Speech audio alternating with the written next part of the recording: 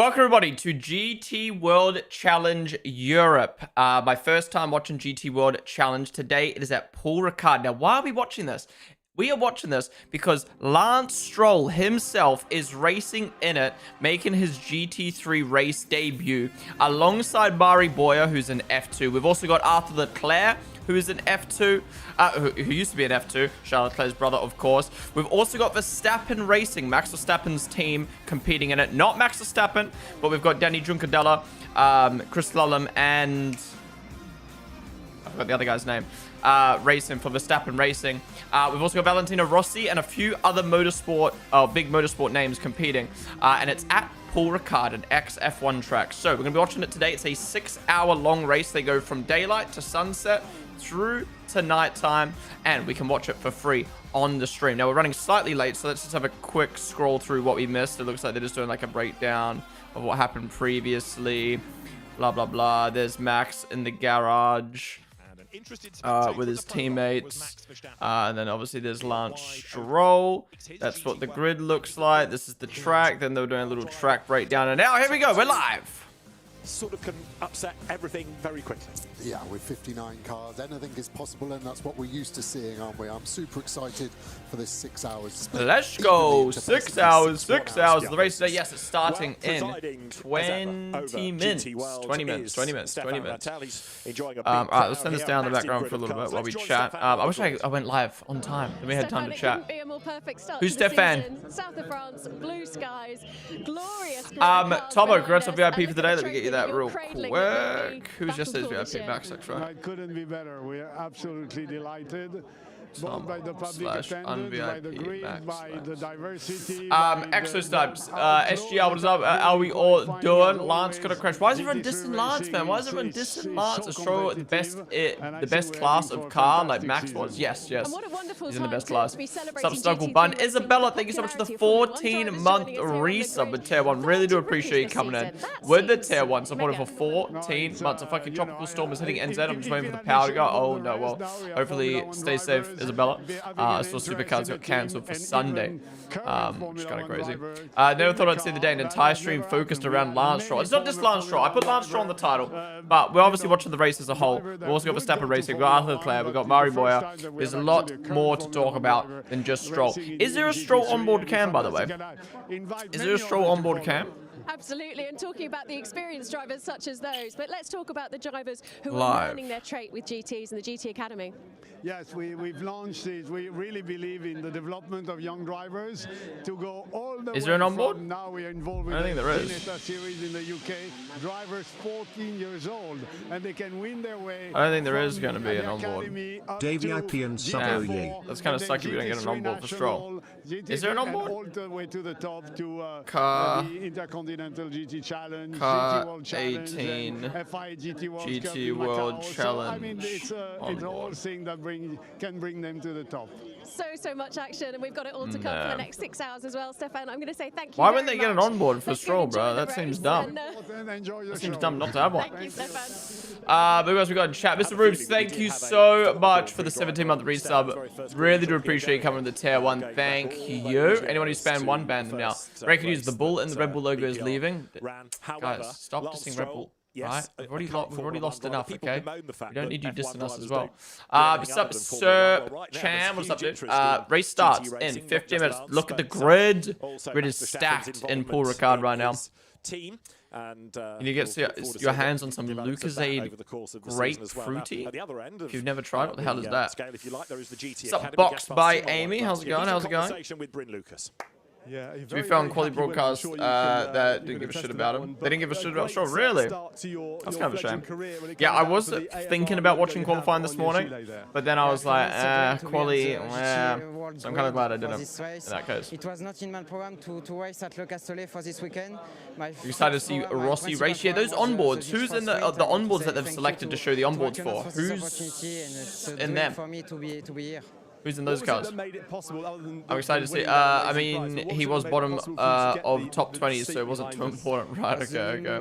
So a Maddie fan, leave the Red Bull before the Red Bull leaves you. Yeah, so quickly having a look at qualifying if we go to the end. I mean, I don't know all the... There we go. So, P1. Oh, I went too far. So, P1 was those guys. P2 were those guys. P3 were those guys. P4, P5, P6, P7. There you go. So Verstappen Racing qualified P8. So you got Junkadello, Gunon, and Lallam. P9, I don't know who they are. P10, you got Kevin Vanderlyn. P11, Valentino Rossi qualified P11. After Leclerc, P14, and then Lance Stroll and Mari Boya in P5. Their teammate is Mary. Am I mistaken in thinking Mary drove F1 for a little bit? Okay, so they're starting P15 today. The three drivers, their lap times within 0.3 of each other, so that is a really strong car. But Stop. Okay, you're getting banned from the channel. Started well, but I think I took your point, David. This guy just keeps spamming Diddy in my chat, bro. Cooler conditions, and Lucas Hour was saying to me that others like the Porsche and the BMW will come on. As what time is race start? 15 minutes. Yep. The rate is going to evolve 15 minutes from now. Right. Let's get back to the grid. Gemma Scott has found Ralph Aron, who is another of the Mercedes drivers. Let's hear from him. Ralph, great to see I'm excited to learn about GT World Challenge today. Obviously, GT cars are so nice. And I learned a lot with nice and sunny here. I wish I learned a lot with NLS, so hoping to learn a lot today. If you had the shoey, if only you had the shoey redeemed. You're saying you would have redeemed it, huh? And hopefully back on the grid soon. Do you have an expectation of roughly when we'll see you back? I started rehab this week. Everything is... Who's this? He looks familiar. But everything is moving very quickly, so hopefully in a couple of weeks I will get the green light to jump in the car. But of course, you're no stranger to this championship whatsoever. You raced this season in 2023. What's it like to be part of this grid? I mean, it's really nice to be a spectator, but sure, they're not getting the streams, can only see the German commentary. Wait, what? So really? Hopefully back soon. Thank you very much, and I wish you well with the rest of your recovery. Thank you so much. Well, at least you get the English commentary. Wait.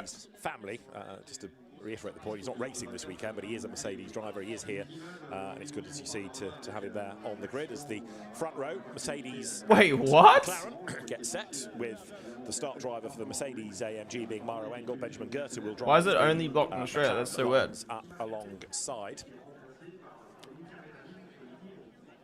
Now, let us. Well, at least you got the German stream / my stream now. Who is Lamborghini's technical guru? Let's get back onto the grid itself.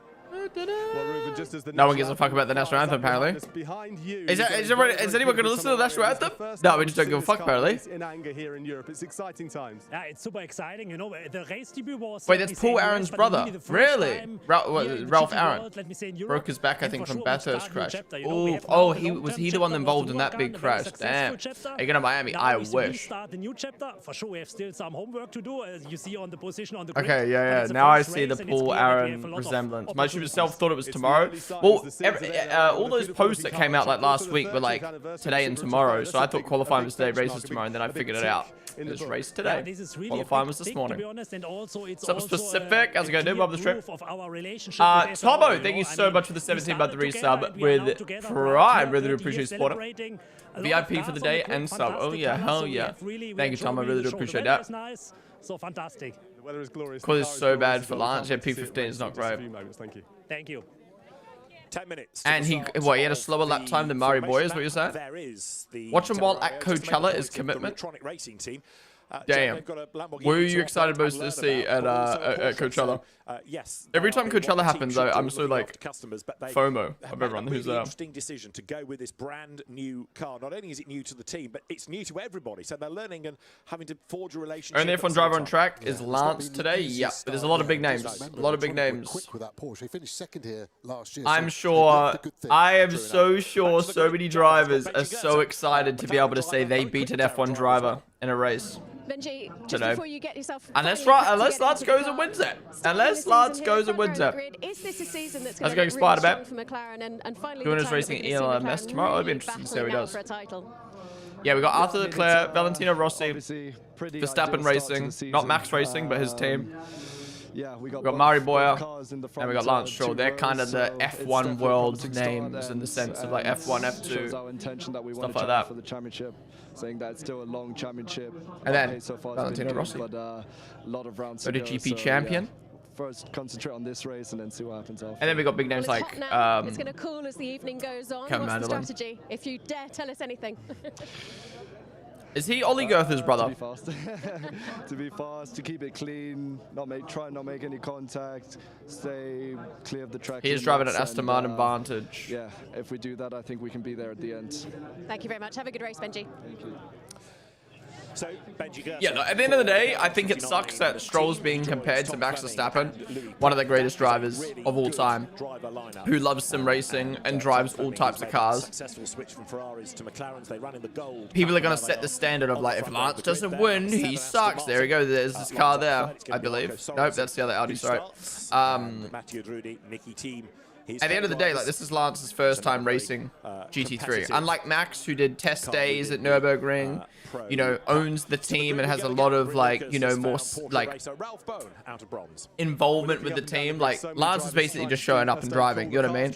And, I mean, I didn't really look at his qualifying, but I don't think it was too bad. I guess in comparison to Mario Boyer, that was not great, but, you know, like, at the end of the day, we've got to remember, like, this is Stroll's first time doing GT3 racing. Kelsey, thank you so much for the 200 bits. I appreciate that. Thank you so much for supporting, as always. Hi, Blake. Hello. Smile. Well, let's see what the start will bring. Also, Max just spends like more time in sim than anything. Yeah. I'm really thankful for the team's good work and see that I'm Starts doing a good start. in 10 minutes. 10 Thank you minutes. very much. Whoa, it is so bright outside right now, bro. Is very much a Porsche specialist. He's raced in Porsches in Carrera Cup in Germany, and just about every endurance series going, he seems to have raced Porsches in. So you cut him in half and you'd find a Porsche logo, I think, and along with the Renaults, he's had a lot of success. So, what about the front of the grid? Maro Engel is going to start from pole position. Maro, Bathurst 12-hour winner, is with Gemma. No stranger at all to pole position. World Challenge Slightly different driver lineup this year. Finished questions. fourth last season. The objective, of course, must be the title. We're at the first race, so we're obviously happy with the way this morning started. I mean, what a great day to go GT racing. It's pretty much a full house, as busy as I've seen Paul Ricard. I think it's a great time to be racing in GT World. So, Spider, yeah, we look forward had to my the race. goat is on pole. Depends who your goat is. And try and Went to F1 win Expedition the today. race Was or pretty at good. least Oh, get the nice. win, What do you but, think? It's a long way to go, so we'll take it lap by lap. I think the view in front of you is pretty spectacular already. The view behind Well, you said it was pretty for good. us is quite spectacular with the number Well, of like, cars more in piling into depth, turn what was your one. favorite and least favorite part? Hey, watching IndyCar and who's supporting? Yes, I'll be watching IndyCar next week at Long Beach. I've had a few drivers, but probably Pato is my fave. Oh, Jake Dennis racing today. And then for Mercedes, Okay. GT3 racing with huge success both in endurance, sprint, overall, and IGTC, as well as GT World. Right, the grid is Sargent in? No, Sargent's not racing this series. Paul Ricard being as busy as he's ever seen it. I've got to agree with that. I mean, seldom. Do you think? Why do you think this? Why do you guys think Paul Ricard is looking more packed than it's ever been for GT World Challenge? Do you think it's just the motorsport world is continuing to grow? Do you think it's Lance Stroll has some pull? Do you think it's Verstappen? Honestly, I would probably say it's a combination of many things. It's slightly because motorsport has just been popping off. It's very trendy. People want to go see as much motorsports as they can now. Two, Verstappen Racing is racing in this race, but on top of that, Verstappen Racing has brought so much eyes to non-F1 motorsports or GT racing, and we've got an F1 driver racing, and we've got Valentino Rossi. Yeah, the race is longer. So I think that is just like season, so I'm very happy to take the all start combined in my country. So is way more enticing to watch than previous years. Good. I very enjoyed that. We are a lot of people. No, Max is not racing today, just his team. People behind me, and we have the pole position now. So just enjoy the race, and I hope we finish in the same position as start in 6 hours. So see you on the podium, I hope. Well, let's hope you're smiling at the end. Good luck. You can see Lance's car behind this one. Sebastian Bird ready to get on board the car that Car he shares 18. with, There's Rossi. and Oliver Söderström there. Look at his helmet. The Dan Harper, Max Hesser, Valentino Rossi, BMW. Valentino back for a full season in GT World. He dipped in and out last year. That is such a sick helmet. Of course, and one or two others, but it's great to have him back for a full season. Oh, he's starting. Rossi's starting the race. Where we talk about Valentino Rossi as a GT driver, not Tanny, thank you so much for the 4-month resub with Tab. I really do appreciate it. So smart, and he's happy to mix it with anyone. Very probably probably seeing Sebastian's 2011 Red Bull and James Bond's debut BAR. Least favorite was seeing Grosjean's post-crash gloves in the booth. It's very confronting. Fair. And Harper in later on in the race. Yeah, I'm not a huge museum guy, so I wasn't like a huge fan. Oh, that Ferrari's sexy. I wasn't a huge fan of F1 Expedition, but I think if you're someone who like is into that kind of historic stuff, or struggle a little bit, but again, you've got or quick drivers like don't get the opportunity to go to like much F1 stuff. I think it's cool. Marcel, what's up, dude? You react to this spin off on Sim Racing. Well, this is free to watch on YouTube, so I've never had a problem with watching any broadcast that's free to watch. Yeah, so other than F1 Sim Racing, of course. But that's more because I'm connected to the team. But yeah, I'm excited to watch this today. The Max Verstappen NLS stream went so well a couple weeks ago, so I'm curious to see how much people are interested in GT World Challenge and Lance Stroll and Verstappen racing when Max isn't racing. I wasn't sure what to do with my title today, so 2 weeks ago, or a few weeks ago, when we did the Max Verstappen NLS stream, I titled it Max Verstappen Races Nordschleife. And that stream popped off. So today I was like, fuck it, I'll do Lance Stroll Races GT World Challenge as my title today. But I'm like, would it have been better to done just GT World Challenge at Paul Ricard as my title? Because it's more than just Lance Stroll racing this race. But then I'm like, I'm an F1 creator and like our main focus is Lance Stroll. I don't know. But I think because this is Lance's first time doing GT racing, I'll put in the title. But yeah, I think next week when we watch, is next week? 2 weeks from now when we watch NLS qualifiers, I won't title it Max Verstappen qualifies for NLS. I'll just title it NLS qualifiers, I think. The officials are there, the 15-second board being shown. Niels Vitic in charge as race GT2 racing has exploded. Oh, 100%. I mean, GT2 racing has always been amazing, specifically if people sim race.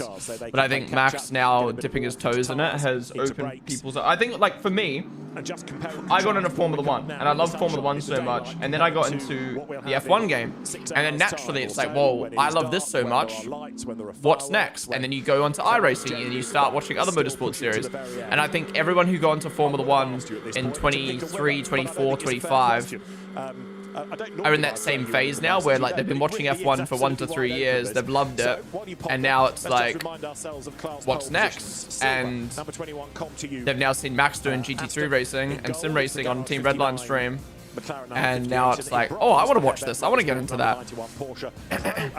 Alright, here's the lineup. Formation lap. Pole Pro, Pole Bronze, Pole Gold, Pole Silver. Mercedes Team Man Filter. Yo, J-Man, cool. They were the 10 gifts on YouTube. I appreciate it, dude. Thank you so much. If you got a gifted membership from J-Man, cool. Give him a W in chat. But thank you so much, J-Man, cool. Really do appreciate that, dude. I'm trying to think. Has anyone ever gifted 10 memberships on YouTube before? I don't think so. All right, here's the grid. Here's the grid. And alongside him is Maxime Martin, starting in Mercedes. Wait, I'm confused. Number 17. Any one of those why is there Pole Pro and Pole whatever? As well. Starting 7th, number 111 is Simon Gachet. There we go, Verstappen Racing's team starting in P8. We've got Kevin Vanderlin's team in P10. We've got Valentino Rossi's team in P11. We've got Arthur Leclerc's team in P12. And we have got Mari Boya, and Lance Stroll's team in P15. Wait, Sean Gallo! I remember him. I unboxed this card way too many times in my Tops packs back in 2021. Alright, so we've got a few ex-F2, F3 drivers on the grid.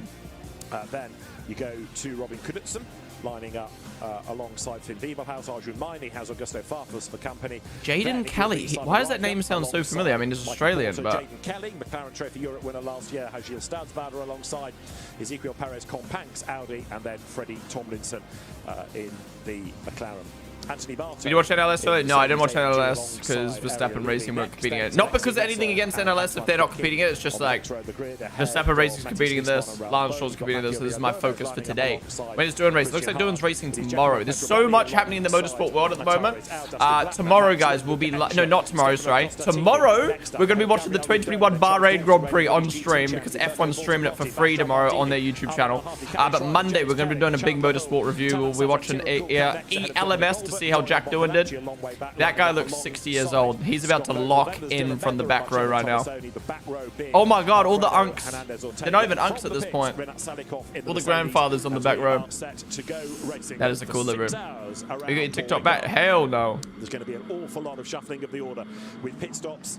Perhaps the Alright guys, if you're just tuning on it, this is GT World Challenge Europe, a GT3 racing series. Today, we are watching this because Lance Stroll is competing in it alongside F2 driver and F1, wait, F2 or F3 driver for Aston Martin Academy, Mari Boyer.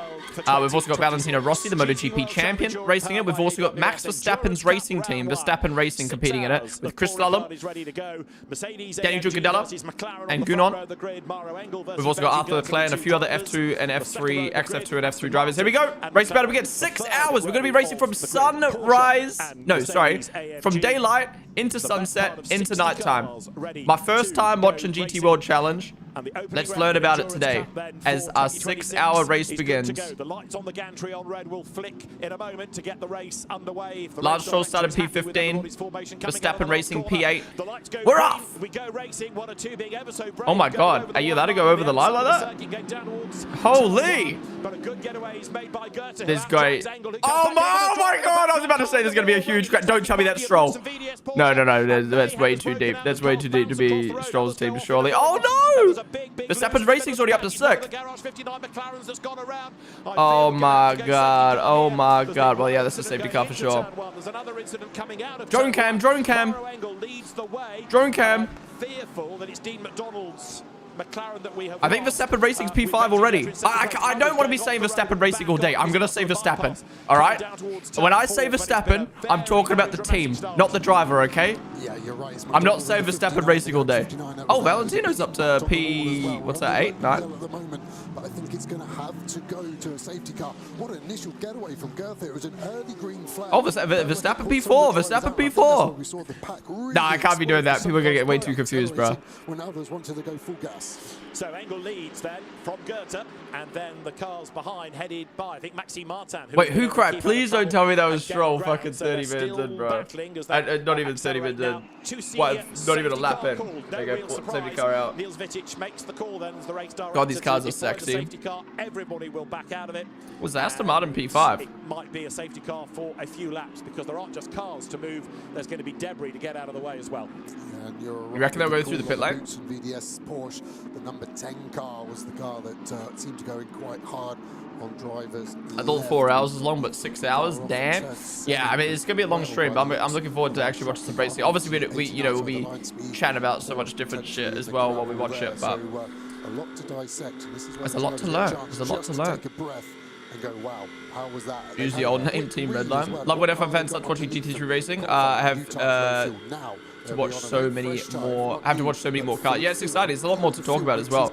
Like I love watching NLS because obviously the focus was the lead and where Max was, but like there's so much other racing throughout the field as well. Behind the wheel, the leaders are coming over the line. There is the queue. Okay, so Verstappen P4. Can we get the timings, bro? Did they show the timings on the side? Oh, who's that? 555. Which is an early retirement. That's Baptiste Moulin. We're gonna get a replay. So you can see there's damage to his car. Punctured. Yeah, I need someone to give me a rundown. Like how many classes? Like it's gonna be one of those streams where I have a lot of questions. Yeah, I don't know why there's no timing tower. Leaders go through. We'll pick out the others. Into the pit lane has come Jaden Kelly. That's the. It's just the driver experience. Okay, so the whole grid is GT3 cars. The only separation is the driver level. So gold, silver, bronze, and what is it, diamond? Baptiste Moulin, Team Radio. How do you rank up? Okay, so everything's good. Obviously, you're okay. Let us know if you start to feel any pain, anything like this. We'll help you out as best we can. Follow the directions of the marshals when they come. when you do get out of the car, turn all of the power off. Are there timings? Are they going to show the timings on the side? Message from the engineer is fascinating. Luke Potato, Chick-fil-A dude. There you go, the followers. Has just disappeared within 2 corners. I want a replay of that crash. Shouting, there's no. Why does it sound like sticky keys? Yeah, no. When that played, that sound played, I thought something was wrong with my PC. They must all feel. Just go through the process, talk to your driver. There is the Greystone McLaren. That's Jaden Kelly. Okay, that was a pretty interesting start, though. So that's clearly got involved on the first lap. Yeah, look at the water coming out. The radiator's obviously under high pressure. So if any of you guys who have GT World Challenge knowledge, give me a rundown. Give me all the information. I don't care if it's one message. No, actually, try doing one message. Give me a full rundown of things I should know before today's race. I mean, like, the information I know is it's a 6-hour race. We're going to be going from daylight to sunset into nighttime. I now know it's all GT3 cars. The only separation is the driver level. That's about it. Had a bit of damage on its rear left. My guess is the okay, so what's the class? So I'm assuming white is platinum, gold, yellow is gold, blue is silver. Damn. Goethe's team. Is that only Goethe's brother, by the way? There are 4 classes for GT3 team. Pro, gold, silver, bronze. It's based on experience. You can still have a platinum pro driver in a bronze team, but for silver teams can only be silver drivers. Okay, I'm already confused with that, but that helps. Where's Stroll? So Stroll's team. Here we go.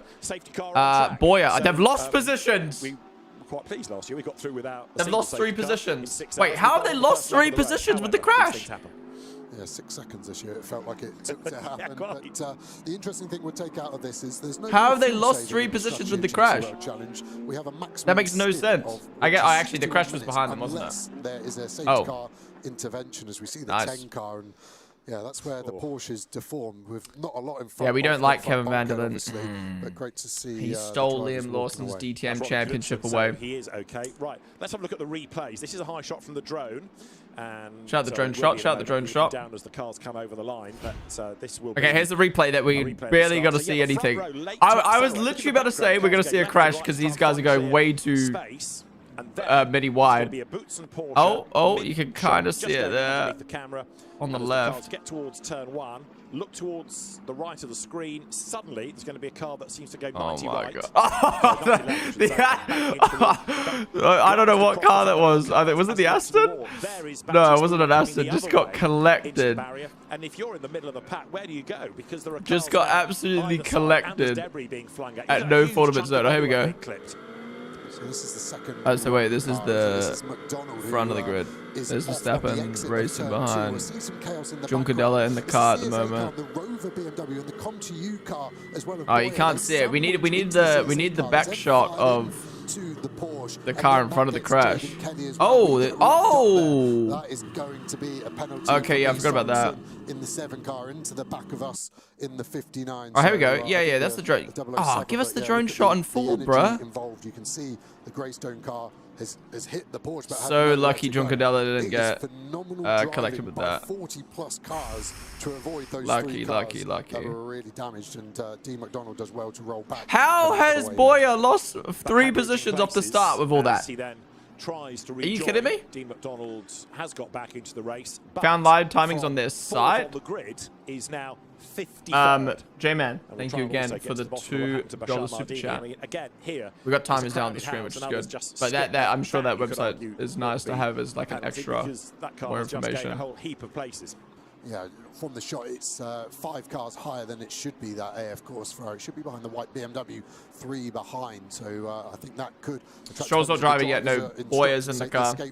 How is Stroll not starting? How is an F3 driver starting? Stuff kicking off potentially to our right-hand side and our left. You can see cars running, what, 1, 2, 3, 4, 5 wide, and relatively clean in front for Rossi, though. And then it starts to kick off. And that's on board with Rossi, I see. In front of you, if you suddenly stand on the brakes, then you might get. Yeah, Rossi's moved up what, like a fair few positions now. To get through that without too much drama. He might see a spinning McLaren in a moment. There it is. Which way do I go? Ducks to the right, gets through McDonald's car. Yo, that team's sponsored by Skechers. Hell yeah. Gains position out of all of that and has put himself up into 9th place at the end of the opening lap. How long is each stint? I'm not sure. Whoa. Off the road there we didn't see that on the broadcast. possibly with a bit of Oh, help. here we go. Here's the race start again. Going to see how it all kicks off again. So look towards the bottom right of the screen, and you'll see the Porsche suddenly Oh, fling itself those across the two road. cars on the right just got collected at no fault of their own. May have been earlier contact that turned Knudsen around. Yeah, and then Bro, just trying 6 to watch wide into McDonald. turn 1. That's how we In the do back it. Of Goethe there, and Goethe actually has a moment which I think then holds up McDonald.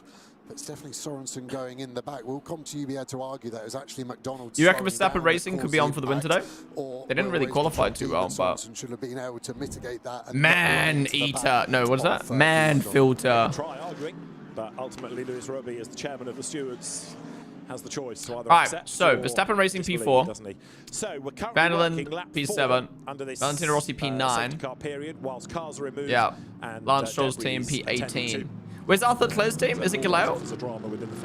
Which team is Arthur Leclerc part of? It's Galeo's team, right? P13? And then multiple ones around the circuit as well. So Maro Engel. Alright, so Arthur Leclerc's team P13. Now, of course, With Sean Galeo! helping some teams, as in also Wait, comes the Villa Gomez? Is that the Villa Gomez? Boris Schuring, Dorian Boccolacci, Alessio Picariello's car that comes in. Are you streaming NLS 3? Not today, Supermax. We will be watching NLS qualifiers in a couple weeks, though.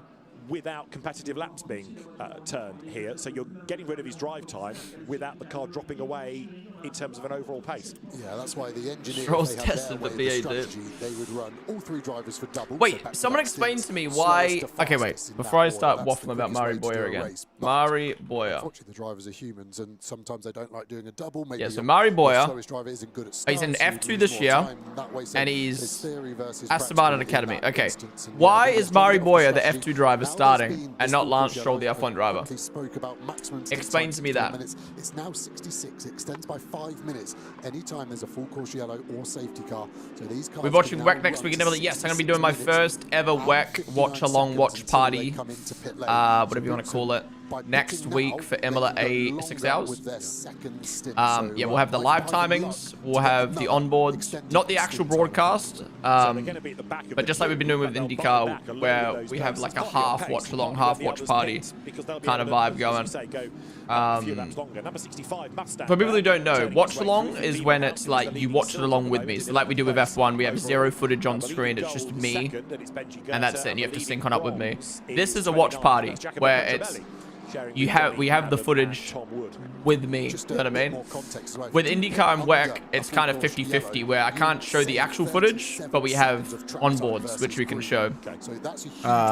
So, yeah, we're going to try WEC, my first ever WEC stream next week. Next week's stream is going to be big. Next week, we've got NLS qualifiers, WEC 6 hours, and IndyCar Long Beach. Big stream on Sunday. They got some Porsche factory drivers to help with that process. Yes, tomorrow we're going to be watching Bahrain, the Bahrain 2021 Bahrain Grand Prix that they're replaying on the YouTube channel. Already the racetrack looking a bit messy, little bit of rubber and some marbles. I wish I could watch the whole race. Maybe if you go to sleep now and wake up in 5 hours time, you can watch the amount of rubber that will get chewed over the course of the race. Bro, I've been absolutely loving getting into other motorsports. Like, I've always loved IndyCar and Formula E. Now, this year, getting into WEC, and now, obviously, getting into GT3 racing with Verstappen Racing and stuff. It's been really good. I don't think I realized the power of a driver or an athlete moving sports leagues until Max entered an NLS. Like I always thought, like, if Max or another driver leaves F1, no one's gonna give a fuck. But like we hadn't really seen an F1 driver, like a top tier F1 driver, move motorsports in the modern F1 era. Like obviously we saw, I think Kevin Magnussen, I think do a GT race in between his stints or something like that. But like we hadn't seen like a Max Verstappen, a Fernando Alonso, a Lewis Hamilton, a Lando Norris, a Charles Leclerc, like any of these big name drivers with a lot of fans move to another motorsport. So seeing Max race in NLS and how insane that was for that championship was so good to see. Others have been affected. Lando did IMSA a few years ago, did he? Yeah, for sure. And unfortunate for those teams to attract so much damage on the first lap. I remember Albon was going to do Daytona at one point. What happened to that? The two scenes run Verstappen racing car. Did a dead 24 hours with Alonso. That was back in 2018 though, right? In 8th place, so he's I don't think that was a few years ago. I think that was 2018. That was probably the most modern example other than Max a few weeks ago. That the safety car is due in. Normally, midway around the lap, you might get the safety car in this lap legend. So yeah. will be. So I feel like that was just before the most recent F1 boom. Damaged as well before he lets them go. So the cars come over the line. I feel like I need to go top right when I'm streaming this because of all the shit in the bottom left. Fourth, Jay said he's made progress already. Is that better? By the dramas off the start. I mean bottom right or bottom top right or bottom right? Down through turn 1. Lots of weaving going on just to maintain the temperature in the tyres. I feel like there's a lot of graphics on the bottom right. So we started with 50. Do you live with Vic and Luke? No, Luke used to live with me, but he moved out in January. What is left of it will be taken away, and we'll go back to green at the start of lap number 7. We're currently on lap 6. We'll go green this time. If you follow the when I meant modern, I meant more like post-Drive to Survive safety cars. Let's hope it's F1. not the same in GT World, because now with everybody all Fernando replaced Monaco with Indy 500, I think, during his McLaren days. Yeah, I remember that. Well, I don't remember it, but I know there was not a big moment for the sport, but it was like I think you could see where Alonso's mindset lied, not doing F1 at Monaco to instead do Indy 500. Alright, so we got Verstappen Racing up 4 positions, the Ford up 9, Villa Gomez up 10. Nice. And Boyer and Lance Stroll's team losing 3 despite there being a crash. How's that possible, bro? Matthew Villa Gomez, 10 places gained, and others have also been big winners. James Kellett's Paradigm BMW up 10. Trying to see if there's any other names I noticed. Valentino Rossi, he's been another beneficiary. So as the clock ticks on down, we've had. How's your name? Just 2 letters, bro. 14 minutes of the race. Shane Dawson's racing. P45. Away once more. Then there's Danny Juncadea. 4th, Mauro Engel is the race leader. You get the feeling, do you not, that Benji Goethe is going to have another go at turn 1 on the restart. And we got a vegetable on the grid, Mr. Broccoli and P52. The original getaway. Let's see what he can do this time. Yeah, what's Mauro's tactic going to be? Naturally aspirated V8 versus twin turbo in the McLaren. Is that Lynn, Alex Lynn? A few of you guys have been talking about Lynn in chat. I don't know who that is. Is he from WAC? To slow restart, maybe as low as 45, 50 kilometers an hour, and then he will drop. Where's Kyle Larson? Oh, we're off. We're off. They're sleeping. He's got himself a couple of lengths. Not a bad restart. And Maxime Martin is also on the attack for 2nd place. Right, we're back racing then. So the GT World Challenge Europe powered by AWS Endurance Cup opener is green once more.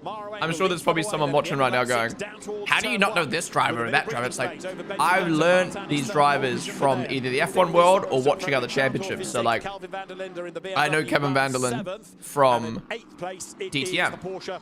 If I didn't watch DTM, I'd have no clue who Kevin van der Linde is. But because I watched DTM and Liam compete in that, I know who Kevin van der Linde is, you know? So like now I'm watching these other motorsport series. Like for instance, I'll know if Engel wins today or he has a battle today. I'll remember his name when I go into another GT series and we'll be learning. Like Mr. Haas from NLS. I now know him as the guy who battled Max and put on a show. Great straight line performance. So watch these guys now as they get onto Mistral. Juncadella is about to get eaten. Dude, the drone cam is so sick. How is the F1 drone still so bad? This is the second GT3 series I've watched that has a better drone cam than F1. Sorensen gets a tow. That's going to give him another 10 kilometers an hour or so, up to 290 kilometers an hour in a straight line. And the Aston just breezes by. See you later. The name's Bond. That was way too easy. What the fuck? And he is gone, and that is a great performance for that car to have. Engel is in P1. He's XDTM. He's very quick, right? Need any of Q's gadgets. It can just do all that on straight line speed. Great effort, Sorensen. I really love the mix of GT3 cars in this series right now. Mercedes, McLaren, Aston, BMW, Ferrari, Porsche, Ford, Audi. So you've got boosts sandwiched here between the BMWs. Yeah, it's a tasty sandwich, isn't it? And I just wonder. I thought, does Lamborghini not race in this? Shot, but he sent it down the inside. Look clean. Van der Linde trying to respond. I'm trying to think what other GT3 cars are like missing. I feel like Lambo's like the only one missing. Down the inside at the last second. Got it Oh, to the apex. Got it Van der stopped Linde's well. lost 2 Slight spots. defense now into the last corner. Tried to cover this off. And now Yeah, like I he genuinely cannot think of a Remember what we GT3 said about the BMWs? They come good when it team goes cooler in that's the like night. missing. I felt Van der Like a Linde big was just trying to GT3 hold team his that's brother, missing. knowing in a couple of hours that car's going to be coming forwards through this field. Yeah, It's honestly surprising seeing Ford, to be honest. Oh, he's got damage hanging off his front wing. Front bumper. 1.2 seconds in hand at the moment over Goethe. Depending on the championship, Lambo's replaced by Audi sometimes, right? The Lambo is racing, has the new model this year. They're struggling a lot. Oh, okay, so they're just further down. Can't see them. Starting to get into a flow and a pattern. Sorensen has gained a place. What would you say is the strongest GT3 car at the moment across all GT3 championships? Is it Merc? Lost a couple of places on that restart. You can see Porter there in the McLaren trying to make Yeah, the Ford is massive. Obviously, we focus at the front, but with The 59 Merc. cars on the grid, there's always a battle going on somewhere, and that's split across 4 classes. Porsche would be a So W it's just usually, the right? overall winner that we're going to be looking at. You've got Goethe at the moment leading that gold class, second overall. Wiebelhaus with that mega start has made them in the lead of the silver. Hold on, class. I'm a And Max then fan we've like got you. What do you do to stay sane? Just accept that he's leaving the sport and it's over and the dream is over. And then any positives will feel amazing. The flag goes out. First time the leader crosses the line in the darkness. When the Which team is Lance Racing Boys racing for car number 18 GP Porsche in P18 right now? Number 18 and P18. And a full factory lineup. Porsche affiliated drivers. Why does the Verstappen Racing livery look different this week? I feel like the Red Bull logo is like not as big. Am I tripping? Frederick made his name initially in Lamborghini Super Trofeo, then driving McLarens, but now in a Ferrari. Still going rapidly, but Bastian Busse is about to make a move on the inside, then look back for the rear wing. You see Schandorf. So it shows how quiet the broadcast is. Bastian Busse made his move on the inside at the Virage du Pont. Didn't work. My bad. Yeah, the problem is Busse has used his surprise card up now, and it's always a lunge there, so it's the driver doing Oh, there you go. it. There's the Not Lambos. sure if there's going to be contact, so you Oh, there's a feel like you Chevy have as to well. have some remittance to get out. Wait, is there only one Chevy entry? Saw him, gave him enough space not to cause contact, but not enough for it to be an easy move. Now Busse is kind of lost that surprise. Why would you pick a Chevy if like how does that work? Why would you pick a team that only has one car? Surely you're just making it hard for yourself. Adair's pacing quality was okay. He was the slowest out of the 3, a 10th slower than Lundum, 6/10 slower than Gunon. So maybe Juncker not just happy with the balance of his car. And also, just keep an eye on Bastian Busse's Porsche, because he's got another potential problem, which is the Kelvin van der Linde BMW. Not that far behind, and you're coming to a part of the racetrack now where the BMW uses all of its power to very good effect. Valentino Rossi is still 9th, Simon Gachet 10th, the leading Mustang. Finn Wiebelhaus is 11th, Nicholas Nielsen is in 12th place. I love how The lead close car's they've now stayed Capital after Senior. 22 minutes. Over the brow, turn into the right-hander. Engel is leading the way. Like, I know it He's will done spread the out at fastest some lap point, of but, the like- race as well as he tries to clear away from Benji Goethe and the rest of the field. Have you ever gone to a race? F1 race, yep. As McLaren takes on. I went to dirt racing when I was a kid. We used to live 5 minutes away from a speedway. But I've not been to any other motorsport. I don't think. No. Good car, but it just wasn't very quick. So looks like they've Oh changed wait, the I went to settings slightly. NASCAR in LA. Is driving I always that forget car that forward. And there's because Freddie Thompson, the sister it was car, at the Busch Light down Clash 23rd at the overall, Coliseum. but 5th in class. Takes some getting used to. It didn't really feel like NASCAR. Anything other than a Ginetta, doesn't it? It's his father Lawrence. But yeah, I went to NASCAR. Forgot about that. These days, there's Bastian Busse in the Porsche, then coming out of the right-hander of the Virage du Pont up towards the end of lap number 9. And the lead gap is 1.4 seconds as now. The Goethe used to be an F2. It's not Ollie Goethe. That's a different Goethe. Is it his brother though? Alex Archer has gained another place, by the way, in the number 99 Audi. As you look at Busse going through, and Bastian Busse part of that battle pack for 6th. Schandorf ahead, van der Linde behind. So Porsche comes out of turn 2. I hope F1 comes to India, then I can see it. Yeah, I think we're getting close to F1 returning to India. They always had such big plans to engage in the Indian market before COVID, and then COVID hit and everything kind of changed with India. Ace, CSK, there goes the follows.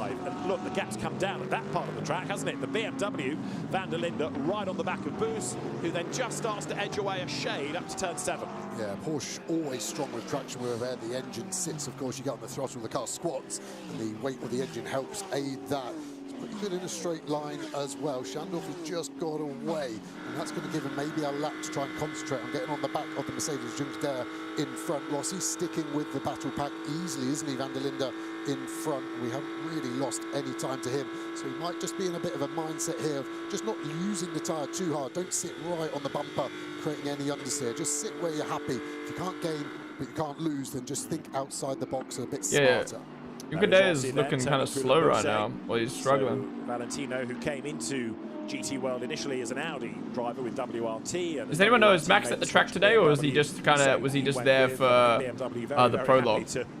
Have Valentino as part of the family. Boos clambering up the curb in the Porsche there, all over the back of Frederic Schandorf, who at the moment is the leading Ferrari driver. Doing a good job, actually, Frederic Schandorf, who is still quite an underrated driver, but as we've seen season after season in GT World, very quick. Really is, and Boos again just with a half look there, just trying to catch the mirror of Schandorf. And when Boos got up on that curve, that wasn't an intentional line. It's not the quickest way of doing 13, but you've got no vision when you're tucked up that close behind a car. You can't see where you're going to. You have to guess where to turn in. I think that's why he was a bit tight, but he definitely looks like he's in a rush and wants to get past Schandorf. Nose to tail, then we got the Porsche versus the BMW, and the reason that Max is not at NLS. No. Like, is he at this race, like supporting the boys? So it takes some of the pressure off. So obviously he lives in Monaco. It's like what? Quick little helicopter over. Maxime Martin's pace, Normaro angle. High chance he's doing FC26 Ultimate there. Greed of Ruin F1, I bet there's loads of tracks those countries who are willing to pay to host and have good tracks, but being able to be in a season as competitive as limited places, so many decide. Oh, yeah. At the end of the day, like, F1 is a sport, but it is also a business. Now being the last 3 laps, and that's what Juncker Dare would need to try and set it tough, up. So man, it's tough. The cars are going to transform as the fuel load comes off over the stint, so maybe that Mercedes will come alive, and it's more of a balance for an average part of the stint rather than this early to mid part that we're watching. Joseph Luke's team is P2. He did F3. So he went what, from F3 to this? Including there with its back to you, the blue and yellow Lamborghini Temerario, the Rutronic Racing Run. We need a track in Africa like Kailami, so then it could actually be a world championship. Well, I think the world championship refers to the fact that anyone in the world can compete in it, right? I think there's a bit of head scratching amongst the Lamborghini teams. It's not. But then No, really the NBA, anyone compete in it, and that's the national championship. Such a strong year last year in the swan song of the Hurricane. But yeah, it would be nice to race in Africa, but also I just don't think Kailami is a great track. To be honest, maybe Kailami would actually be kind of decent with these new cars, but just see it jutting out as we look at Petrobelli. Luke slightly beat down in GB3, came down to the final race, right? That's why we have the same layout as F1 Racing. It looks like it. On the rear, that illustrates to everyone around him that that's a oh wait, it's not the same layout. In the car. What's the difference? A bit of damage there as well as it went through shot. I was about to say also that Renat Salikov, who started in the pits, has been back into the pits just to do a stint reset and to short fuel. Oh, they don't hit the chicane down the straight? Yeah, okay, yeah. Strategy on 87, which is a car that runs. Other than that, it's the same, right? Get that back into the mix. And they've got, of course, a long way to go, but they've kept it on the lead lap, and that is always crucial in this form of racing.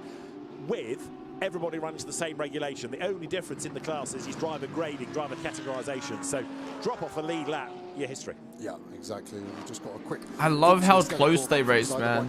Just in shot there as well. Like, obviously it's harder for a GT3 car to kind of go for a move, but seeing how close they race, like, it's so nice. Well, the timings keep breaking. You lose momentum and the Audi's able just to swing around. Lance is currently, his team is currently in P18. He hasn't driven yet. How long is the stint usually? Is it like an hour? Could we see Stroll in the car in 30 minutes? For 24th place, Simon Reicher is in the Audi.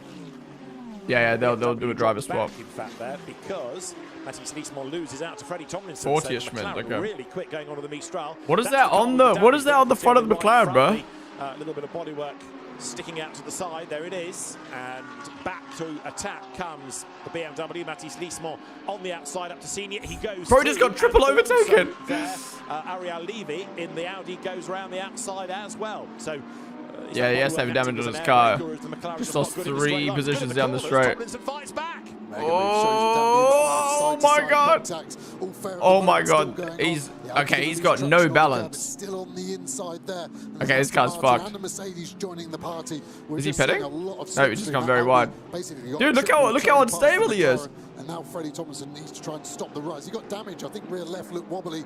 Maybe that side-to-side contact has done something. Just give up, bro. Just give up. You've lost like 14 positions in one lap. Right, he's heading for the pit lane. So Dramas into the pit lane he comes, and it might, I'm afraid, be the start of a tough 6 hours from here on in. Yeah, straight retirement. Straight away, and we saw the contact. What's up, Gloppen? Hello, Q2 Ponden. I heard this Ponden is different. No, same Ponden, same Ponden. Just TikTokless. Definitely going to come in, and they're going to have to inspect that quite quickly. I keep thinking it's sticky keys, bro. What damage have you got? Front right suspension. Front right. Yeah, give up, man. Give up. So Freddie Tomlinson talking. I guess with how long that race is, you can actually do some repairs and then still come out. That'd be very much lack though. We did an F1/football manager type of game for WEC/IMSA. Well, there's Motorsport Manager. Left-hand side of the car, so I'll let you worry about that. Yeah, and apparently the dev team finally got the rights back from Sega, so they started to update the game again. So if you're looking for a F1/football manager type game for other motorsports, check out Motorsport Manager. Hashtag not an ad. And that's how the car's reacting. Someone not worried about damage is Mara Engel. He's just been stroking this around, hasn't he, for the opening 30 minutes. Is that Kushmani? Now up to 2 seconds. I don't think so. Should we have a look? Let's have a look at the full field and see if we can find any other drivers. GT World Challenge Europe Paul Ricard grid. Damage to the bodywork. I'll go with the suggestion that it might well be a okay, let's have a quick look at the entire grid here. See if we can find any more names. Is in the pit lane, and the incident okay, so we got with the Audis being noted by race control. Right. No. We got Mr. Broccoli. Okay, so yeah, Verstappen Racing, Danny Junkadea, Chris Lullum, and Jules Gounon. We know obviously these two who, well, I'm speaking for myself. I've learned these two guys from obviously being in Max's team, but racing in NLS last week, and obviously Chris Lullum, Sim Racer.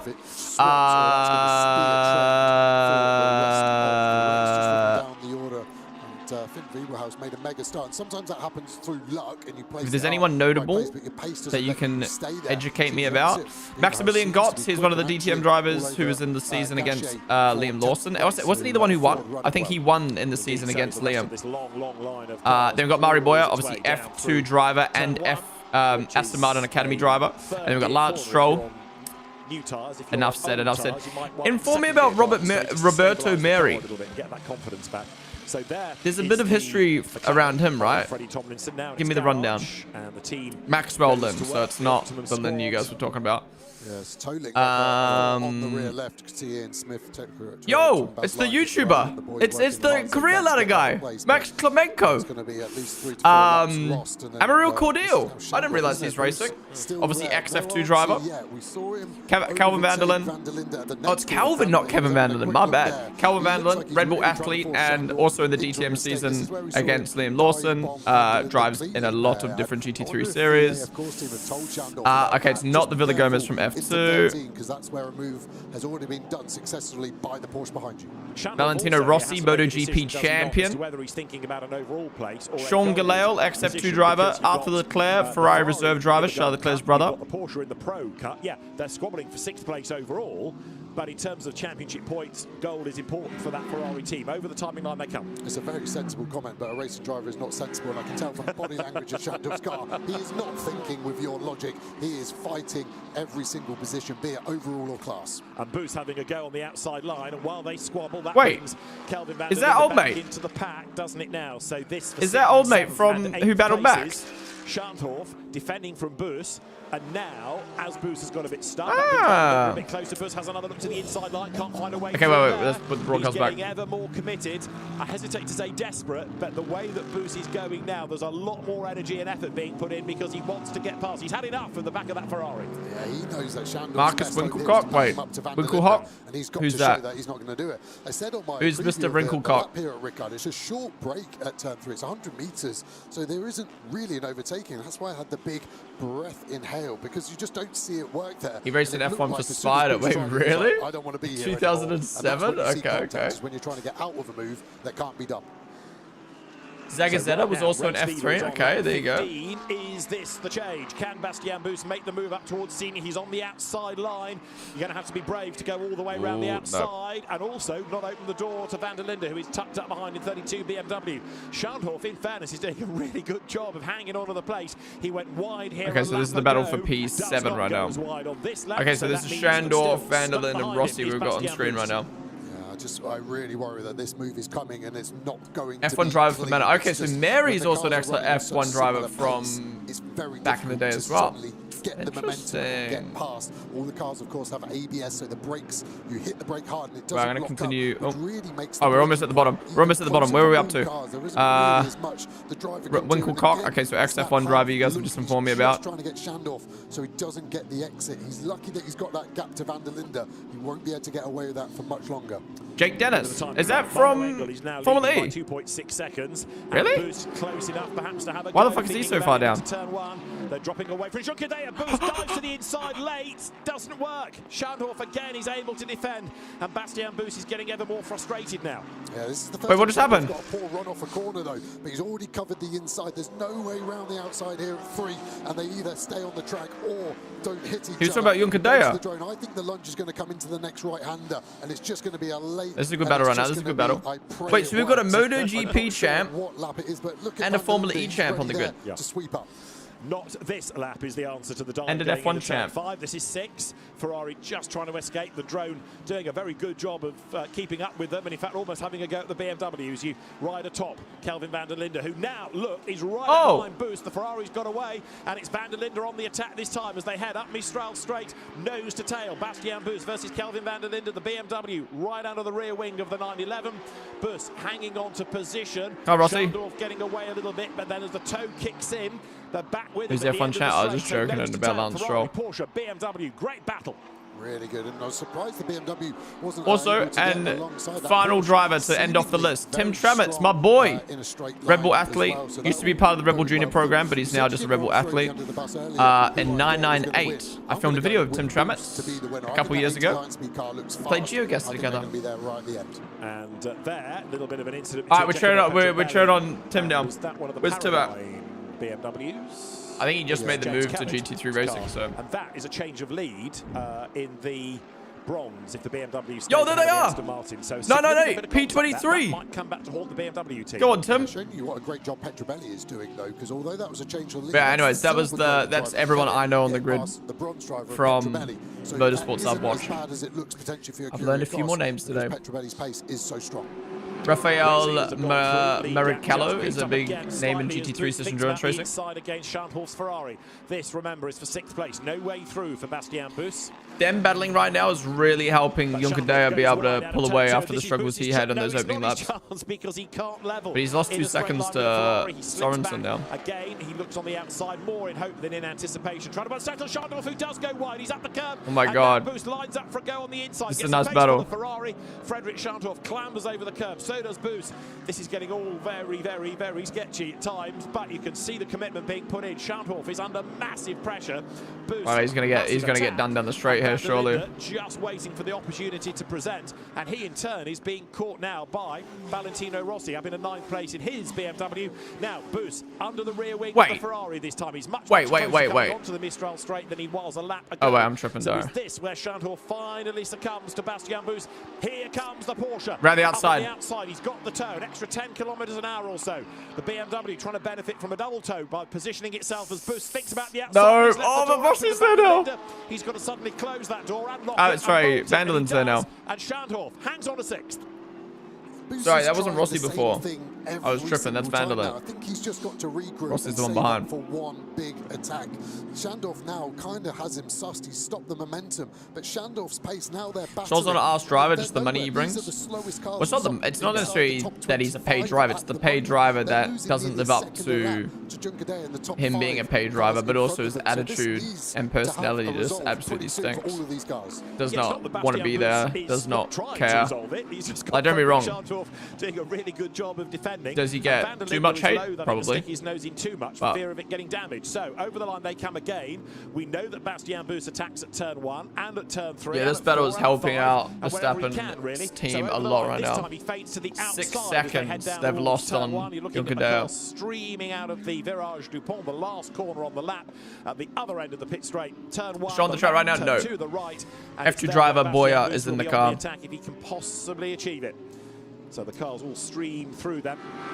We're on now to lap number 18 of the race in this first hour of 6. There's your bronze leader. We have had the change. So now James Kellett up ahead of Giacomo Petrobelli after that little bit of contact down at turn 6. The 991 BMW goes through. James Kellett, Rhys Van Thor, Darren Lung, the driver. Farfus is also big. The VDL brothers are big. Also FTM champion Bortolotti is there. I probably spelled his name wrong. Champion, very quick driver, the Yorkshireman. Do you know the Marcus Wickelhock law? Someone just, you guys were telling me, people in chat were telling me before they used to drive for Spider in 2007. Is there more law to him though? Yeah, I don't understand. Why did Boya start, not Lance? Was it purely just because Boya outqualified Lance? Yeah, Valentino Rossi's been doing a lot of GT3 racing since he left MotoGP. The WRT cars weren't quicker in a straight line. Have Paradine got a different setup on theirs, a slippier one, less downforce, less rear wing that will let them overtake cars at the end of this straight. Yeah, a Spiker. Did I say Spider? Someone said Spider. Yeah, he led the race in his only GP by like 19 seconds. Wait, really? Oh, was that him? Oh, okay. He's a Formula 1 stock car racer. I didn't realize that was him. Okay, yeah, I know the law now. I didn't realize that he was connected to that law. Mercedes AMG. Some Sky Hero. Very nice and incisive. Very efficient as well. Basically, in the 2007 European GP, filled in for another Spiker driver, and he started on full wet when everyone else was on. So yeah, I remember that. Now, was it Hungary? Are you gonna play MotoGP? Yes, we're gonna play MotoGP 26 the day it releases. Time is boost to the inside of Shandorf. Job done. Finally, he's done it. There you go, Boost goes through on the inside at has gone past Shandorf. All right, can Van der Linde get past him? Wait, no extra turbo while we were chatting, Rossi got passed. Goes through, gains the place, and now Van der Linde by Jacket. This myself, and right away he's all over the back of Shandorf. He is about to. Have you seen the Horizon 6 map release? I saw a screenshot of it. Yeah, I'm excited for Forza Horizon 6. We're going to be playing that on stream as well.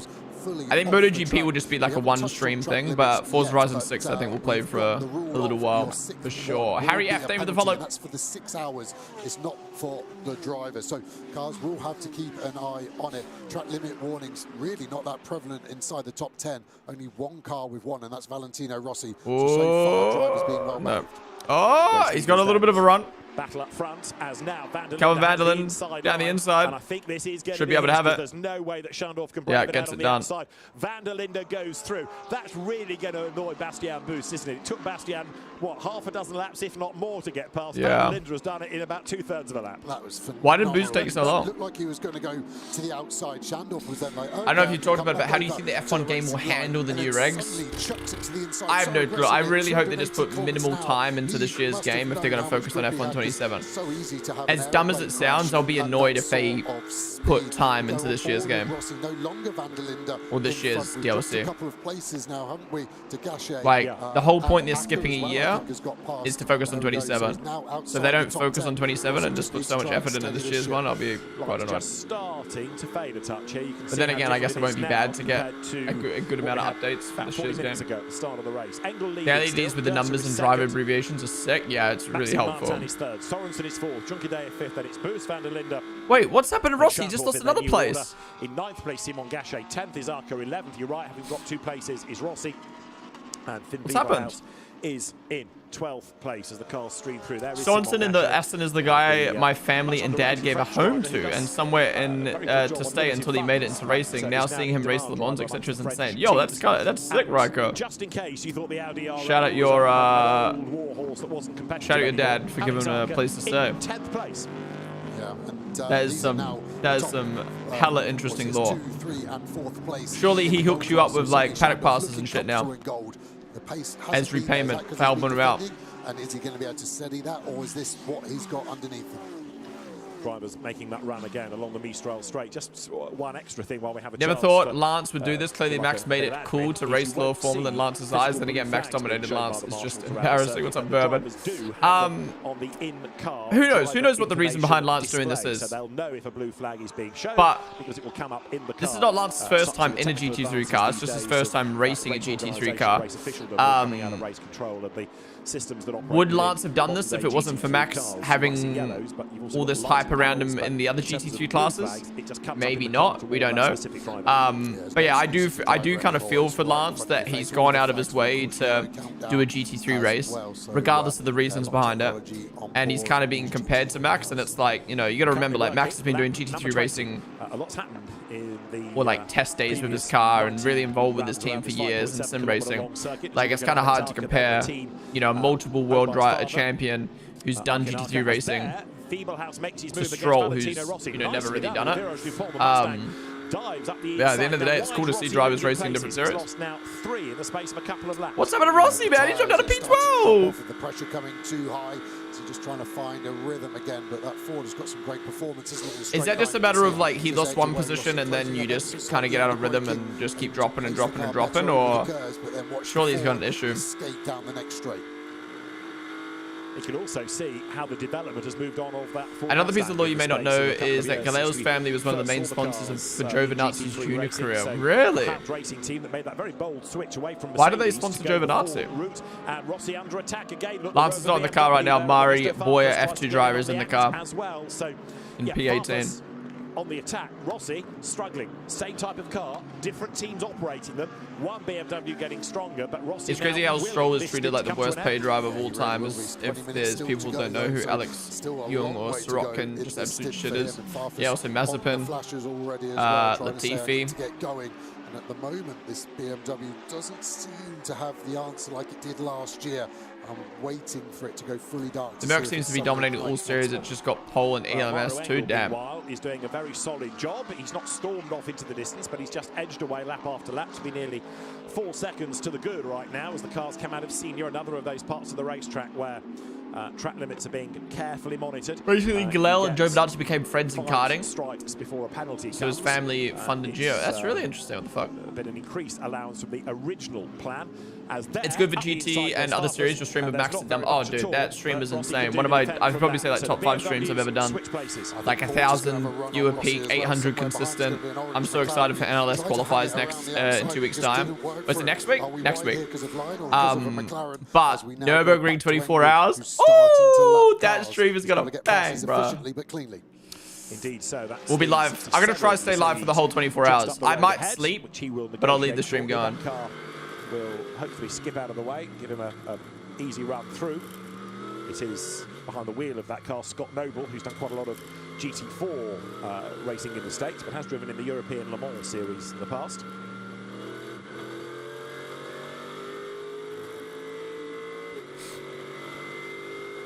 This is the view from the Bronze Cup Mercedes. What I'll do is I'll wait, is Chris in chat right now? What I'll do is I'll leave for the Nürburgring 24 hours. I'll stay in Discord, in a Discord channel, and then mods can join and talk to stream if they want.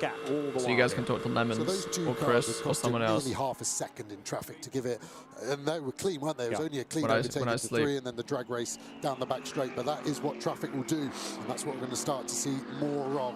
Now Benji Gertha's turn to get past those 2 Mercedes. Are they going to be playing team orders? They let the Mercedes through relatively easy.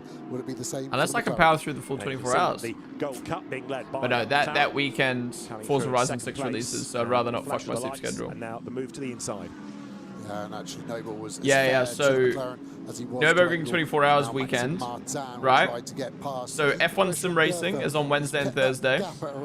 And then on Friday, Forza Horizon 6 releases. And then that night, I've got a DJ set I'm going to. That ends at 4 a.m.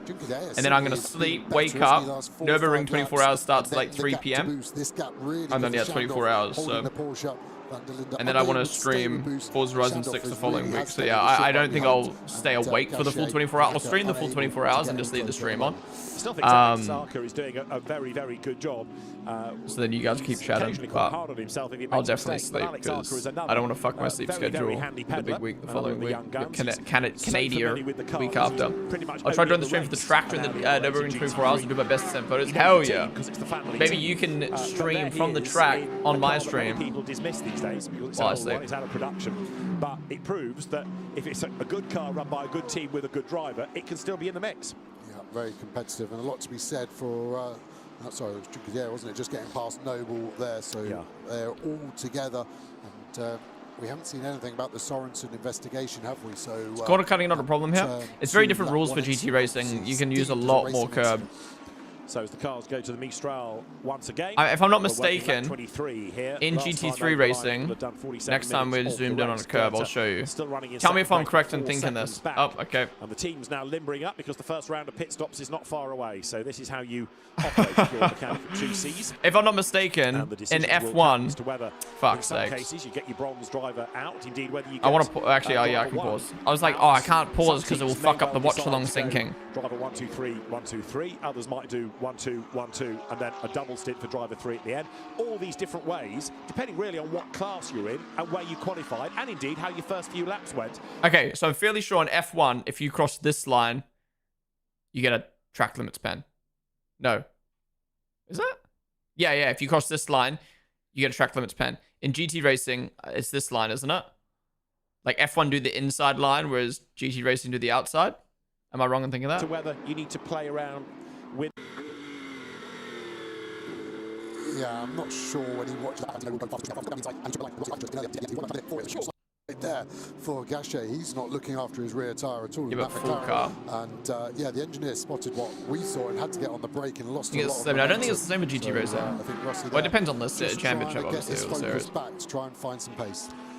Do you think Lando would leave McLaren in 2027 and Max signs for them next season? You get a little bit rattled, but as the team said, stay focused, for Max to sign, needing to keep the they would have to boot out one of the drivers. Of course, another safety car will bring them straight back into the mix with the gaps all coming down. 3 wide into turn 1. Oh, 3 wide! Being made there by the BMW on the inside line. Who go to Wilden. Oh my God, they touched no. Who's been a regular. Whoa, hello? In the championship for so long, and also Sebastian Bode there in the Aston Martin. Internet on both my PCs just dropped. Clean by all 3, they did well to be aware. That's the one when you go 3 wide, is that you don't know what the guy on the opposite side is going to be doing to you. WRT BMW to Rover Racing. But the Rossi is not racing WEC no more. How come? So the Wilder now with former singles. Not necessarily because not all tracks have 2 white lines. Other series is usually the curbs that are the track limits right. Run BM has been Nandor's team now. Ezequiel Perez compact squabbles with Sebastian Bode. You see Audi versus Aston Martin in a straight line, and the Audi is going to be ahead by the time they get to Mistral, although Bode lines up to have another go. It's so funny, after watching NLS and now watching this, that does not pay off. GT racing is very like, not much happens. You know what I mean? Like, we had that epic first hour between Max and Haas in NLS, but then like it was kind of like 20 minutes and then a battle, and then like 30 minutes and then a battle, and then 20 minutes and then a battle. Not a problem, but looks like panic stations have come to you. But then when people watch F1, they're like, "There's no battling. There's no battle." After like 5 minutes, there's no battle. What the fuck's happening?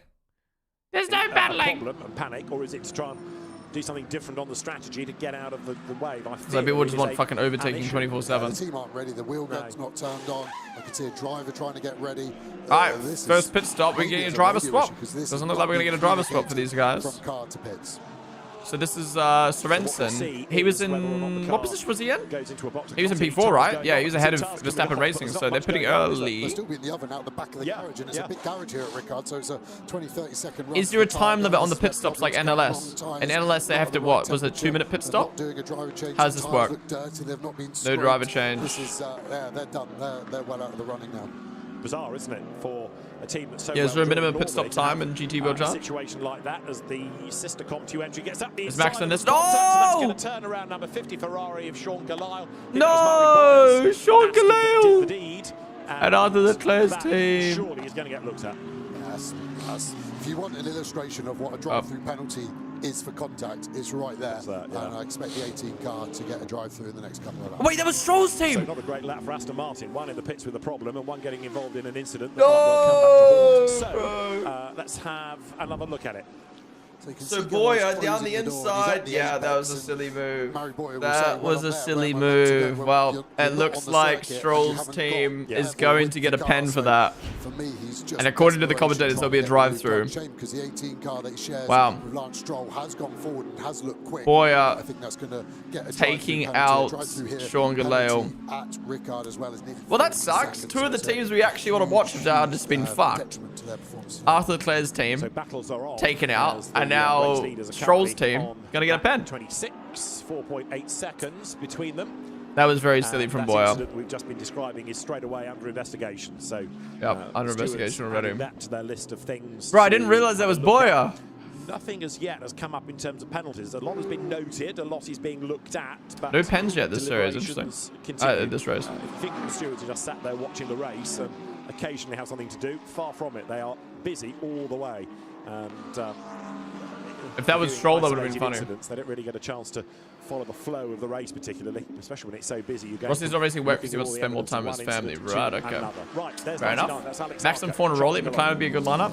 I don't think. I agree. But I don't think that would ever happen.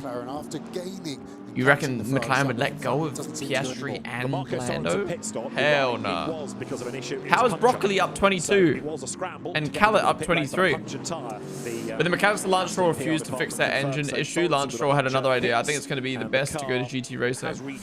What you call this short story? It's currently being shown in 45th place. Must have been real late on in the lap, obviously. Sorensen would have seen it. Bro, I feel like the Mustang sticks out so much in comparison to all the other cars. That wasn't the case. Here's the Audi drag racing. They go wide as they can, not to give any side draft. Is he going to be sending it around the outside? A senior, he is. He's done already. Amazing straight line performance from the 99.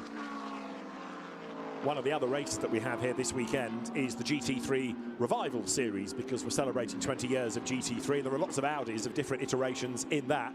So we've talked about Audi R8s. Welcome to the stream, by the way, Johnny Gaming. Past a decade or so plus, and here is an Audi R8 gaining places, still competitive.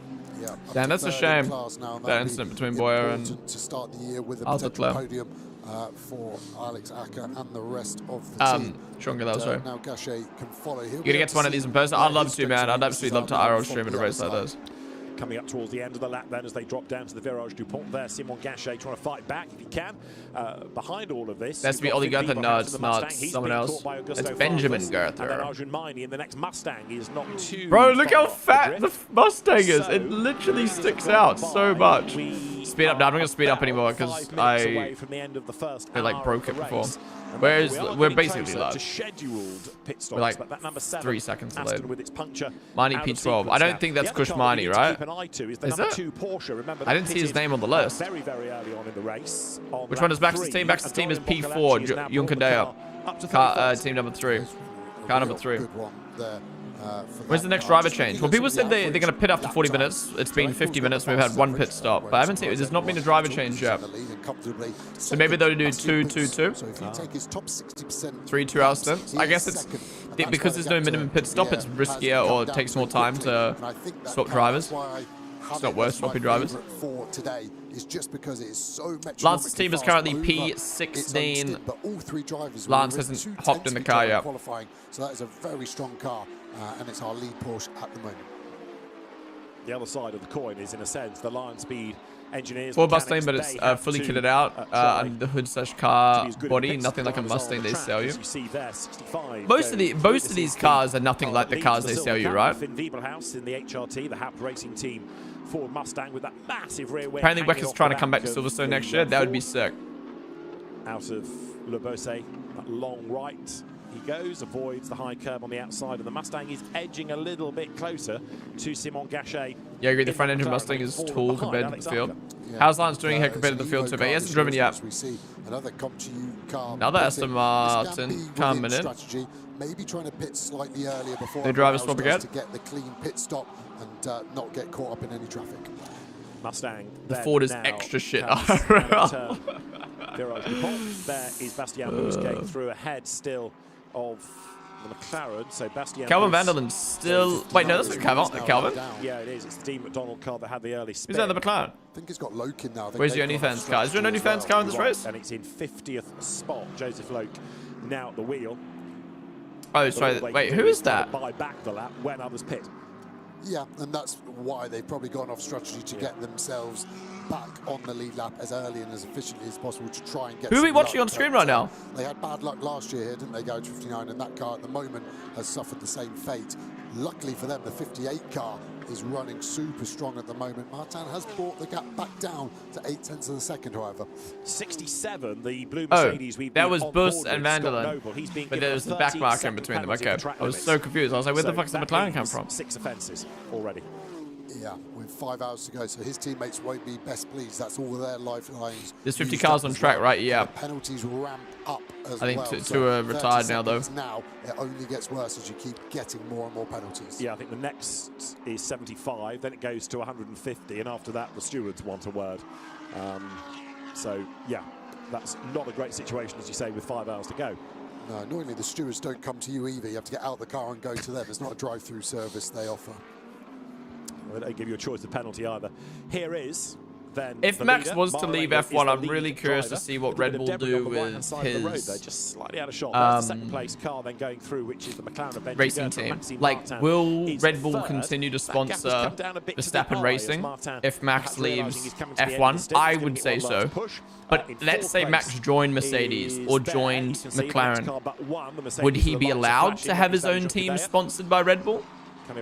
Coming up to Chandler Hall's Ferrari. There's Bastien Bus. And would Red Bull want to sponsor Max's team if he's not with Red Bull anymore? Place car as the Lumi rank shows Calvin van der Linde 7th is Schandorf, and Alex Arca not only is up to 8th, but he's It'll be interesting to see how that works out. Quick, isn't he? The balance has looked. The other thing that's interesting is obviously Verstappen Sim Racing manages Red Bull Sim Racing.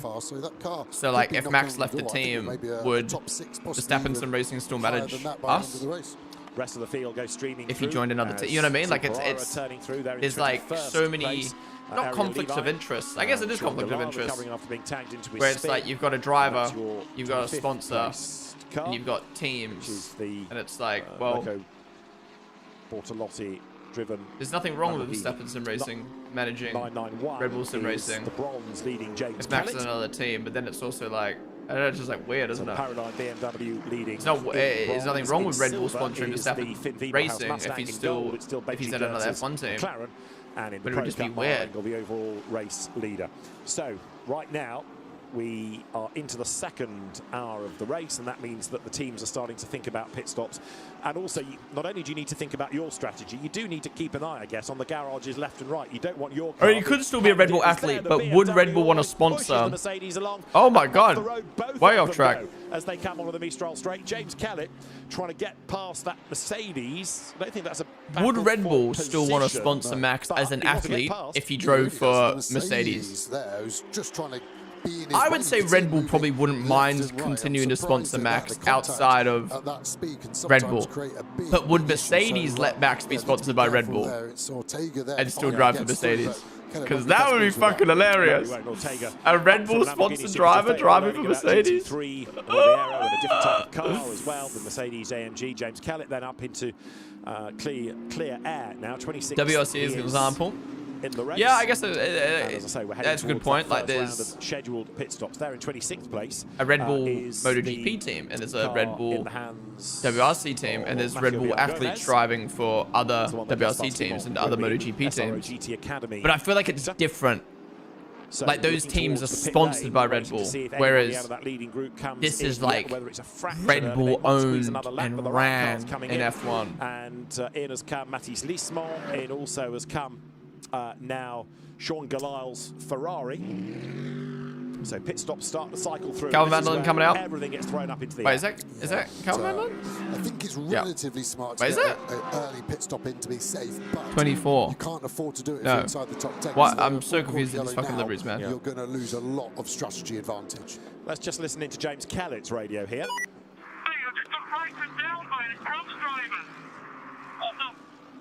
Copy, James. Keep it calm. You're on TV at the moment, so keep it clean. What did he say? I should point out, though, could always be a touch of editing should James embarrass himself. However, it certainly shows the passion and the emotion behind the wheel, Joe, doesn't it? Yeah, you could tell which one the driver and the engineer was. Yeah, Max brings so much to the Red Bull name, and breaking that off of the partnership would do more harm than anything. Actually, Stappen fan, what's up, dude? I wonder if he doesn't like these rules and cars, why he drives Mercedes one. Yeah. So, I mean, I think Max would retire or like sabbatical rather than move teams. But of course, he'll have to get back into that car in due course. He might even do a double stint, but so we'll see what the team elects to do. As well, Monster don't sponsor Mercedes. Monster sponsor both McLaren drivers. To the lead pack. Van der Linde is in, number 32 BMW. So the number 32 WRT car there is on Monster the still sponsor coming towards the team. Lewis, I don't think they do, right, anymore. Of the traffic, also in is Farfus. And also in is Valentino Rossi and Mari Boya and Alexei Nesov. So I found it so funny today. Red Bull posted a here we go, Valentino Rossi. Today Red Bull posted on Red Bull Motorsports, I think it was, a video of a monster truck, and they didn't call it a monster truck. They called it a mega truck. WRT pretty much towards the end of the pit lane, and there's commentary ready for this car. Brand new set of tyres going on for Boyer. Looks like Boyer's going to do a double stint.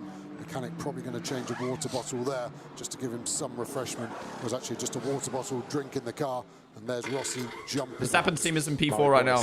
Car number 3. Last year, so somebody new to GT racing. Not a bad debut. Wait, did Boyer get a pen? Valentino getting out of the way of the pit crew. Doesn't want to walk through. Wait, driver spot? Driver spot for Rossi? Trip somebody up or bump into them and delay the pit stop. So presses himself. This is the world's slowest driver spot. What the fuck's happening? His way between the mechanics. So stint 1 done, but Valley will get back in the car later in the race.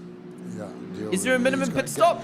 I'm confused. When you're stressed like that, why was that so slow? It just goes through the roof. And WRT going relatively conservative for them and just pitting while it's clear. And, well, I'm not sure Wirtz had seen the windward Mercedes there because he swung out and then suddenly decided I need to go a bit closer to the right-hand line and on the flash because he wants to get past that car as soon as he can. I'm confused. 89 is being given a drive-through penalty for causing a collision, but 89 crashed out on the first lap. And Bashar Mardini brought it into the pit lane and retired. So I'm puzzled as to who that is meant to be for. It might get a change of number shortly, but that makes limited sense to me. Yeah, not 100% on that one either, as Engel is in. Sure, that pen carries over to the next race, right? Bertho stayed out for another how does that work? He'll have to box this lap, however, so it's going to be an out lap versus an in lap. The out lap normally wins. I'm so lost at what's happening right now, I'm not going to lie. Too many cars, too many liveries. We can see the dynamic Porsche get released. Is the Porsche stuck? I think the driver's the Porsche got stuck there. Still open. Right, there's the leader. Race leader, the man filter car going full service. Looks like Engel stayed in. So Engel staying in. And Benji Goethe stayed out. In other words, he did not pit. So the McLaren. Oh my God, so many pit stops. So Yukadea is going to take the lead of the race. Engel, but ready to go he hasn't pit yet. Be the end of his work done effectively. Verstappen Racing's in P2 right now. The wheel, then Lucas Stoll they haven't pit. divvy up the They're effective P4 basically. The race.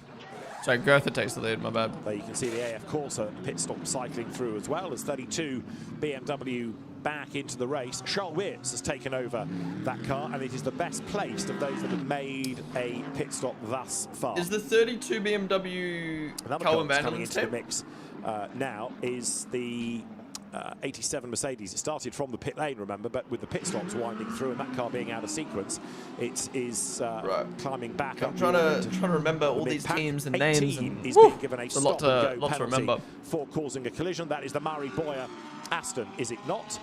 So Boyer, Roberto Mehi, Lance Stroll's car. There you go. A stop and go for causing that collision against Sean Gallile. There you go. Not particularly surprised. Car 18, Boyer and Stroll's team getting a stop and go penalty. Yikes. That cube dude, Stroll's in car 18, but he's not in the car just yet. Tim Trumpets by Goat in P13. You kind of need to yield, even though you are the one. Where's he going to come out? Oh, he's dropping. Yeah, he's dropping. There's the lead up. Just quickly to mention, Engel. Ash Sutton, full-time British Touring Car champion, has taken over the sister car now, which is 992. First time he's raced here, although we did see him at Monza in the Paradigm BMW last year. More stops cycle through. Leader is in, so in comes Benji Goethe. All right, there you go. Goethe's in. Junkedea's in as well. So that was the on-the-road leader when it Wait, so why is Goethe's team so good for a gold class team? Relative to will they rank up to platinum after this race? All right, here we go. Here's the leader. How much will he undercut or get overcut by Goethe here? Okay, but Goethe staying in. Yeah, Boy's doing a double stint. His way up towards the Virage Dupont and ready to complete another lap, and this will be lap 32 down for Engel. Yep, so the fuel has to be attached for 43 It's just seconds. experience, right? All right, there you go. There's the leader going past the pit lane as Yunkadea and you can see the two cars there. Goethe still sit there. They're going to drop and go. So pit lane, even though they went long on the stop. He's going to be well and truly out in front. Given way to Darren Lung. Whoa! Verstappen Racing have jumped Goethe. And there, huge back into the race. The Jules how have they done that? Mercedes now jumps ahead of the McLaren. So you've got what? The McLaren there. And they did a driver swap. Having lost a place in the pits, Jules Gounon has taken over from Danny Junqueira. Wait, how did they do a driver swap and still come out in front of? Slow pit stop for Garage 59. They lost 7 seconds there, right? And that's exactly why. So it wasn't in-lap issue for Goethe. It was just a slow pit stop. So maybe the. Oh wait, they swapped drivers as well. Damn, slow pit stop for the McLaren. Verstappen Racing moves up to P3 ahead of yellow Mercedes. The McLaren. As ever thus. Well done, lads. Well done, lads. Red-nosed Mercedes 17, all right, good on. Let's see if we can get onto the pace. Junqueira was kind of slow to get up to pace on that race start. And then it's the Porsche Bastien Boost still at the wheel. So that will be right, so Broccoli still hasn't pit yet. So damn, Mercedes 1, 2, 3. And bearing in mind that is because I know Martin hasn't pit either. Way earlier, it's out of sequence, so it leads now. But it owes us a pit stop, doesn't it? Because it's coming to the end. No, it's Mercedes 1, 2, 3, right? If there were to be a full course yellow or safety car, though, he will really win with a cheap pit stop and the next stint for that driver being extended. Wait, is it Mercedes 1, 2, 3? Yeah, okay. Yeah. Because they're swapping drivers, I'm getting so confused. So Mauro Engel, race leader, comes up towards the end of the lap on his own for the moment, at least. He's got clear of all the traffic because the field of the race just changes. The McLaren drops down to P5, P4. Verstappen Racing moves up to P3. You'd love to see it. Max surprise entry mid-race, imagine. Over the line. So in terms of the race order, number 2 Porsche is the leader on the road. But owes us a pit I guess I'm going to quickly go to the toilet now that the pit stops have happened. Everything's, I think, settled down a little bit. We've got some people lapping some people. I'll be back in a sec, guys. Actually, I'll wait for ads. And then run ads. Verstappen fan, name of the volunteer. The McLaren is first, or of its category, they're gold. Apparently, that's just license, so it's just experience. It's not necessarily class. Lost a couple of places. So it was, as Joe made the point, a slow pit stop for Garage 59. Nothing more sinister than that. Then it's Boost ahead of Weir. Sorensen is. Why do they even bother doing that? Why do they have license? Why do they bother showing licenses? Does anyone actually care about that? 99 of Alex Frasinetti, who's taken over from Alex Arca. The one that surprises me the most is actually our 8th place car at the moment, Sorensen. We saw him come in unannounced, didn't we? But it seems like actually Comchi got the job done and didn't lose too much time, because that car, I thought at one point, was going to lose a load of time. They're out of sequence, so they will owe us a pit stop at some time, unfortunately. But actually, they didn't lose too much time. Eagle Experience, all the overall still cool to win, right? So Dorian Boccolacci, the on-the-road leader, lapping at the moment. I guess that makes sense. About a second a lap. It's cool to slower compete than against Bahrain. your Now, that might be down to traffic. equal experience. It might also be down to the fact that people that are he equal is to your coming experience. to the end of the stint and his tyres aren't as healthy as once they were. All right, guys, we're an hour and 12 minutes into this race. We've got 4 hours, 48 minutes to go. We're going to be watching the whole thing through the sunset, through the night time. We're just going to be chilling, chatting, watching this. We're still waiting for Stroll to hop in the car. And we've got Verstappen racing in P4. Sorry, effective P3 right now. Past him. And then James goes a little bit deep, and Renat Salikov. And yeah, Boya has a stop and go. No, he didn't serve the pen actually, so he'll have to serve it when he comes in next. Yeah, that's Tim Tramitz in whatever position he's in, or is he? Wherever he, oh yeah, P23 from F2, and we've also got Cordeal who's from F2. Tomlinson, by the way, back into the race after the damage to the McLaren early on. Race leaders go through. Where's Boya gone down? They're not even in the top 25. Onto the back of Dorian Boccolacci. So the Porsche is going to give up the lead when it pits, but it's being caught anyway by the faster Mercedes. Yeah, we're seeing Mercedes looking really strong at this point in the race. They pitted for, wait, so we had to come in again. Oh, it's a stop and go, so it's not. He couldn't serve in his pit, right? Fuck. They're going to be so far down now. That's such a shame. I feel like changing my title off of Lance Stroll. They are frenetically testing now that they're nowhere now. Off track with some very clever tools they can use. They put them on a shaker rig where it effectively replicates what the car's going through in a static environment. They can tune the dampers especially to that. So all of these teams will have come back this year with a better car than last year. No, well, we're still waiting for Stroll to hop in the car though. Has taken over. That means we can hear from Valentino Rossi. Let's get to the pit lane. Well, Valentino, it was a baptism of fire, as we say, getting back into the car. It's great to see you back in the sport. It's great to see you back in the car. It wasn't the easiest first stint. What have you learned for when you get back in the car? Yes, was the first stint was not too bad, especially the first half. I don't think I've ever heard Rossi speak. And I was behind the Kelvin with a quite good pace. What I was able to do also during the practice. I start to suffer a little bit too much with the tires in the second half, and I lose a little bit. Well, with the Rossi guys, I'll be back. I'm gonna go toilet. After you have a lot of car in front, a lot of car behind. So if your pace is not fantastic, you lose also for the battle. But anyway, we are there. The race is long. We need to understand our pace during the night. Does that mean that you expect it to be better for you when the temperature drops here, or are you operating better at high temperatures? This is a good question. I mean, we hope to be better when coming the night, but mainly we hope. Now we have to understand. It's great seeing you back here. Good luck later on. I'm very happy to race here. It's a great championship. I always enjoy a lot. Ciao. So Valentino Rossi then out of the car. He will get back in. Marco Sorensen, by the way, just gained another place in the recovering number 7 Aston, as here that Tom Fleming has got a bit stuck, hasn't he, in the traffic, and he's also got the Porsche bearing down on him again. Bastien Bus, interestingly, stayed behind the wheel of number 80, so that car's good early pace continues, and now Bastien Bus up behind that McLaren. So let's see what he can do to get past. In fact, it's Louis Pret rather than Tom Fleming. It's the sister car, isn't it? Louis Pret is behind the wheel now. Yeah, Pret's pace was strong at the end of last season, and in qualifying was okay. Wasn't as good as he would have hoped, I'm sure, but he's now got to drag this car back up after cruising in second place in the opening stint. It's now looking a bit harder, and the Mercedes there are starting to change order as well. It's the first time we're going to see Gounon. Martin and Engel stayed aboard, so now Gounon is the change in the car. Indeed so, as the cars work their way up through senior. Race leaders currently on lap number 36, and it is notionally Dorian Boccolacci in the lead, but his stint is about to hit 65 minutes, so Boccolacci is due in imminently, isn't he? Yeah, exactly, and this was their hope period to get that full course yellow. That's not going to happen, and yeah, unfortunately for them, they're rolling the dice. That dice continues to be rolled, of course, for the remainder of the race. So every time we get a pit stop at the end of the stint for the majority of the field, they will go that bit longer, which is going to be about 11 minutes, isn't it? So it does give them an opportunity that others don't have. Indeed so. Boccolacci leading then on the road.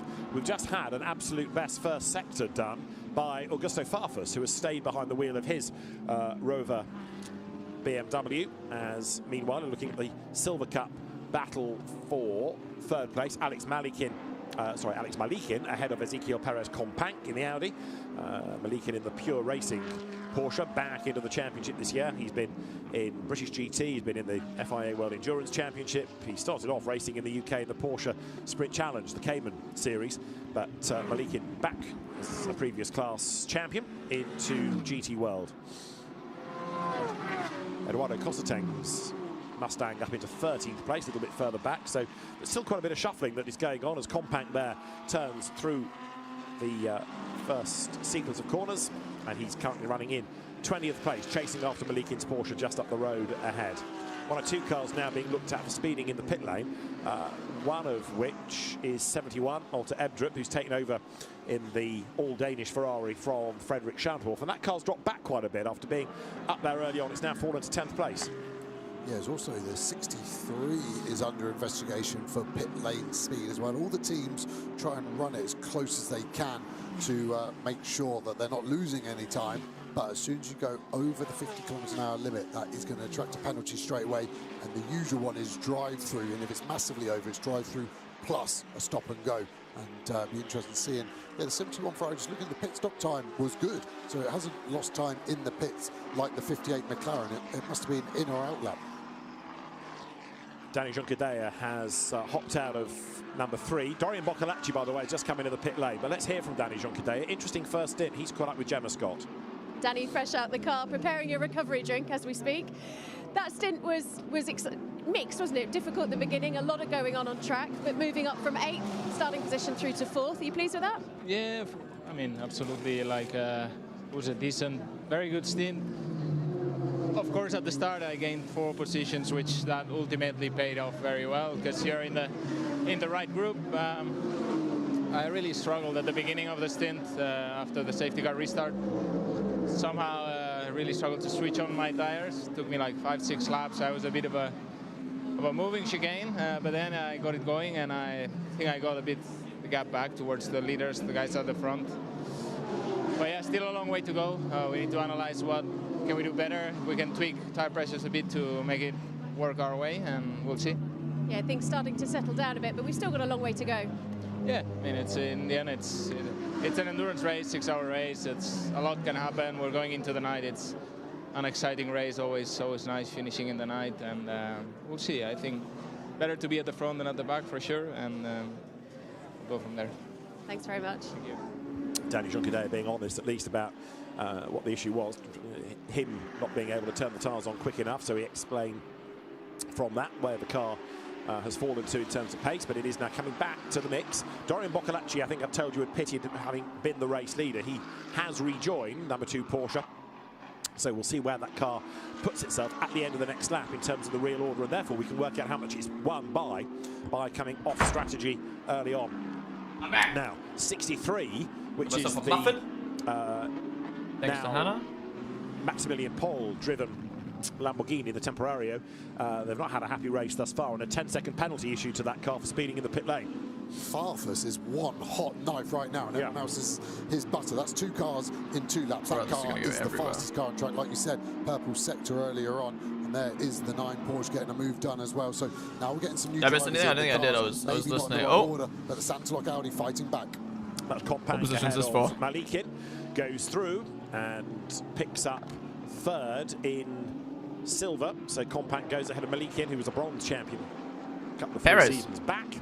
And as the cars continue to circulate, then we're another hour or so away from worrying about the next stops for the majority of people. So Engel tries to build that boy lead, hasn't swapped yet. Now 9.9 Some seconds. flirty arrow. Stroll hasn't driven yet. Maxime Martin, who is not being caught by much by Jules Gounon, only hundredths of a second really last time around. There they go. Admittedly, they've got the traffic to worry about, but the gap between the top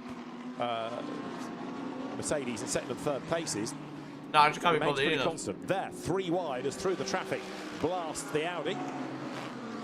This is where you've got to be really brave. No, I can't be bothered doing this right now. It's going to go everywhere. You can't put yourself in jeopardy. No, you really don't. And as a bronze driver, that isn't sometimes the place you want to be. And I think that's what Noble in that blue Mercedes is doing well at the moment, is just staying out of everyone's way and kind of letting the train just come past uninterrupted. The Frederick Chantor Ferrari now being driven by Malte Edrup. 15-second time penalty for speeding in the pit lane. Must have been fast to get 15 seconds, and interesting to see if Brint or Gemma can find out, is it driver coming in or driver going out? That was the issue. Sometimes you latch the pit speed limiter too late, or the driver getting in knocks it off, so it could be either or.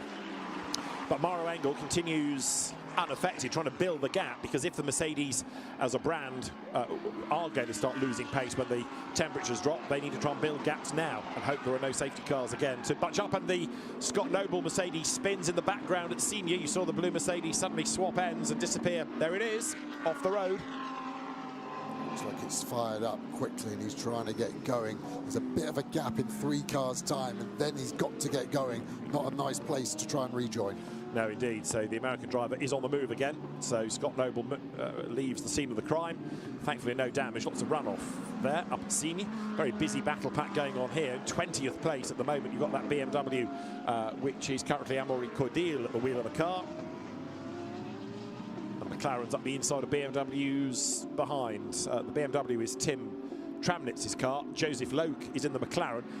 That was a car that pitted early, and they're back on the lead lap now. Yeah, they've got 15 minutes more on this stint, so they'll be working out, can they get to the end if it stays green without an extra pit stop, and they're right. So I just put some food on. I thought I might as well eat now rather than starve myself. Longer in that, and then I'll feel good for the rest of the stream. Is James Baldwin in this race? He is not. 15 if all goes well. So Joseph Loke, who really did impress last year, didn't he, in his debut season? Bro, just eat that from doing the same again. I mean, it's my floor, bro. I'm just going to be eating Tramnitz, who is my own dust, you know. Season of GT racing, having switched from single-seaters. And a lot of learning. Yeah, I just thought I'd put my food on so I can eat it now. I just feel better about myself. The Mistral again, and you can see usually I like, I'll just wait, I'll eat after the stream, but obviously today's going to be a long stream, so I'm like, let's eat now. So I'm going to have to eat at some point. Anyway. Yeah, Cameron de Baum, David the Bullock. Quickly, air temperature now down to 16 degrees. And the track temp following down to 25. Getting close to that sort of happy spot of where cars get their fast lap times in. The majority of the fastest laps last year were done around lap 90. I took the label off that. Can you guys tell what that is? So where you've got a tiny bit of light still for Eldon, David the Bullock as well. Sorry, Eli did, David the Bullock. Has dropped as well. Very little humidity as well. So we shouldn't get that dew forming on the circuit at any point either. So this could be perfect racing conditions. I'm not going to tell you what it is, but it's not Dr. Pepper.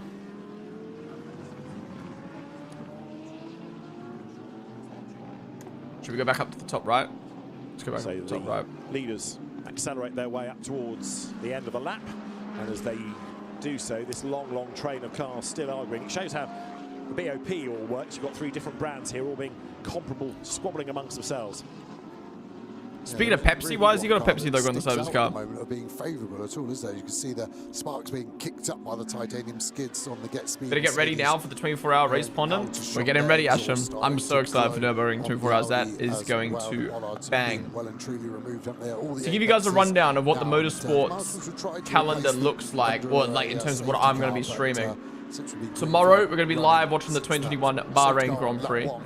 Next week, we've got NLS qualifiers on Saturday and Sunday. And on Sunday, we've got IndyCar at Long Beach and WEC 6 Hours of Imola. The week after that, there's nothing. The week after that, we've got Miami Grand Prix. This is where we see an overtake. And F1. These 2 cars that have been fighting what feels like. Yeah, these guys have been battling for ages. What the fuck? Indeed, so coming from senior to Lebosa. Week after Miami, we have got Indianapolis in IndyCar, not Indy 500. We've got the road course. And the 6 hours of Spa. The week after that, we've got Forza Horizon 6 releasing and Nürburgring 24 hours. In different positions, but week after that, Canadian Grand Prix and the Indy 500. Flat out, aren't they? But it's just a different field. And the week after that, IndyCar at Detroit. Week after that, Monaco for F1. Week after that, Spanish Grand Prix and the 24 hours of Le Mans. Yeah, let's hope that continues. And the week after that, we've got IndyCar Road America and NLS 6 if Verstappen Racing competed that. And the week after that, 24 hours of Spa and Indeed, Austrian so Grand Prix. that's the Mistral straight Then you're British looking Grand Prix. With Then Ahmad Goodwood Al-Hafi Festival there, now Speed. into the lead. WEC 6000 of Sao Paulo. And then Belgian Grand Prix. And then Hungarian Grand Prix.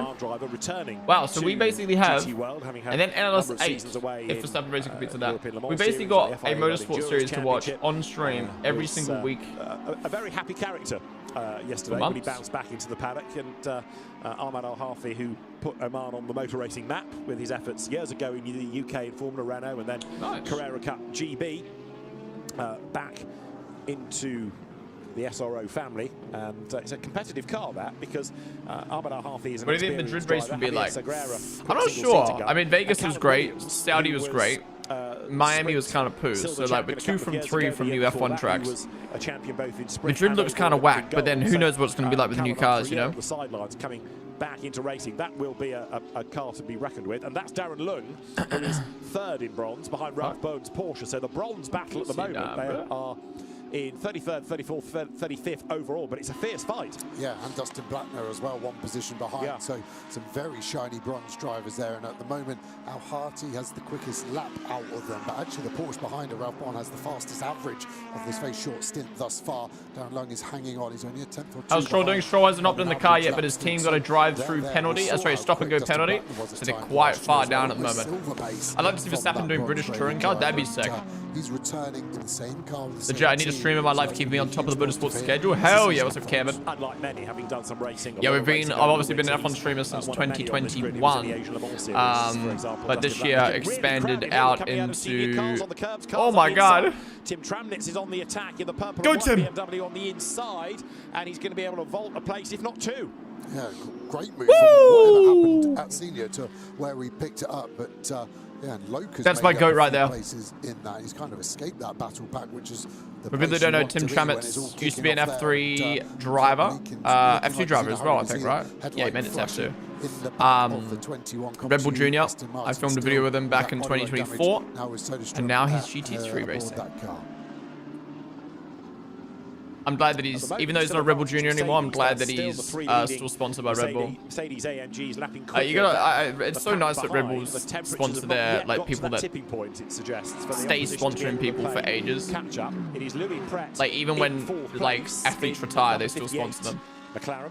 I was convinced that it had Tom Fleming's name on the timing screen when that car rejoined, but anyway, it's Pret now. It almost feels like, I'd probably say for most of the athletes, like they stay sponsoring them until the athlete doesn't want to be with Red Bull anymore. Stop for number 7. Excuse me. Which was 1:35, which was about 10 seconds. Yeah, I'm surprised they haven't removed Vegas. What do you got against Vegas? Vegas was, we've had 3 really good Grand Prix at Vegas. Totally out of it, I would argue. Yeah, the thing that will make them done is that their stint. How do you feel about all those Chris clips of your reactions? Good exposure or taking too much? Chris is my mod. Chris is actually a mod and friend of my channel. He's been watching my streams since 2020, so I was actually the one who told him to make that series.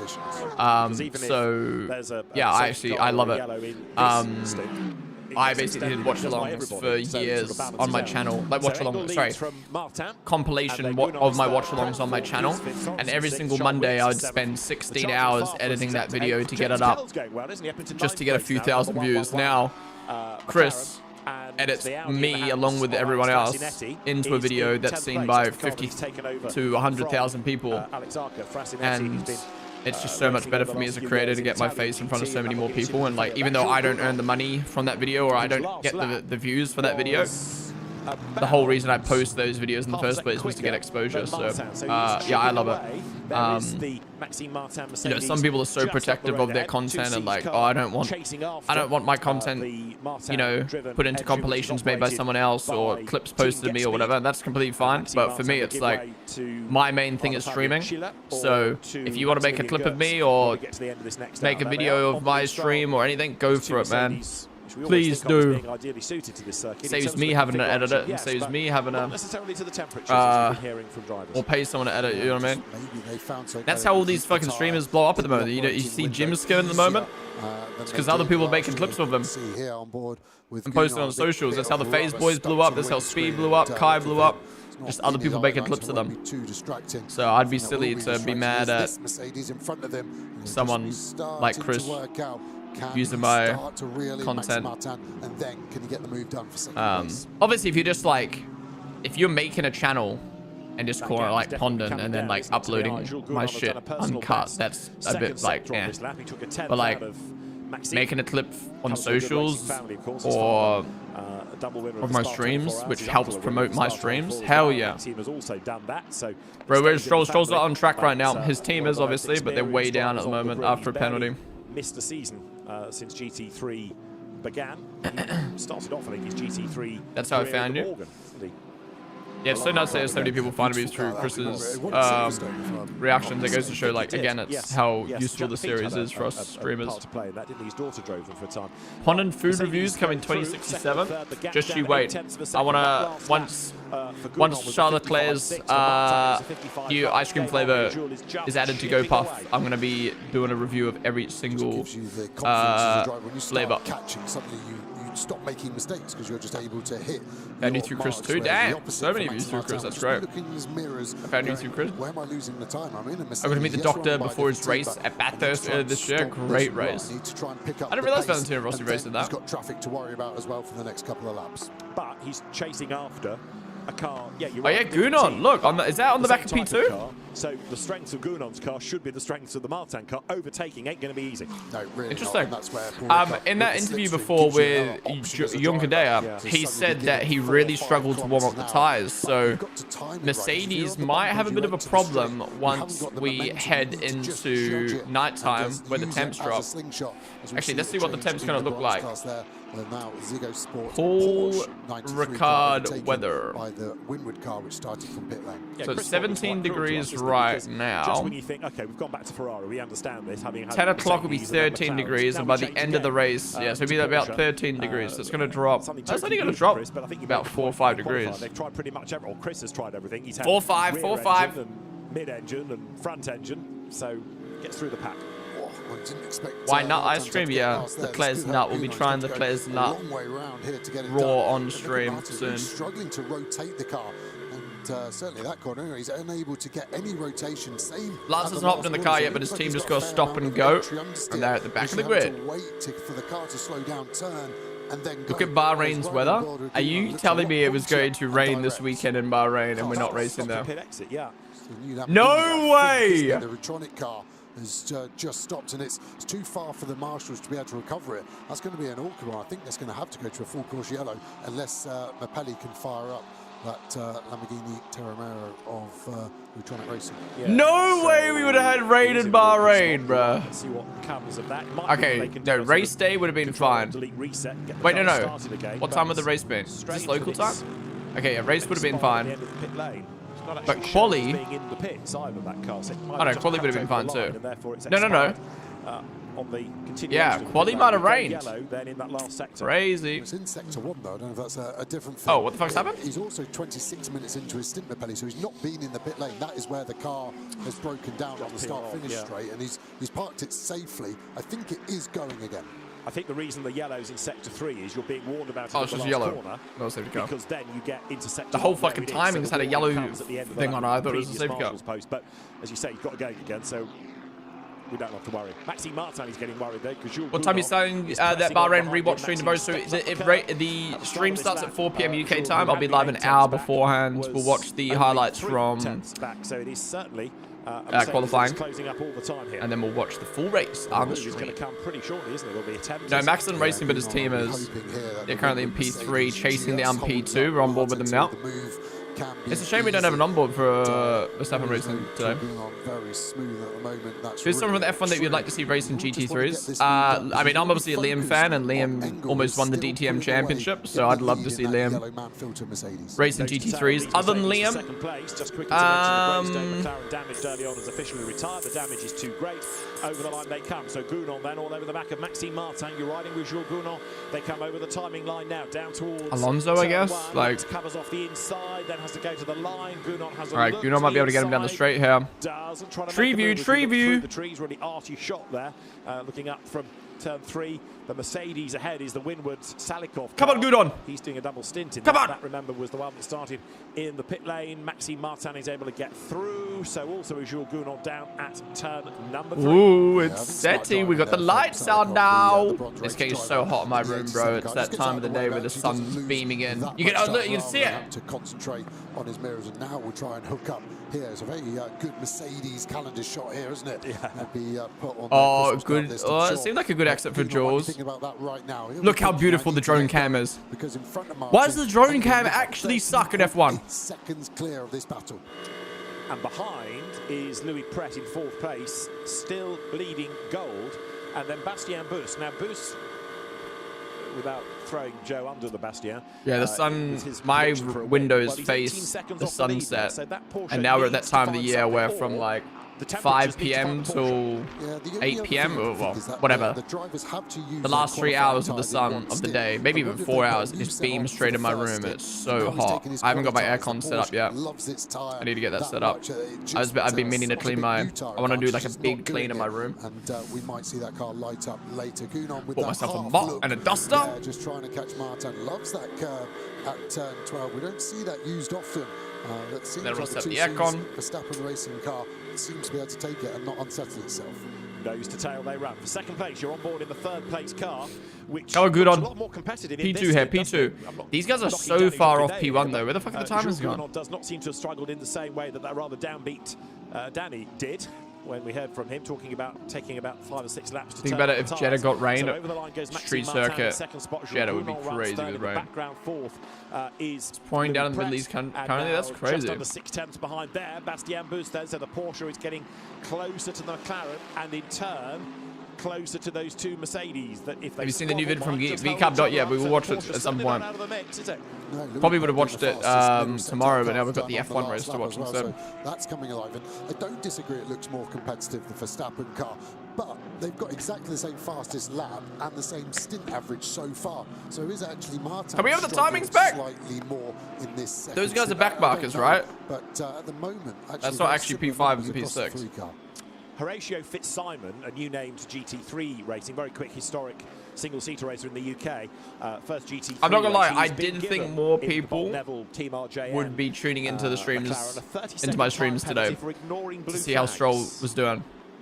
Not something we often see. Yeah, it must be like the stream's still being good, but like, you know, a lot of cars if you think 800 to 1,000 people are tuning in for Max and NLS, I was expecting like 300 to 400 for Stroll, at least at the start. To be fair, Stroll's not in the car yet. And the Valentino Rossi BMW a little bit further back, putting the car now up into 11th spot as through the traffic goes. Stroll just don't have a pool like that.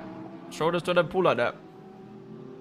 Turning his way now up. Maybe it would have been better to put Verstappen racing at the title instead of fucking large Stroll. Past the Mercedes. I just woke up, so I only just found out. Lol, fair enough, fair enough. Yeah, I think it was less promoted for sure than the Verstappen one. Like the Verstappen one was murmurs for weeks. Then they had the whole change of date thing. Getting overtaken. Then Max announced it with a really cool Red Bull video, and then Max is doing social posts. Lapping in the 55s, so there is most definitely a pace difference. I'm enjoying learning about GT3. Like I've learned a lot today already. We're not even a third of the way through the race yet. Unlock the pace out of that car. It's nice to kind of just like I love just obviously my favorite part about streaming is chatting to you guys and just like chatting shit. So to be able to have something up in the background that we can watch whilst talking is so good. In the orange 52. Who's this? Along the Mistral. The Porsche you can see is second in bronze. That's Ralph. I don't even know who we're watching right now. Who was the start driver doing another double? Get the bronze out of the way. Wow. So. P2 and P3 have lost 16 seconds to Engel. How's P1 pulled away this much? Mercedes in the next lap to 2, and again you just get that disparity. You suddenly see it, and you go, "There's going to be contact." But both drivers being aware of each other well there at senior. When Stroll in the car, yeah, I'm going to assume he'll be the next driver to hop in. So assuming they went, what? They went an hour. Maybe in the next 20 minutes we could see Stroll hop in the car. And that Optimum McLaren will slip back down through the pack as the Garage 59 McLarens look so strong here. But Gounon is edging up to the back. Edging. I'm okay. I'll tell you our preference is that we recover you for the final stint in the race because our pace looks very strong. I'll let you think about it. No, it will be too hard. Let me focus now. Yeah, why are we having a chat while he's in the fucking battle with someone? Let's lock in, lads. Let's lock in. Is Verstappen sim racing streaming this race? From the engineer Al Fleming there, trying to be sympathetic, basically saying, I'm surprised Verstappen sim racing out live to watch the lads. We can give you a 3-hour break, and I want you at the end because you're fast and to recover. And I think Gunar's just going, just get my 2 hours done with. I'm in the car. I don't want to have to get out. And I've raced with food poisoning myself. It is so hard anyway to drive a racing car fast. GT3 racing taking off right now. Heart rate's 20, 30 beats higher than it would be Look at normally. this. Look at this. Look at this. Look at this. He didn't sound particularly happy. Idrel playing the Mont Ultimate. Tom. It's rare that Tibet Barduk. And Frederick, leave him alone. You know, he's a that guy Vince, character, but, all doing the creator series, 2.4 hours of Bahrain. Luke and Vic learning Le Mans Ultimate for the first time. But yeah, right now, Jules is me streaming. He's on the tail of incidentally, we've had the change behind. Bastien Bus has got ahead. GT World Challenge. Fuck F1. Catching these two Mercedes, and it'll be the Bastien Bus one that is there. Although one graphic says Thomas priming. It's Le Mans Ultimate era, bro. Might be one that needs to be checked. Yeah, the graphic says priming. The timing screen that's connected to driver ID says boost, so the plot thickens. Yeah. The thing is, right, my worry about getting my license, getting my license, and this is gonna sound so dumb. The thing about me getting my license is, like, if I get my license, I can't be a noob anymore. Like, basically, some of my creator friends, I won't say who, because I don't know if they've announced it yet. Some of my creator friends are starting a new YouTube channel, and they're going to be doing like karting content. And I said to them, like, if you need a noob, if you ever want to do like a noob versus pro video, or like you just need a noob, please pick me. I will be the noob. Please. But if I get my license, I can't be noob no more. Your preference is to stay in the car for the next stint? Yes, because I'm already in it. You know, I'm struggling, but I'm in it. You're more than it, mate. You're doing a good job. Yeah, I'm sure. Boy up. Right, so there you go. Quickest car through the speed trap. I'm in. It's better than having to clamber out and get back in. I'll persevere. Stroll ain't got no aura, plus everyone else and their mum is live right now. Fair. I know you said leave me alone, but I just want to check. And Paul Gilgunon, Max's build up was bigger, yeah. That makes sense. Max's bigger name. There's more build up for it as well. Also, I think Nord's life is just way more enticing to watch than Paul Riccardo. But that's going to happen, I think, because while he's As Gary played F1 and GT7 for so long, ACC humbled me a hell of a lot. Oh yeah, F1 and GT7 very much simcades. That was a 56.2. He's chipping away, is Bastien.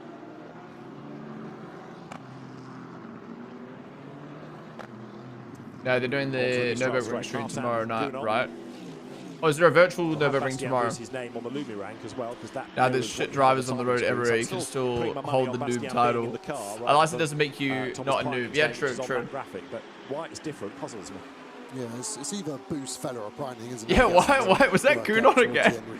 Why does he sound like he's struggling so much to drive the car? I'm not saying it's not hard to drive the car, but like, it sounds like he's wresting the car everywhere. Just looking at the track limits as well, everyone's kept very clean. I don't know why they don't have a Verstappen Racing or a Stroll on board. That really feels like a missed opportunity in my opinion. Have done 0 as well, as has Boost or Feller behind him, and Louis Pret has got 2 on that car. So we've got an onboard for car 6, 7. Is that it? We've only got an onboard for one car. Who the hell is this? 40 seconds time loss here. Team Noble.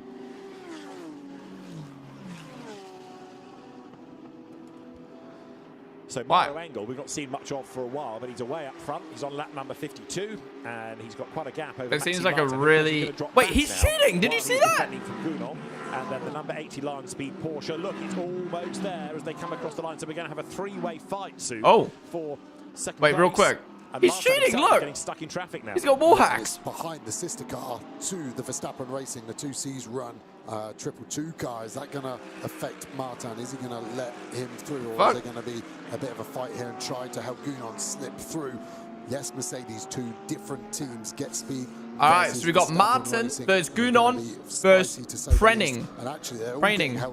Oh, the Porsche's right on Gunon's ass right now. So the Porsche ready to strike.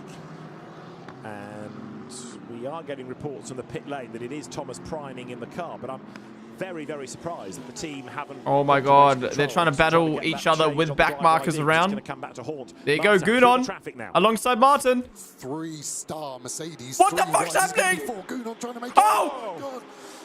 Wait, there wasn't Gunon. That's Gunon. But look at the Porsche around the outside there. The line speed Porsche. Did Gunon not know there was a curb there? Out of the clear air. Did he lose time? He got the move done. Got ahead of Martin, but that could have been horrific. What did I just watch? I worry now for Gunon that he's damaged the car suspension or the sump of the engine. Did he not know there was a curb there? He just went 4 wide to overtake Martin and 2 back markers and absolutely sent it over a curb. Porsche's vaulted both of them. I think he kept his foot flat as well with the momentum of that car. Wait. Didn't really slow down. Preining got past both of them. To be on the brake to try and stop the car doing a backflip. He kept it pinned. Okay, so the Porsche's in P2. Gunon overtook just to lose a place anyway. But this is really okay, so Verstappen Racing stays P3. The 80 Porsche, hasn't it? And suddenly, what I thought was going to be a difficult battle for him. And Preining is moved up to P2 now, double overtake. What the fuck just happened? We'll have another look at that, I'm sure. But Jules Gunon, there might be some more juicy radio traffic. Okay, that was kind of crazy. Can we get a replay? What the fuck? How's the car feel now? Wait, what country is that? What country is Gunon from? Was he on the track? I'm actually really good with flags. I don't even know what that is. Wait. Track limits if you're not touching. Does he own the air rights? What could that be? It's not Romania. Romania doesn't have the thing in the middle. I'm trying to think what that could be. To make it 4, he obviously had the momentum and felt the gap was there, but the configurations here at Ricard, he Andorra? was from the chicane on the back straight that they're not using, and I'm sure Jules never been on that part of the track, so it wasn't. Okay, here we go. Here we go again. So this is Gunon here. Mercedes are out the headlights. I know there. It's the curb that just pops him up in the air. Yo! That is holy! He could have ended in the barrier there. And then when did Preining get past? Just sweeps around the outside, but yeah, phenomenal action there as they actually went 5 wide. For a moment. Right, so they went 5 wide, Preining 5 wide to do a double overtake. Through they turn. So there is Jules. Holy. Here we go. This is on board with Gunon. Right. He goes, track totally blocked ahead. He goes to the inside, and there is the car. Oh! He would have shed his pants. And yeah, foot flat. I mean, that's brave, is it? Totally pinned, wasn't even. Nah, that was one of the most. This is why you do your track walks, lads. This is why you do your track walks, lads. That is why if he hasn't damaged the car, he is so lucky. Either he did not think about that before he went for the move, or he did not know that the curb would do that. I wonder if he still wants to do a double after that. Car looks good. What do you guys think? Do you think he wasn't aware that would happen, or do you think he was aware but forgot about that before going for the overtake? I feel like that would. I wouldn't say it's like a rookie mistake, but I feel like that's kind of a silly thing to not think of before you go for an overtake there. Like, if I knew that curb would do that to my car, my brain would just eliminate that part of the track to be driven on. Up into second place. Either track, well, you knew that curb was small enough. And that's been the big winner out of that battle because it's jumped both Mercedes in very quick succession.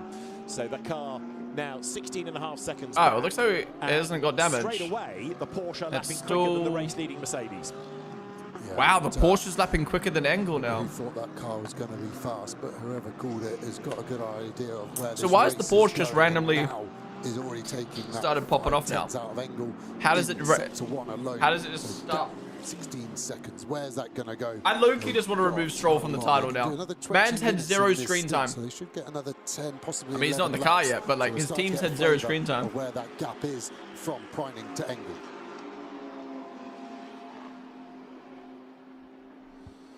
Because Ricardo GT3 has always been a straight, I think. Lap 54 for the race. Maybe it doesn't happen in the sim. 17, then that's the Maxime Martin driven Mercedes. Yeah, that 5 wide was crazy.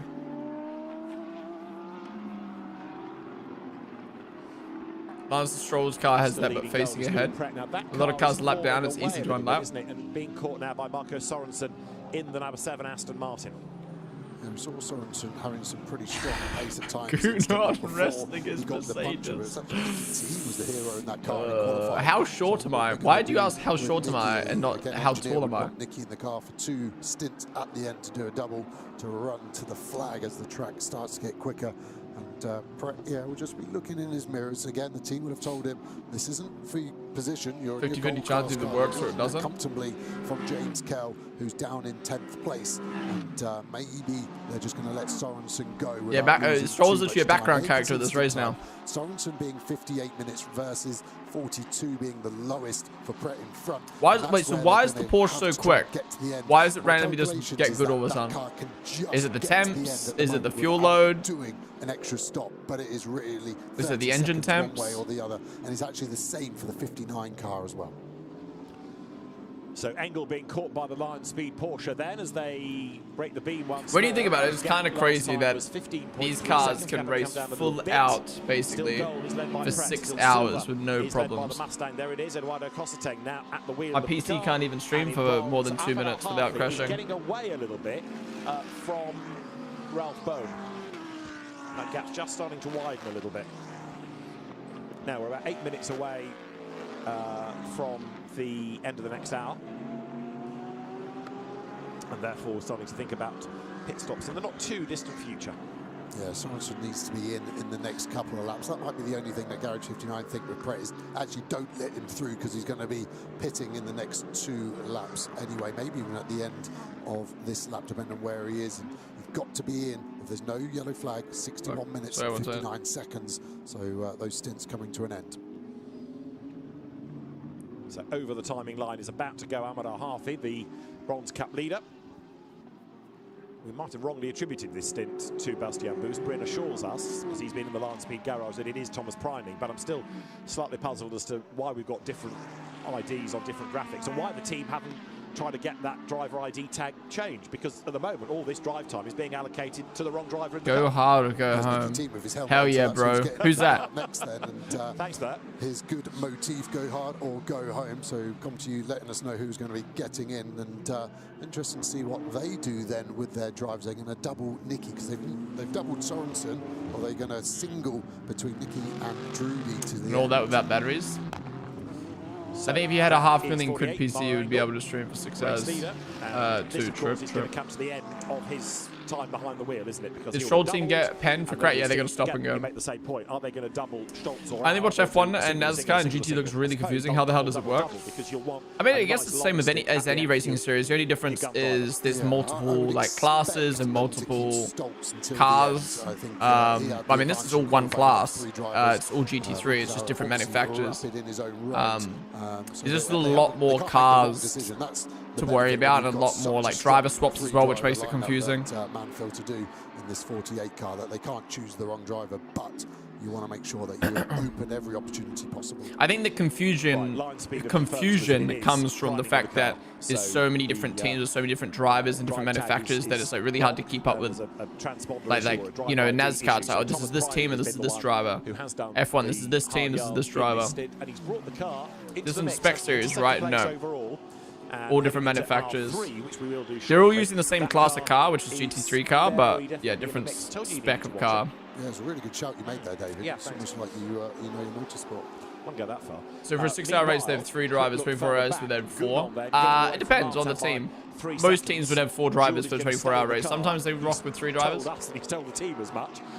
So we know roughly what the pace of that is going to be for the next hour of the race, whereas Martin is going to give way, isn't he? He's done his double. Yeah, exactly. And, you're being sarcastic. Just look at some of the bronze class cars. Belly will be done as well, so that car will come back up the order, and that's something we need to keep in mind. How does BOP work? I still don't understand how BOP works. All I know is it's basically like the top teams get limited, and the top teams get limited to balance out. It's literally BOP stands for balanced performance, so it balances out the top teams, so it's like a level playing field. 4 tires going on. Just trying to spot if they're new. I don't understand how it works. Like I said earlier, the drivers basically will have 1 set of new and 1 set from qualifying that have done 4 or 5 laps. Look like scrub tyres to me, so these would have been Nicky's qualifying tyres. also the Garage 59 car in, so they're on the same lap. The Garage 59 one was enforced, wasn't it, as a roll of the dice after getting turned around on lap 1. This car is in early because of its puncher on the previous stint. And these guys are just trying to get to the end without having to do an extra pit stop. An extra pit stop is 82 seconds. That loses you over 4,000 meters of track time against a car under green flag conditions. That was so sexy. Off they go. Clean, slick pit stop from come to you. Now temperatures are no, that's not Stroll's car. Which well, cars do we now it is the car, but not his specific car. For worse? BMW for sure. Better. Stroll's car is number 18. Better. What's up, the Lemons? turbo likes the cool air for sure. And then it's really how the teams are getting the car to react with the tyres. And the Mercedes seem to struggle, I think. S. Dali, do the day. There goes the follows. So they'll be trying to keep the pressures up higher. Your king is about to win the race. To load that He hasn't even hopped in the car yet. At the moment, and they're already down in P26 after a stop and go pen. Will it hit a point where it suddenly goes not so happy? So there you've got the McLaren edging closer to the back of the Mercedes. In other words, Louis Pret 5th is catching Maxime Martin 4th. Tough stint this for Max because... Right, I can understand if you get pissed repeating yourself. I'm getting pissed everyone asking who's strong. Yeah, I mean, that's the problem with streaming, right? With, like, what I do specifically with sports streaming is, like, people come and chat and ask questions, and it's hard to find that balance of, like, I want to reply to people's messages, but also because I want to be that streamer who people can come in and ask questions to. But definitely doesn't look like the same pace after a 6-hour stream. Where's Stroll? Which one's Stroll? Actually, this car how's Stroll doing? Which one's Verstappen racing? It's like the people who are watching the whole stream or most of the stream end up just saying the same answer heaps of times, and then me having to answer it all day. But then it was behind Martin with the Porsche behind him. So after all the efforts, all the for me though, right, the thing is I understand when some people genuinely do not know the answer to a question. So for instance, I don't mind right now people being like, where's Stroll? Because Stroll's name isn't on the timing sheet. So unless you knew that Mari Boya was his teammate / his car was number 18, it's hard to know. What annoys me is when there will be a time soon where Stroll's name will literally be on the timing sheet. And instead of taking 2 seconds to look at the timing sheet, you ask in chat. And that's when I stop replying as much. Because it's like, come on. Let's use our brains here. The same as people. How long till the race starts when there's a timer on screen and there's a thing called Google? Now I've got to try and drive at 300 kilometers an hour. Just trying to adjust as best you can. Of course, that goes out the window because as soon as you get in the car, yeah, I don't. That's the thing. Like, I don't mind noob questions being asked because people don't know the answer to them. Such as like, the hard bit with GT racing. When are they gonna pit? Like that's. I do not mind answering like, when are they going to pit 100 times? Because that's a question people aren't going to know. But like answering when does the race start? Like I'm going to answer that maybe like once every hour, once every 30 minutes, because just Google it, bro. It feels illegal. Just look at the timer on the screen, bro. In the world of safety we live in, you're like, the first time we're going to drive this car today is leaving the pit lane flat out with 40, got to put a red circle and an arrow pointing to his name with your YouTube reaction page. The battle going on, and that has come down. 13.4 seconds now to the Porsche behind. I'm really sorry about the Verstappen Racing game GT3. One driver is Crystal Lumb, but I don't know the others. Please, without roasting, educate me. Do not easy clap. I'm not going to roast you. Like I'm saying, you can ask newbie question, and that's not even a newbie question. So Max Verstappen's racing team. Oh, who's that? That is 50 Ferrari. Lila Wadu has coming away from Le Beausset towards the. They're gonna get going again. Let's imagine this car doesn't. Okay, let's go. Let's imagine that car wasn't going again. Oh wait, that is Arthur Leclerc's team, bro. Arthur Leclerc hasn't even hopped in the car yet, and they're already so far down, having so many problems. And the very experienced, very successful Maro Engel heading towards the end of a lap, the end of a stint, and we are just let's say that car stopped there. Would that have been a safety car? Can't we now? So he's not far or is it like a VSC? From bringing the next wave pit stops to us. Anyways, easy clap. So Max's two teammates, Max's racing team is made up of Chris Lallam, who you know of already from his sim racing team, now going into real world driving. Danny Junkadea, who is a Mercedes factory driver, a really top tier GT3 driver, and Jules Gounon, again another Mercedes factory driver who is a very good GT3 driver, and then obviously Max himself. And I think there's a fifth as well, right? Who's the fifth driver of the team who Max is going to be driving with in the NLS qualifiers next week? 13 seconds.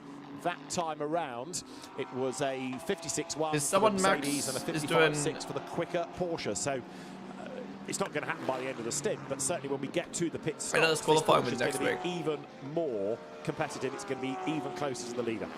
The gap could be sub 10 seconds by the time they stop. See the stint time there, 55 minutes coming up. So they've got to be in within 61 seconds as a reminder. NLS qualifiers, Verstappen racing. Then Engel in the lead. But this car really has found some pace, hasn't it? So Lucas Oya in the opening stint. Now Preining has carried form as well. From Austria. You are servicing one of their 4 cars they're running this weekend. Is Lucas Oya in this race? Wait, really? So we'll see whether Stroll or Mary is in. Oh, here we go. Pretty sure that's Mary's helmet there. Stroll actually running pretty much all black helmet this weekend. Obviously, his Formula 1 Stroll pitting. Stroll's team pitting, but did they do a driver swap? Doesn't look like it. Looks like Boyers stayed in. Okay, he will have raced in the dark at Daytona, but it's something he's not done for a while. Yeah, won't be a Stroll in the park, that's for sure. Bruh. That was Joe Osborne who died. Boyers doing another stint. Down the pit lane then goes the Aston, ready to rejoin. And oh no. A couple of cars being looked at for ignoring blue flags, allegedly. It's not Boyer? Who is it? Oh, I just realized the number on the dash isn't their car number. It's their position. We're going with Roberto Mehi behind the wheel of that, aren't we? Yeah, it also said its stint time is an hour and 42 minutes, which is pretty much physically impossible. This whole time, I've been using that to be like, oh, car 58. Oh, yep, car 2. Investigate that as we look there at Maxime Martin, who is 4th, but Louis Prat, look, he's almost on him now. Yeah, I think the commentator said Boyer stayed in. Getting ever closer, and there might be another place to be gained here. Yeah, and Petrobelli sticking with them as well. Said about Petrobelli a few times, but he's been really strong this opening. It's getting dark now. It's getting dark now. How different is the tyre wear here compared to F1? I think the tyres degraded a lot less. If I'm not mistaken. Well, yeah. They're saving their ace card for last. Stroll up to P1 was last. True. And 5th in the race. So scrolling back up. Yeah, how's it going? Easy clap. Welcome to the stream. Thank you so much for the follow as well. Same with you, Steve. I hope I answered your question. Blue flags to the Tom Callender, Michael Grenier, Gabriel Rindone, Mercedes. It's like school. Use your own brain a bit, but if you generally don't know, so exactly. This in copyright. No, this is free to watch on the GT World Challenge YouTube channel. Wood on this timing screen, not Petrobelli there. Charles, I thought your schedule said it was quali today. I must have missed it or misread things. My schedule said quali today, but then I found out that they had they did quali and race on the same day. Nothing on Sunday. Yeah, race control will have to do a bit of digging on that to make sure there's been no misdemeanors.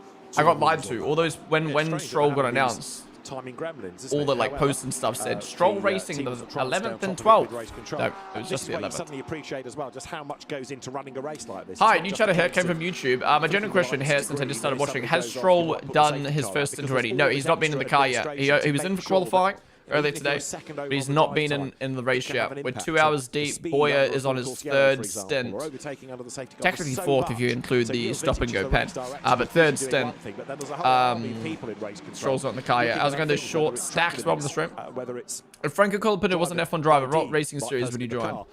I actually don't know. Probably GT racing, I assume. People involved in running a race like this. Yeah, and I think that's where SRO have been so good as the series. I'm terrified for when Enzo Benito gets GT3. So it doesn't sort of go weak at the. Do you think any of the other Verstappen and racing boys will get a chance at real life F1? Across the board, they want to come to every race and have the chance of winning. Right, so after that first safety car period on the opening lap, it's calmed down since, and Mauro Engel is heading towards the end of a stint in the race, leading Mercedes AMG, the Team Manfilter entry. As he goes now up through turns 3, 4, 5.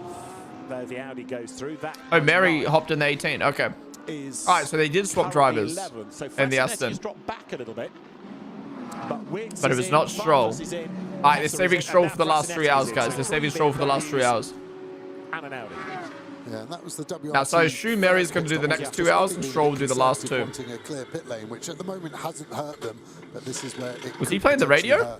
As we see Hesse getting out, Rossi getting in, having to get that belt out the way, so he's got a clean. Hesse getting out, Rossi getting in. Straight in, then the lap belts. Also got the window neck to contend with. Some drivers as well running a driver cooling system, either a cool vest which plugs in and pumps. So they're water changing out, every stint. Interesting. To the crash helmet. What's up, Camber Gang? Camber Gang, sorry. Okay, fair bit of bodywork damage, I think, all round on that. How long is this race? At 6 hours, so we're 2 hours deep. With the CSA 555 McLaren and also the rubbing with Valentino. Maybe that's where he's running. He's away from Valentino. And Rossi's off. Oh no, Rossi's in the car behind. Sorry. That's Calvin Madeline's car. Because his daughter's racing Ginetta Juniors there this weekend. So I think Dad, yeah, he could watch it on the GT World YouTube channel, but he'd also quite like to get to Donington if he can and support from the pit lane, where Paradigm is the team. Wait, whose daughter's racing in Ginetta? Meanwhile, Engel is in. Boosts, or rather Priming is in from second place. The gap was down to 12.3 seconds at the end of that second hour of the race. So the top 2 the leader's pit lane, and if pitting. he stays out, it would put Jules Gounon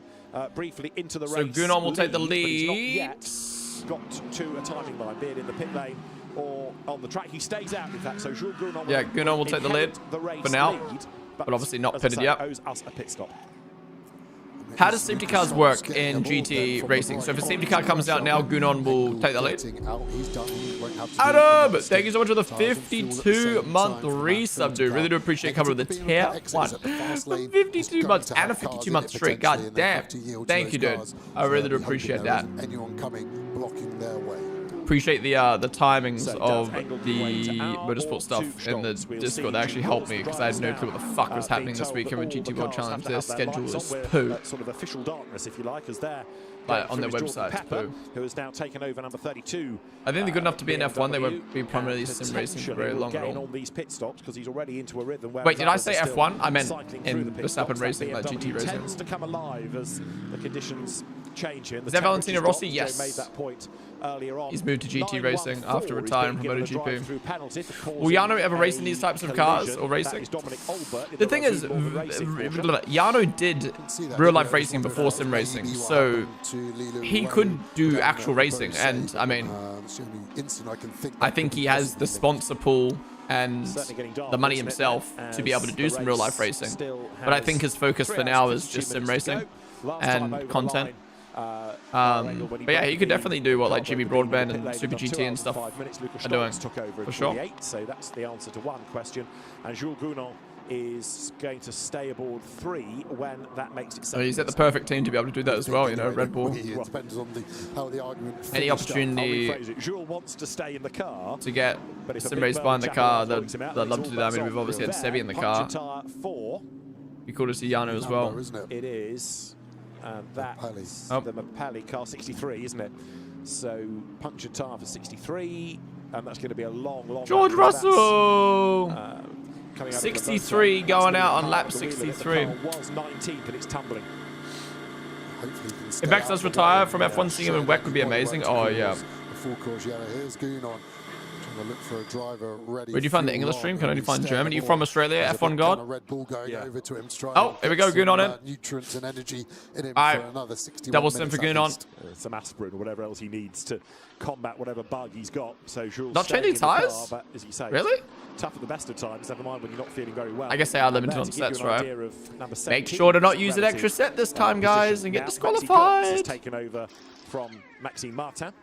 So Fabian Schiller, presumably to get the final couple of hours, which would be interesting. Yeah, he was the quickest man in qualifying, wasn't he? Out of all drivers, he was the man. So they're obviously keeping Schiller as their gun, definitely for a stint towards the end, if not all 2. It's getting quite dark now. Is there any lights around the track, or are we just relying on the people? But Fabian Schiller, he's able to the lights on the cars. Lance's team is currently in P. They're not even on the screen. They're like P26 or something. A few sort of messy mistakes at Spa 24 hours last year, but there's no. But Lance hasn't hopped in the car yet, so just you wait. Once he hops in, they're going to go sicko mode. Driver Den and Inas, same for the follows. Into the darkness they plunge, but there's still a lot. Is it number 48 Verstappen Racing? No, Verstappen Racing is number 3. They're in P3 right now. Speeding in the pit lane, I noticed. Wait. And it is 11. No. Training still came out ahead of Gounon. Sony, Aaron Buss, Kyle Marcelli entry. and also speeding. P4 Stolz hasn't put yet. Ziggo Sport Tempesta. I really wish Max would give rally one try. Would be so badass. I mean, his dad does rally, right? Maybe Max will give it a try at some point, but I'm fairly sure he said it's too dangerous for him. Am I wrong in thinking that? It just needs to be dealt with. So does Max own the team or sponsor? He owns the team. He doesn't run the team, but he owns the team. So it's ran by Verstappen Racing is ran by someone knows the answer. The Dorian Boccolacci Porsche back up the order out of sequence. But he owns it. But not being able to benefit from any more interruptions. So at the end of the next lap, we'll be able to get a proper feel for the order. So it's two different, yeah. Lucas Stolz. I think it's the same reason he doesn't want to do NASCAR. Like, he respects NASCAR and he would like to do NASCAR, but he just knows that it's so different to what he does that he wouldn't want to do that. You know what I mean? Like GT3. Like, I think if Max could, well, I mean, he said it himself. Like, I think he'd do Australian supercars. He would do WEC.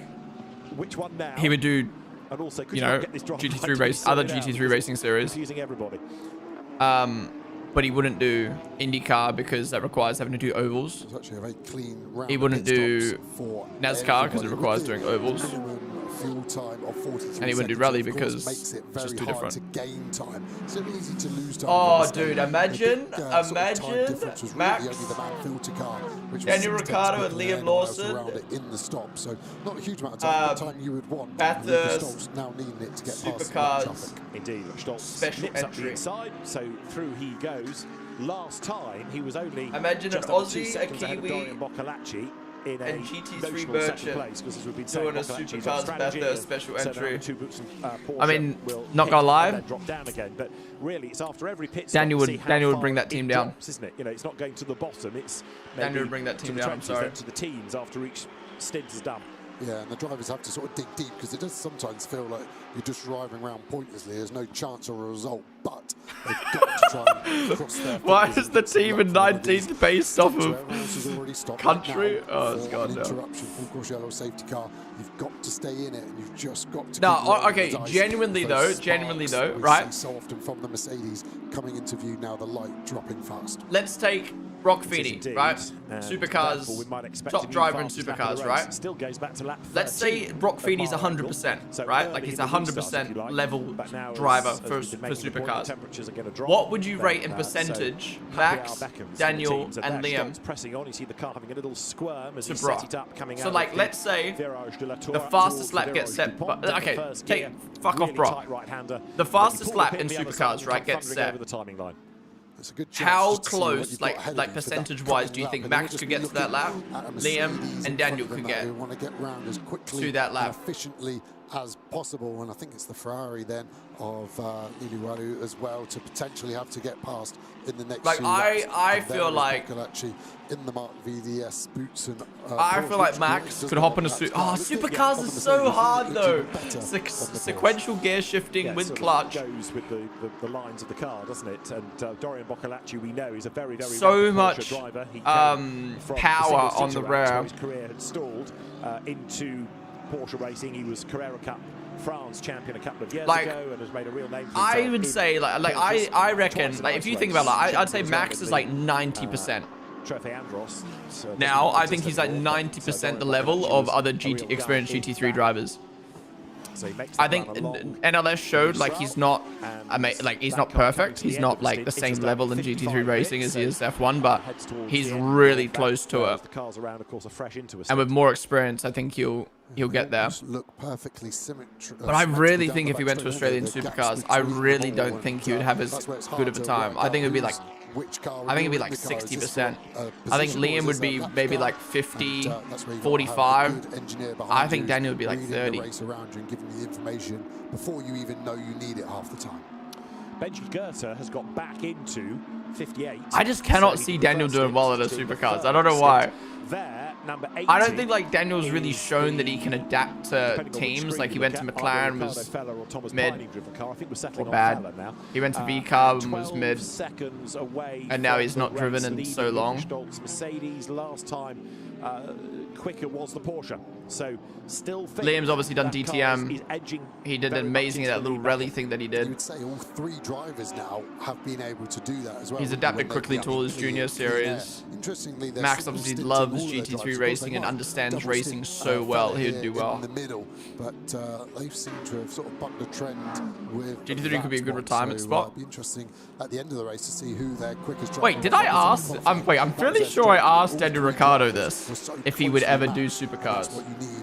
Did I? Daniel just confirmed a couple of driver changes or driver decisions. Darren Lung has stayed in Paradigm BMW number 991, whereas 992, which is the Robert. I don't even like watching this video because I look so fucked, bro. Christian Hahn's got back in, so Ash Sutton stint. Christian Hahn back in for his second, and then presumably they'll double stint Robert De Haan to the end of the race. Yeah. I don't even want to watch this, but I think I asked right at the start, bro. I was so nervous. This is my first time interviewing an F1 driver. All right, first off, Daniel, great to meet you and to see you back in the Red Bull colours. Thanks. So I'm actually from Australia. Yeah, I was trying to figure it out. I think it's Aussie. Yeah, so I'm from the Gold Coast. So I wanted to ask, what do you think of it? Have you ever been there? Oh no, I asked about Gold Coast. I don't think I asked about supercars. So I went a long time ago. I went as a kid, did all like the theme parks and that. So I remember I had a really good time, but I don't have any recent reference. Right. No. Well, you're gonna come back. Yeah. Maybe yeah. from the Gold Coast 500 supercars. I'll watch. All right. Okay, that was it. Apparently. I thought I asked him about supercars. No, I remember now. Yeah, I asked about the Gold Coast. And then I asked about Gold Coast 500. And number 17, don't forget, was second not that long ago. He's now down to 7th. That was the Maxime Martin, now Maxi Gertz car, I should point out. Yeah, it turns around quickly, doesn't it, as Gertha gets past one of the back markers quickly, still leading the Gold I love you still get more red as the video goes on, bro. It's hot in there, man. It was hot in there. We're under like some fucking staircase as well. They're in the gold class, but they're really But yeah, at the overall. I think Australian supercars. Am I wrong in thinking Australian supercars might be one of, if not the hardest motorsport car to drive? I would say rally is the hardest. Indeed so, as you look there at the Garage 59 entry. They were quick, but really unlucky last year. Good first stint for all the cars. I think rally is the hardest series to drive in terms of like, you got dirt, you got snow, you got asphalt, you're going through these fucking trees. It's all about confidence. But in terms of the actual car to drive, I think like Australian supercars is probably the hardest to drive. So Stoltz leads the way. Number 48, it's still there, having been the dominant car really up front. Dorian Boccolacci lapping faster, but getting very light on fuel. I was going Alpha on the stream, they thunder cars are cursed, dude. These boys aren't used to it. I want nothing more than for Daniel to race again, but I don't know if you'll ever see it. I feel like Daniel will do like some fucking truck series or something for the lols. If I'd asked that, you would have said, he's a racing driver. Of course he's going to attack and get past, so I'll turn the tables. He's a racing driver, Joe. Of course I think Max would struggle a bit with quality in supercars, but do well in the races with a very argy-bargy aggressive style. How's it going, Komodo Kalia on the trip? Right.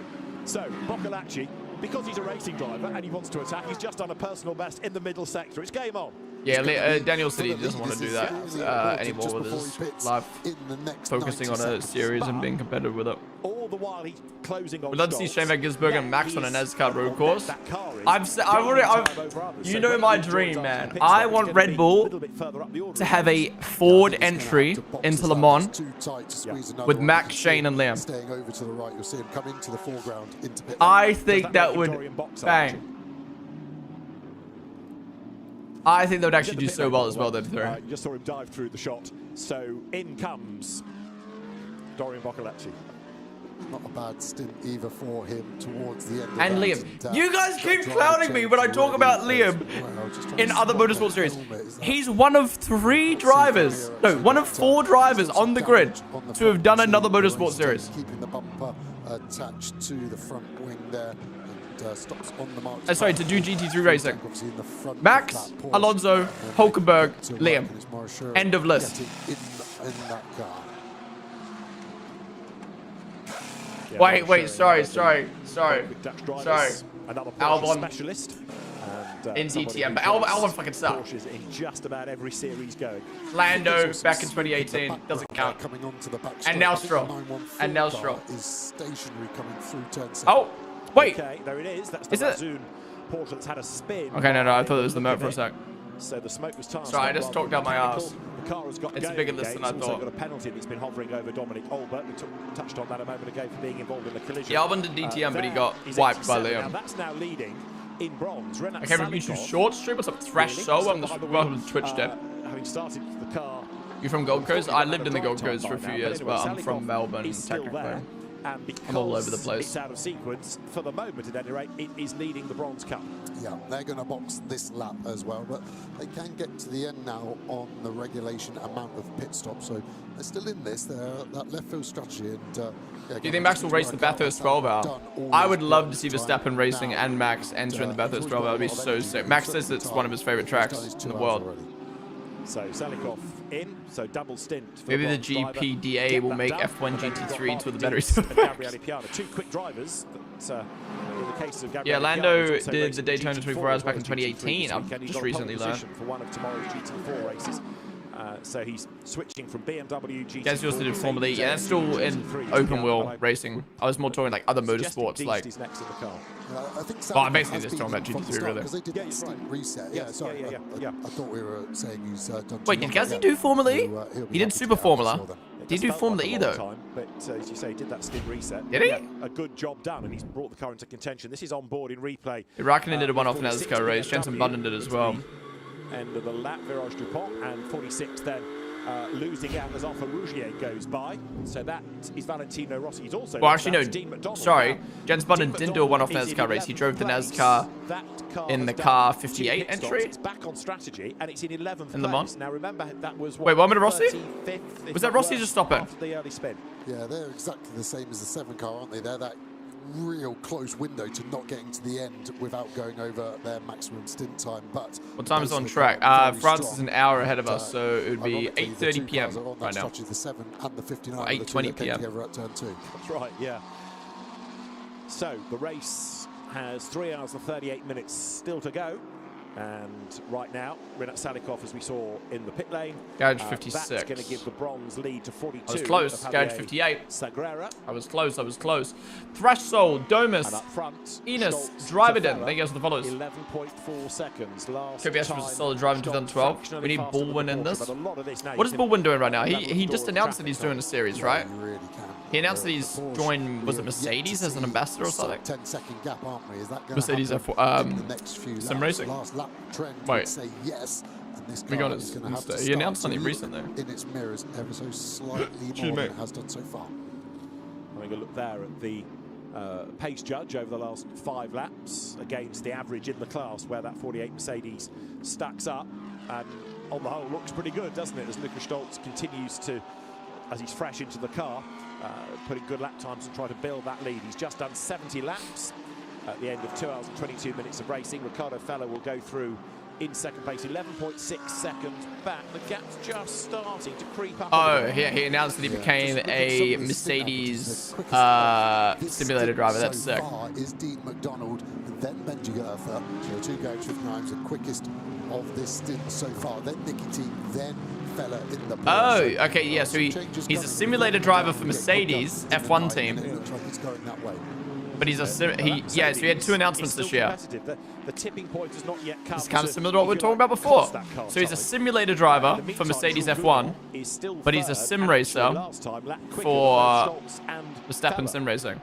With Danny Jonquin yet to do another stint. We've not yet seen, of course, Chris Lallam in the car. So the way, partly because of Jules' bug, but the way they're having to rotate the drive is a really interesting one. Yeah, what is James Baldwin doing any real-life racing right now? Say that Gounon was the fastest of the 3, and yet he's the one seemingly being kept to the end. Tim Tramitz, yeah, P14. He's doing really well, actually, in P14 right now.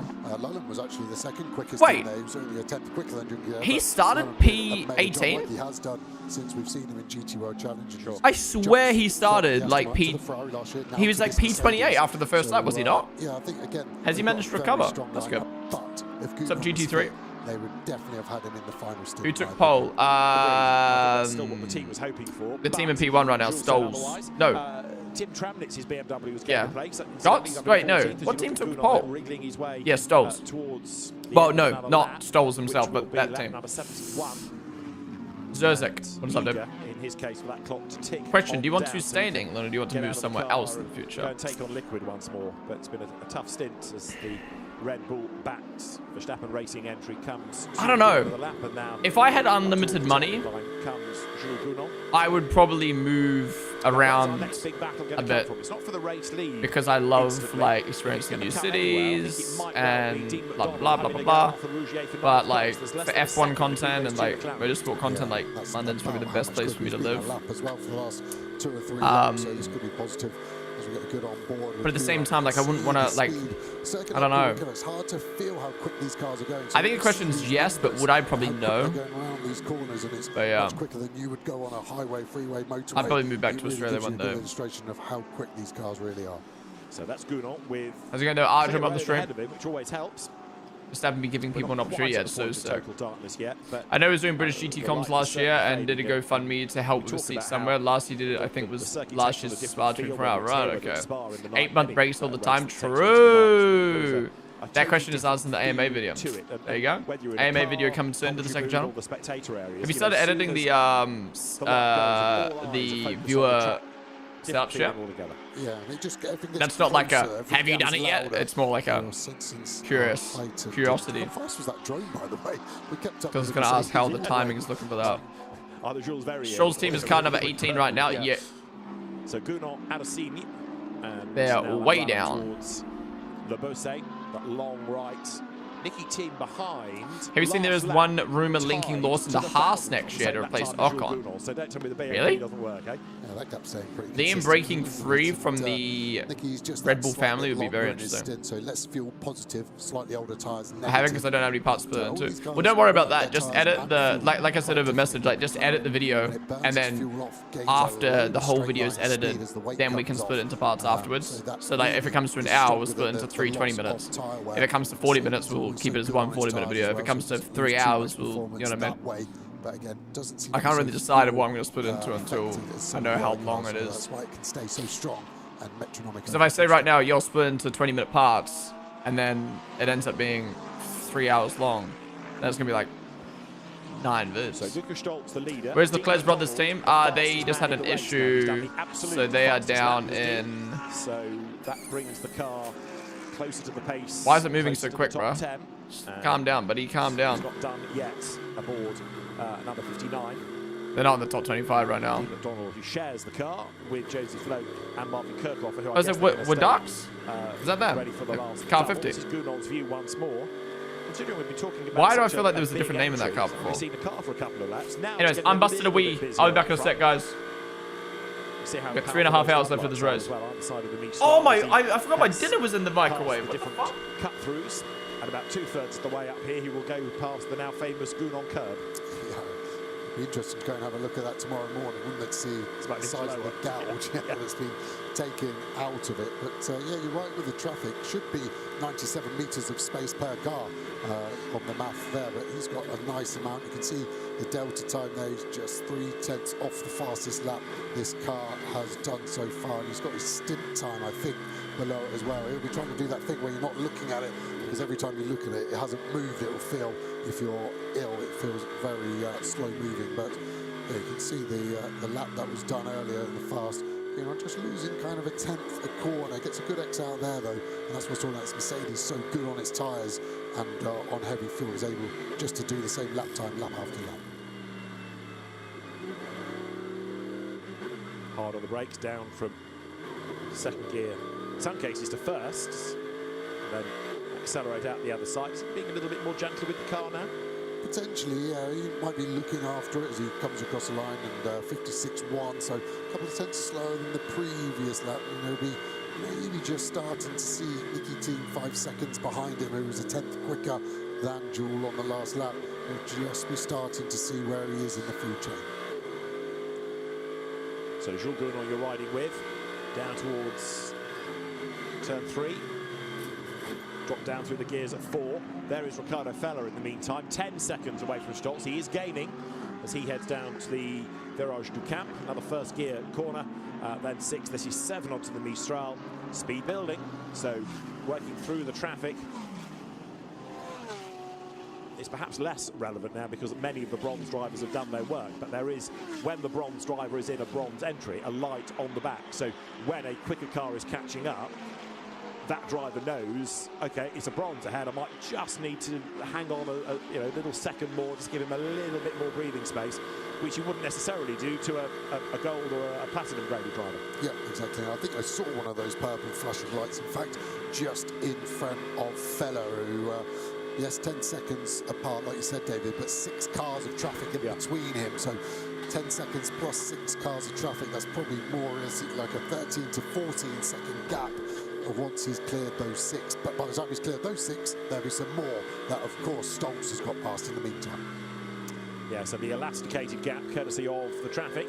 Stockton is then leading the way, 10.2 seconds up on Ricardo Feller at the start of this lap. Gunon now closing up on the traffic, so having had it easy, in quotes, for a couple of laps without any back markers, it's all changing. Yeah, the Delta's not happy. We're over a second off this lap, so at the moment when we cross the line, this is probably going to be like a 56.6 or so with the time loss, and that's where the traffic really starts to hurt. Yeah, I'm back. So fuck's sakes. Suddenly he's starting to lose time. I completely forgot about my meal, so I had to put it in the microwave again for another. I just did a minute 30, so it's gonna be all fucking dry now. And that's maybe what's happening with Gunon here. Is it the tyres on the first go and then a U-set on the second stint? I don't know, but at the moment, Gunon doesn't seem to have the answer to Feller in front or team behind. Now in the Bronze Cup, which seems to change every time we look. Wait, guys, Ricardo Perro, for Verstappen Racing, it's Truncadillo, Gunon, and who else is racing today? It's Chris Lullum. The Italian driver in the Lullum and Stroll are yet to do their stint, and Arthur Leclerc. And currently he's running in 29th place overall. This is the. What you got? I've got my favorite meal from Thrive. It doesn't look that great on camera. Ahead in class of number 42, Javier Sagrera. But yeah, basically I get, so I have Thrive, which is a food delivery company, ready meal delivery, fresh delivery company. I order 6 meals a week, and they're my dinners basically, because I hate cooking. I suck at cooking, and if I would eat like shit if I didn't have these. So this is like nice because they're protein filled meals, they're fresh, they've got vegetables, they've got meat, they got, you know what I mean? And I just put them in the microwave, and it means I can have a fresh meal. I don't freeze any of my shit. I have a fresh meal for dinners without having to worry about like cooking and getting ingredients. I hate that shit. I make my own lunch, I make my own breakfast. But yeah, it's just dinners. Anyways, this is my favorite one from Thrive. It's fucking mango chicken. It is so good, bro. Just through into turn 3 early on in the race, and that's what's got to be done, and there isn't an argument. In terms of, in quotes, ignoring a blue flag, hashtag not an ad. I wish, man. Times it flashes on the screen, or the length of time it's there. You know, if you respond within 5 seconds, and you still mess it up. Yeah. If it's 10, it's not. True. How is that judged? So now they've got rid of the blue flag. But yeah, it's like chicken, the track. It's now on the mango flavored chicken with sweet potato, like mash, cherry tomatoes. To the new rule, and that's why we're seeing so many penalties. Do you have a bucket list racing event that you haven't gone to yet? I have multiple. I want to go to all the big ones. I want to go to Indy 500. I'd probably say Indy 500 is the... yeah, I'd probably say Indy 500 is the one I want to go to most. Then I'm going to say WEC 24 Hours of Le Mans. Then I'm going to say... Yeah, that's the really hard bit to work out. And now it's not. Then I'm going to say F1 Monaco. I'm not going to lie. I've been to Monaco before, just not for F1. So I'm going to put F1 Monaco there. Then I'll say Daytona 500 for NASCAR. Then I'll go Nürburgring 24 Hours. So Stolz leading Feller, the gap still hovering around that 10 to 11 second mark. That'll probably be my list. You're looking at the order in bronze, where it's Ricky Perro from Javier Sagrera. Have you been? No, not been to 24 Hour Le Mans. Petresi is now in 4th place. Do you realize I just eat rice and canned tuna? I'm a horrible cook. Yeah, so for breakfast, I love breakfast. For breakfast, I have eggs on toast. It's just easy, you know what I mean? I have either eggs on toast or porridge. Currently, yeah, eggs on toast or porridge for breakfast. Then for lunch, I either have beans on toast, or I have, mainly I have like tuna and rice, or I'll have eggs on toast if I didn't have it for breakfast. And then he goes in as, I have these for dinner. And it's just like, for me, like people, when people are like, you don't cook, or like, it's like, shut up. Like, I hate cooking. Like, I personally just don't enjoy it. I hate the stress of having to cook. I hate the stress of having to think about what you want to cook, going to the shops, buying the ingredients, figuring out what the ingredients are, picking them out, taking them, carrying them home, to then spend X amount of time, 30 plus minutes cooking them. And then, like, for me, I like being like, oh, I'm hungry, I'm gonna eat. Not, oh, I'm going to be hungry soon, I need to cook to have food ready for when I'm hungry. I just hate that. I hate the process of that. And especially with what I do for work, like, I'll end a stream after streaming for 6 hours and I'm starving. And it'll be like 11 p.m. at night, and the last thing I want to do is cook. So, yeah, like, having this meal company just makes my life so much easier, and I just prefer it a lot more. Which is second in the bronze class, and the 18 car as well. So, like we were just talking about, the blue flag issue becoming more prevalent than we've seen before. Like, let's say I end a stream and I need to edit a clip. It's so much better to just have something ready. I can just put it in the microwave, eat it, and I can get crack on with editing. If I just spend half an hour plus cooking, it just takes away from what I do for work as well, you know what I mean? Like, it's just efficient, easier, and I way prefer it, man. It might cost a little bit more money, but it saves me so much hassle and stress and time. I probably make that money back that I spend a little bit extra on doing this. Left of the screen as you look. Back from the time I saved, for sure. Who's this? Car 74, that's my number, bro.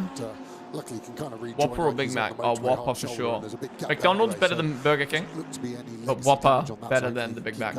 Big Mac's just big and dry and shit. It's so dark now. Can we turn the lights on? I can't see what's happening. There, the rest of the pack descend up on the Virage du Cap. Now, I would say it is properly dark, and it's got properly dark fairly quickly. Yeah, suddenly goes down real fast here. Up on a hill just in the south of France. It's beautiful, but it's very exposed, and there's no light pollution. Yo, the numbers are low in the dark. 4 or 5 kilometers from the nearest villages, so when it goes dark here, it goes very dark. So the race-leading Mercedes AMG on to the Mistral straight. The gap down again last time, 9.6 seconds, and Feller has taken 3:10. Spa 24 coming into the mix, by the way. I'm not so interested in Spa 24. I think I'll try watch it this year on stream, but I'm not interested as interested in other events to go to it. WRT Jordan Pepper at the wheel, up into 6th place. Are you looking forward to Miami? Yeah, I'm so keen for F1 to be back. I've got 3 hours and 22 minutes to go. Temperatures dropping. Yeah, I know you guys have tuna and rice. I'm so grateful for mom's cooking. Yeah, I definitely miss my parents cooking now that I've moved out. I didn't appreciate how good a cooked meal was until moving out and trying to eat better as well. This car fella can barely see stalls at Eddie. I can cook, but I'd rather spend that time doing something else. Yeah, I'm the exact same. Okay, at least some people agree with me in chat. That's nice. I was thinking I was going to close. Everyone roasts me for not being able to cook, but it's just like, so has Goethe. Pepper is sorry, I put that time into something else. As well, so the BMW coming alive. It doesn't try to go to the Monza shit. Clashes with F1, unfortunately. Aggressive as it came alive last year, though. Suddenly, when it went dark, the BMW felt like it was a GT 2.5, didn't it? It really came alive, and that's how it kind of won the race so easily in the end. Yeah, it's almost like a switch was flicked. Now, in bronze... Generally, I think if I won the lotto right now, I think one of the first things I'd buy is, first things I'd do is hire a fucking chef. Not even capping. Because I love eating food. So, penalty for the blue flags. And also, one is being given to number 18 for ignoring blue flags, and that's the, oh dear, Lance Stroll, Roberto Mehi, Murray Boyer, Aston Martin. Yeah, the teams, I think, will be looking at the regulations here. And the regulations they just got another pen? Flags simply say, must allow the faster driver... They got another pen for blue flags? Martin. He's done a bit of GT4, but nothing which is quite as competent as this, with so many cars and the changing light. So, penalty for the blue flags, and also one is being given to number 18 for ignoring blue flags, and that's the, oh dear, Lance Stroll, Roberto Mehi, Murray Boyer, Aston Martin. Yeah, the that team's in the mud, bro. As well. Second pen of the day. It's not just bronze-rated drivers, is it? It's silver drivers being affected as well now. Yeah, you're right. And, Damn. Although it's not Well, affecting things for the they've been lapped battle, and they've got another pen. So many more of these are coming, so you're not given. Lance Stroll's team, number 18, just got another pen. Yikes, dog. Imagine Nürburgring 24 hours at night through the forest. I'm excited to watch that. First driver made a bonehead move and got a drive-through penalty. They haven't recovered yet. Now they've just got another pen on top. But they're not really being translated into penalties. Stroll's car, where are they now? Facing the teams here today. And the cars... P31! P32! Closer to halfway. 20 minutes and we'll get to the halfway point. No MotoGP races on your radar? Actually, I'd love to get to MotoGP. There's not like a MotoGP race, though, that stands out like Indy 500 or WEC 24 hours, but I'd like to go to MotoGP. I forgot about that. Iron Man TT is one 100% I'd love to get to one day. We didn't see, but it came in, and then we saw the Lamborghini as well. Yeah, we should see Stroll in the car, maybe... Oh no, they'll go for another... Mary will go for another hour 19, won't he? So we're on lap number 80 right now. Lead gap last time was 9.6. Would you rather go to every F1 race in a year or go to any 10 events not F1? He's Kobe Pauwels, who's now up into second in silver in the Aston. Pauwels has got past Guilherme Oliveira, the Portuguese driver. So Kobe Pauwels. I would probably say every F1 event. Career started. Yeah, I'd probably say every F1 event. As an F1 fan, F1 content creator, I'd go to every F1. And now, Kobe Pauwels edging closer to Eduardo Cosseteng's Mustang. 2.8 you get to travel around the world as well. Won't be long before that's a battle for class honours. Yeah, that Ford, remember, had a mega start, didn't it, with Wiebelhaus gaining 10 positions in the opening stint. So, yeah, the if you pace has been strong, but Powell's at the moment is the man in the if you made it 20 F1 events versus 20 non-F... Oh, did you... Wait, can I include F1 in my non-F1 events? So no. Remember the F1. number 71 Ferrari, Frederick Schandorf, did the that's a tough one, though. Did a really good job. Well, that car's had issues since, had a penalty or so, but it's now way back in 20 seconds, so that's sort of fallen out of the Gold Cup battle. Just to illustrate the point that cars' fortunes can ebb and flow depending on who's behind the wheel and what circumstances surround them and how you need to keep out of trouble. Alright guys, I'm not going to talk for a little bit. I'm going to lock on my food. Going the way of the Audi. There's some brave people out there. Yeah, Stroll hasn't even raced yet. Seriously quick, 7K quicker than anyone. Then Lynn is then 3K clear, so some big differences there. Of course, that will be affected by the slipstream run into the corner, but always an interesting graphic from the AWS team. So Cosseteng leading silver from Pauwels, from Oliveira, and then newcomer Ignacio Montenegro, who's been a very rapid touring car racer in recent seasons, now switching disciplines to come. Swedish Rally is an interesting one. You can tell it's a flat plane crank V8, can't you? Because the vibration in that Ford is huge as Dure gets past Rossi, but the vibration on the camera is what the driver will be feeling and more. And the other Ford quietly about going its business, now up to 11th. Never thought I'd wait 3 hours to see Stroll.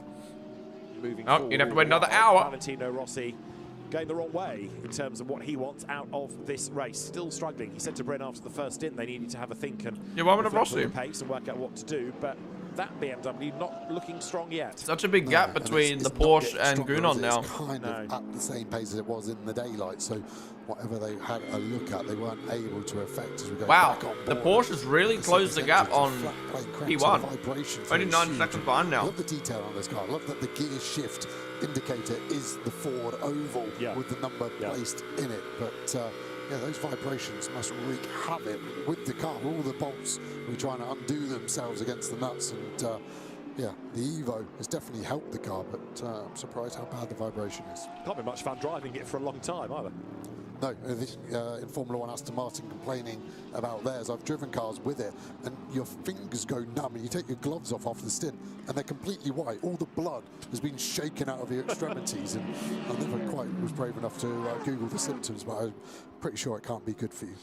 Well, despite all of that, Thomas Drouet having gained a place, as you say, up into 11th spot. Next target for him is Dean McDonald, who is... Arthur Rougier, who is 10th. Dean McDonald is 9th, and he in turn is going after Jake Dennis, who's replaced Augusto Farfus in the BMW. As you look at the second half of the order on one side and the silver top 3 on the other. The leader has just gone over the line. We're looking to see what the gap is between Stoltz and Feller. Now with 90 laps in the book. Pavels goes through, and that puts him into the lead of silver. So the place I can't believe we're not even halfway through yet, bro. rapidly because Pavels has picked off third to first in the space of, what, 2 laps? Yeah, Kobe on a mission, isn't he? I think he's just been able to keep going forward. And who's his next target going to be? It's going to be the Ferrari of Moscow, who's in the pro class, but he won't care about that. He's going to keep pushing forward to try and get the biggest gap possible in this silver class battle. Now look, the Mustang fighting back in a straight line, but the Mustang looks like a boat, but it doesn't drive like a boat. Defend, and he succeeds in defending, hangs on to the place, or does he? No, the Mustang back at Damn. the inside. So Pavels may have led the class, but he only did it from about a straight. Stroll will be in the car in 19 minutes or in an hour and 19 simply. All over again. Good driving that by Eduardo Cosate. Argent Gold, name of the volley. It lying down at all, and here they come, overlapping them. Aston Martin versus Ford Mustang. Round the outside of the Mustang goes the Aston. Cosate hangs on to it, then he goes wide, and Pavels tries to squirt up the inside. This for the Silver Cup lead. Mustang versus Aston, absolutely tied together, and not that far behind. Guillermo Oliveira in the McLaren is coming back at the pair of them as Pavels again tries to go to the inside of the penultimate corner. He then needs to switch sides, but he's hung out to dry on the outside off the Virage Dupont. Yeah, the McLaren's right in the battle, isn't he? And I think Pavels will feel like he's been a bit Racing naive that. there, leaving the door open. Oh, Creator Series ended. Who won? I think he thought it was job done. He didn't appreciate the pace of the Ford, and he is going to lose a place, I think, to Oliveira in that option McLaren, who's trying to get down the inside into turn 1. Job done. Right, so he was in the lead, he's back to third. So real snakes and ladders this, he's been shuffled back. So Pavels on the attack, he's up alongside the McLaren for second in silver. Going down. Turn the lights on, I can't see what's happening. He's got the line, he's got the place. So part of the job is done, redone. He's back up into second, but he's got to catch the Mustang again. And then he's got to try and pass it, and then he's got to stay ahead. Oh, it's going to be contact. Oh, I don't know how you avoided that. For position, but he needs to keep going there. Now suddenly the Ford has a gap again, and Kobe Pavels needs to settle the ship. It was a great original overtake, but yeah, should have closed the door harder and earlier into turn 10. Fuck me. So race yeah, leader this is all dried up now because I had to fucking... Luca Stoltz, the gap has gone up an again, extra minute. 11 seconds, but as we keep saying, some of this is down to the traffic as the Mercedes AMG continues to hold sway. Jules Gounon is persevering in third spot, about halfway through this stint, and then Nicky Thiem, who is going to be pitting within the next 12 to 15 minutes, looking at the clock, because that's another car that is out of sequence, and that's your silver situation as it continues to shuffle. Yeah, silver battle raging strong as well, with a lot of good cars, good teams and good drivers in it. I think this is going to be a mega class to watch in a subdivision race as the season goes on, and yeah, again, the BOP working well. You've got Ford, Aston Martin from McLaren, and then the BMW and Porsche and Audi and Ferrari not far behind. Stroll in the bright, imagine what he's like in the dark. Maybe he's gonna cook. So the race leaders are currently on lap number 83, and Stoltz, Tafella, gap creeping up. If Stroll crashes, people aren't going to let him live that down, man. Last time through, he just tries to steady the ship, secure that advantage over Fella. Tim Tramnitz, by the way, up into 13th, and that's at the expense of Alex Frasinetti. Tim's cooking. Exactly that. And I just wonder if the Optimum car that they weren't happy with in qualifying is going to start to benefit from the lower temperatures as well. And McLaren doing a lot of work over the years as well to improve their endurance lighting. You can see how bright they all are, but that extra... J-Man, they were the $5 super chat. So have you been asked this before, but did Drive Decide reach out to you to clip? Yeah, so they reached out to me so they've steadied the ship nicely in September last year. So, what, 4 months before... still has that fastest lap of the race. 5 months before the season came out. And you've got Stoltz asking if they could use my clips. They didn't say what clips. They just said, can they use them? And I said, yeah. And then a month before the show came out, they messaged me saying, hey, you're going to be in the show with 2 clips. One is you reacting to Liam, and one is you reacting to Lando. And again, didn't know what clips or what it would look like in the show, or what even clips they were using. So me watching it on stream in that clip, that was genuinely my first time seeing it. That's had nearly 3 hours of dominance. I obviously knew I was going to be in the show, but I didn't know in what capacity. So that was genuinely my first reaction. It's been led every single time. It's been on the normal strategy there. Yeah, thank you for the $5 Super chat, that's dude. what we saw at the start of last year's race, but when the sun went down, it stopped, and they've definitely done some tweaks to that car over the winter to enable it to work in this wide spectrum of conditions. Yes, it's dry. Yes, the track's only getting more rubber, but the temperature makes such an effect to how the car handles and generates its energy in the tyre. I'm almost done eating, guys. Think really quickly. The only thing you can change in the race is either the tyre pressure on the set of tyres going on the car or a bias change here and there. That's it. Nicky Team, absolute best sector 1 on this Hi lap. guys, Personal best Fish here. sector 2 I on keep this lap. missing Now, your don't forget streams, that car's out of Tintin. sequence, so I it's do 53 minutes apologise. into a stint against 71 the 40 months, or so baby. many Holy of those moly. around. So Stroll gradual is fuel, but washed. Nicky Team Fish, all of a over the sudden has unlocked something. 71 months. That is insane. Holy crap. Thank you, dude. Appreciate you popping in when you can and dropping the tier 1 sub. No lol or lol pog today. I'll say it for you instead. I hope you're doing well, sir. Just saw I Fallon going feel over the like we haven't spoken a little timing line. bit. 12 seconds the margin. The gap between 3rd and 4th continues to come You down. need to come back See down what to Nicky London Team's again, lap time man. is. Could it be the fastest lap of the race, given the way that it started, or will the traffic go against him? Traffic goes against him. He's a bit slower in the last sector, but he's right on the back of Gunnar. Yeah, sorry guys, if you're just tuning in, I'm just finishing up eating. Very soon. There they are. Oh, is that damage? Able to breeze past No. Mercedes in the opening stint down the 1 kilometre long Mistral straight. I think it's going to be a I can't see who that is. Gunnar will just be Is that Verstappen Racing? Like we said earlier, he's ill. It is. That's the view out the back window. Some very bright Wait, lights. Sims on the back of him. Where's this Aston come from? Nicky Team. And Team is about to make the move. Gunnar here. Where the fuck has this Aston come from? Why are the Mercedes dropping so much? In saying that, the Porsche's dropped 3 seconds on stalls now. But those lights aren't going away, are they? Nicky Team is right there behind. And he's going to try to pounce, I guess, into Senior. He gets a toe here. I can't see. Yeah, Gunnar knows not to go Turn the lights on, bro. He is already. He's learned that already. We need lights at the track. Now start to get the overlap now. The speed And Aston passed, right? Verstappen Racing off the podium. Nicely done Down to by Nicky P4. Team, but of course, before long, Gunnar Maybe they will can buy come back back the later, plate but Aston pits. looks like Mercedes has lost their advantage in as we go into the second half of this race. In the sister come to you, Aston. He closed the door, showed to Gunnar, even if you've got a little bit Look to what the go, other Aston you're team's not doing, gonna though. be inside of it. Other Aston team on the podium. Where's Stroll team at, bro? So now Nicky Team tries Not even in the to top edge 25 away, anymore. And that puts number 7 Aston into 3rd. 328. He's also got traffic, so Jules Gunnar Odegaard's in closes the car. a little, but he is coming towards the end of the stint that he can't wait to get to the end of, given that he's under the weather. So the Mercedes hustles on down towards the Virage du Pont. Nicky Team dive bombing the traffic, getting past the back markers as quickly as he possibly can. Super aggressive, wasn't it? And the back marker, I think, was trying to close the door, and Nicky was like, "No, thank you. I've got a sledgehammer here. It's definitely open, and I'm through." Come on, Gunnar. Come back. He has to do the same thing, or he's going to lose time, and that's where the stint starts to evaporate. You just feel like you get unlucky with traffic. You make your own luck, and pace certainly helps that. Nicky Team, who is always Okay, a so live confession, wire, I did. Saving super aggressive. But it was just for a few hours because I had work the next day. I went to see Back to the Future musical. It was sick.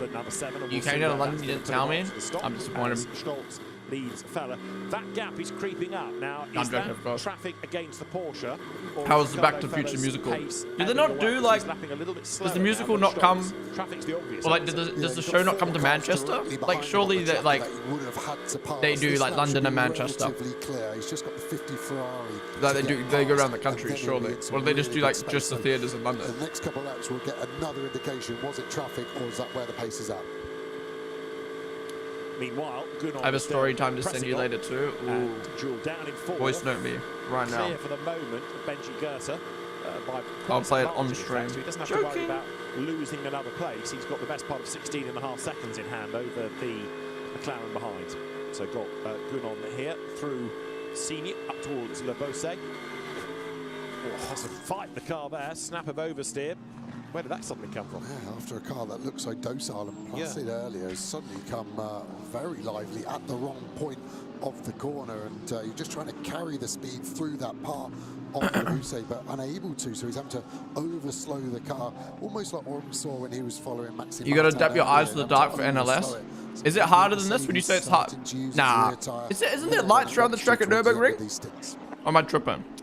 So, Stoltz, Fella, Team is your top 3. Because isn't it technically a road? The Rutronic Lamborghini. You give me Temporario drunk behind. W2 Temporario, forgive me. Road Shaw vibes Off sometimes. the lead lap In after what way, return huh? delays. And from what people have been saying, it does look as though there are lots of developments that still need to come for. Mayer was able to recover a little, not terrible, but it was his fault for dropping to begin with. Yeah. It's hard for them, isn't it? But they also got the pen now, so. In the wild, like there's 10, I think, that have been released. Ricardo fell at P2 down, missed some stuff. Yeah, the Porsche started popping off in the last hour. And even the Aston Martin's gone past Gunon.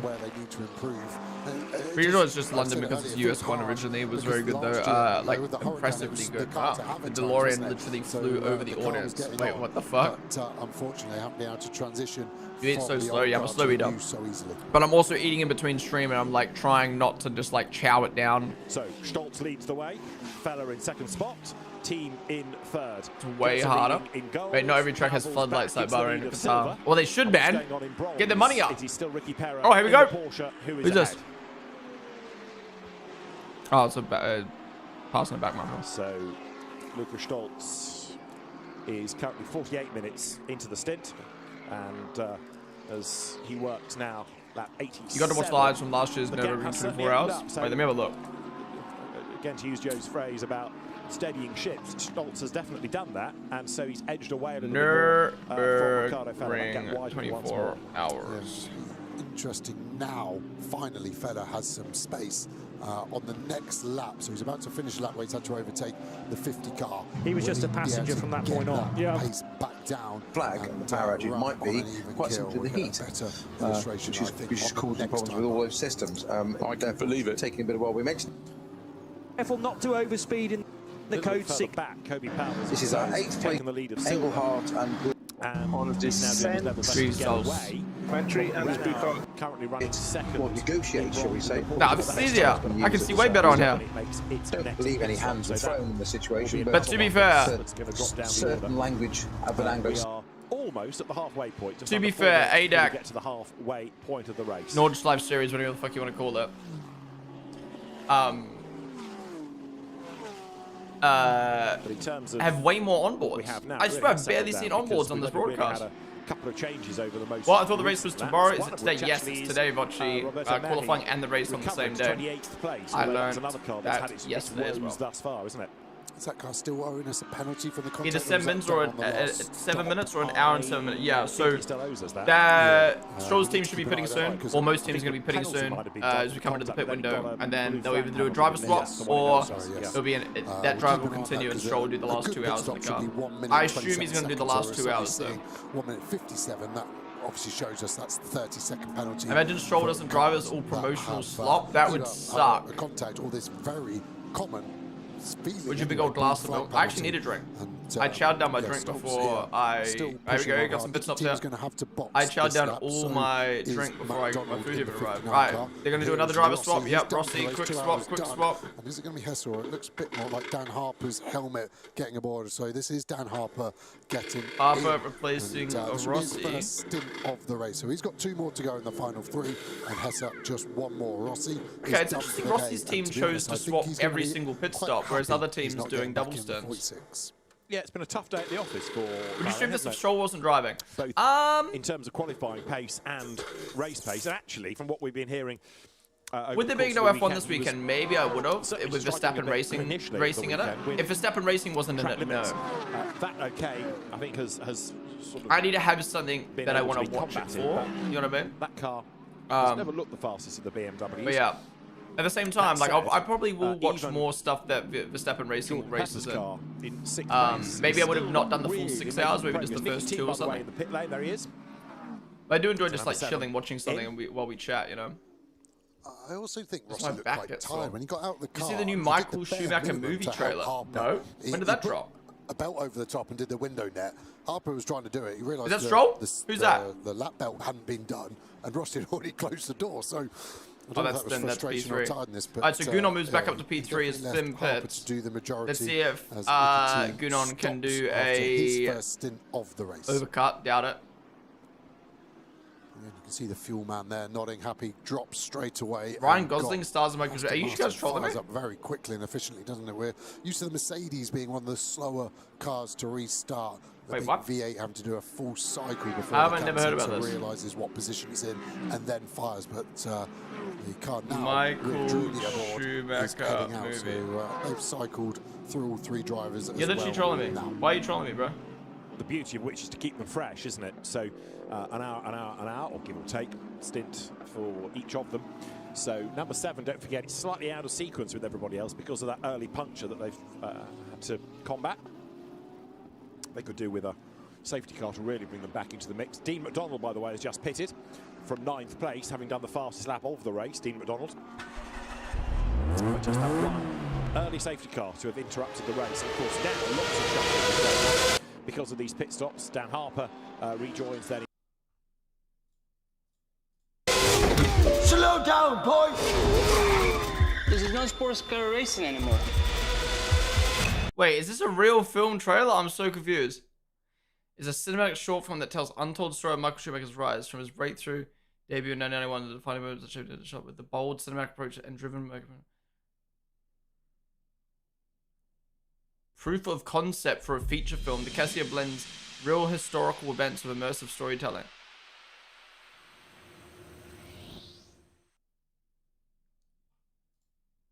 This is Formula 1. He's got one. Tomorrow. Okay. I was just okay. I'll react to that after.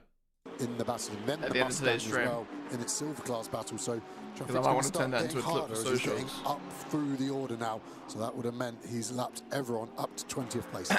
Yo, Oscar's back. Thank you so much for the sub, dude. Appreciate you coming in with the prime. Thank you, man.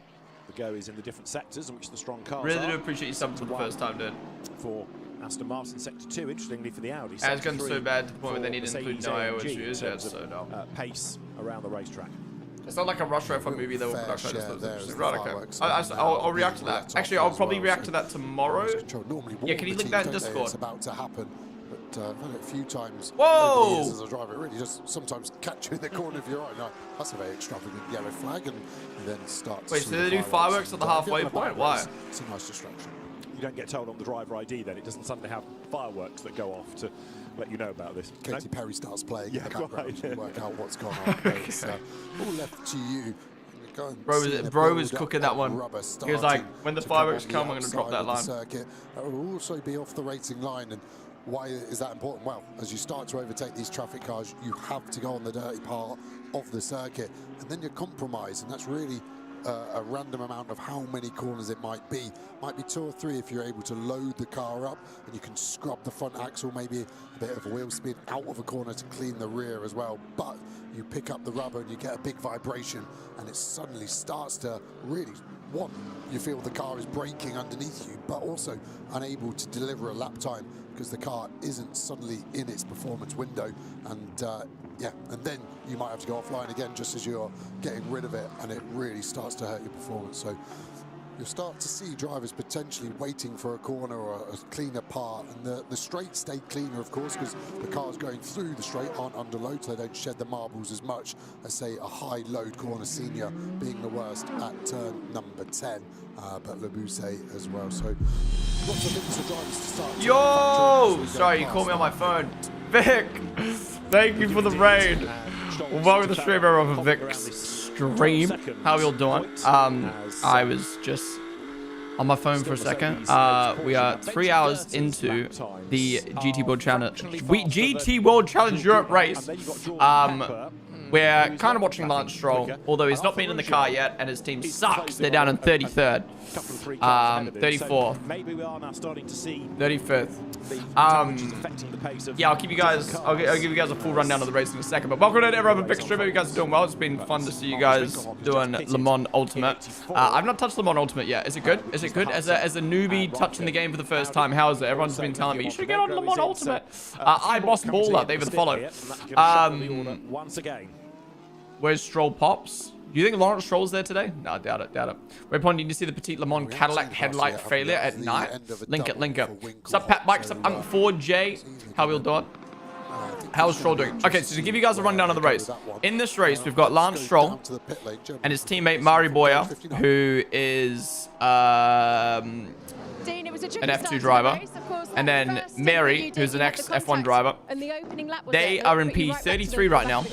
Yeah, so we had like a hit from they got a Boya did the first stint, and he got a stop and go for taking someone out.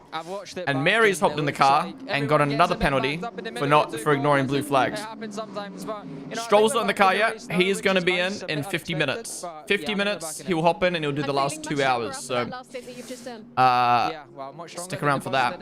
Then we've also got Verstappen Racing, not Max himself racing, but his team Verstappen Racing. They're currently in P3. We've got Tim Tramitz, who used to be an F2. We've got Arthur Leclerc Racing, Sean Galale, who's an ex-F2 driver, Valentino Rossi from MotoGP champion, and a few other big GT3 names.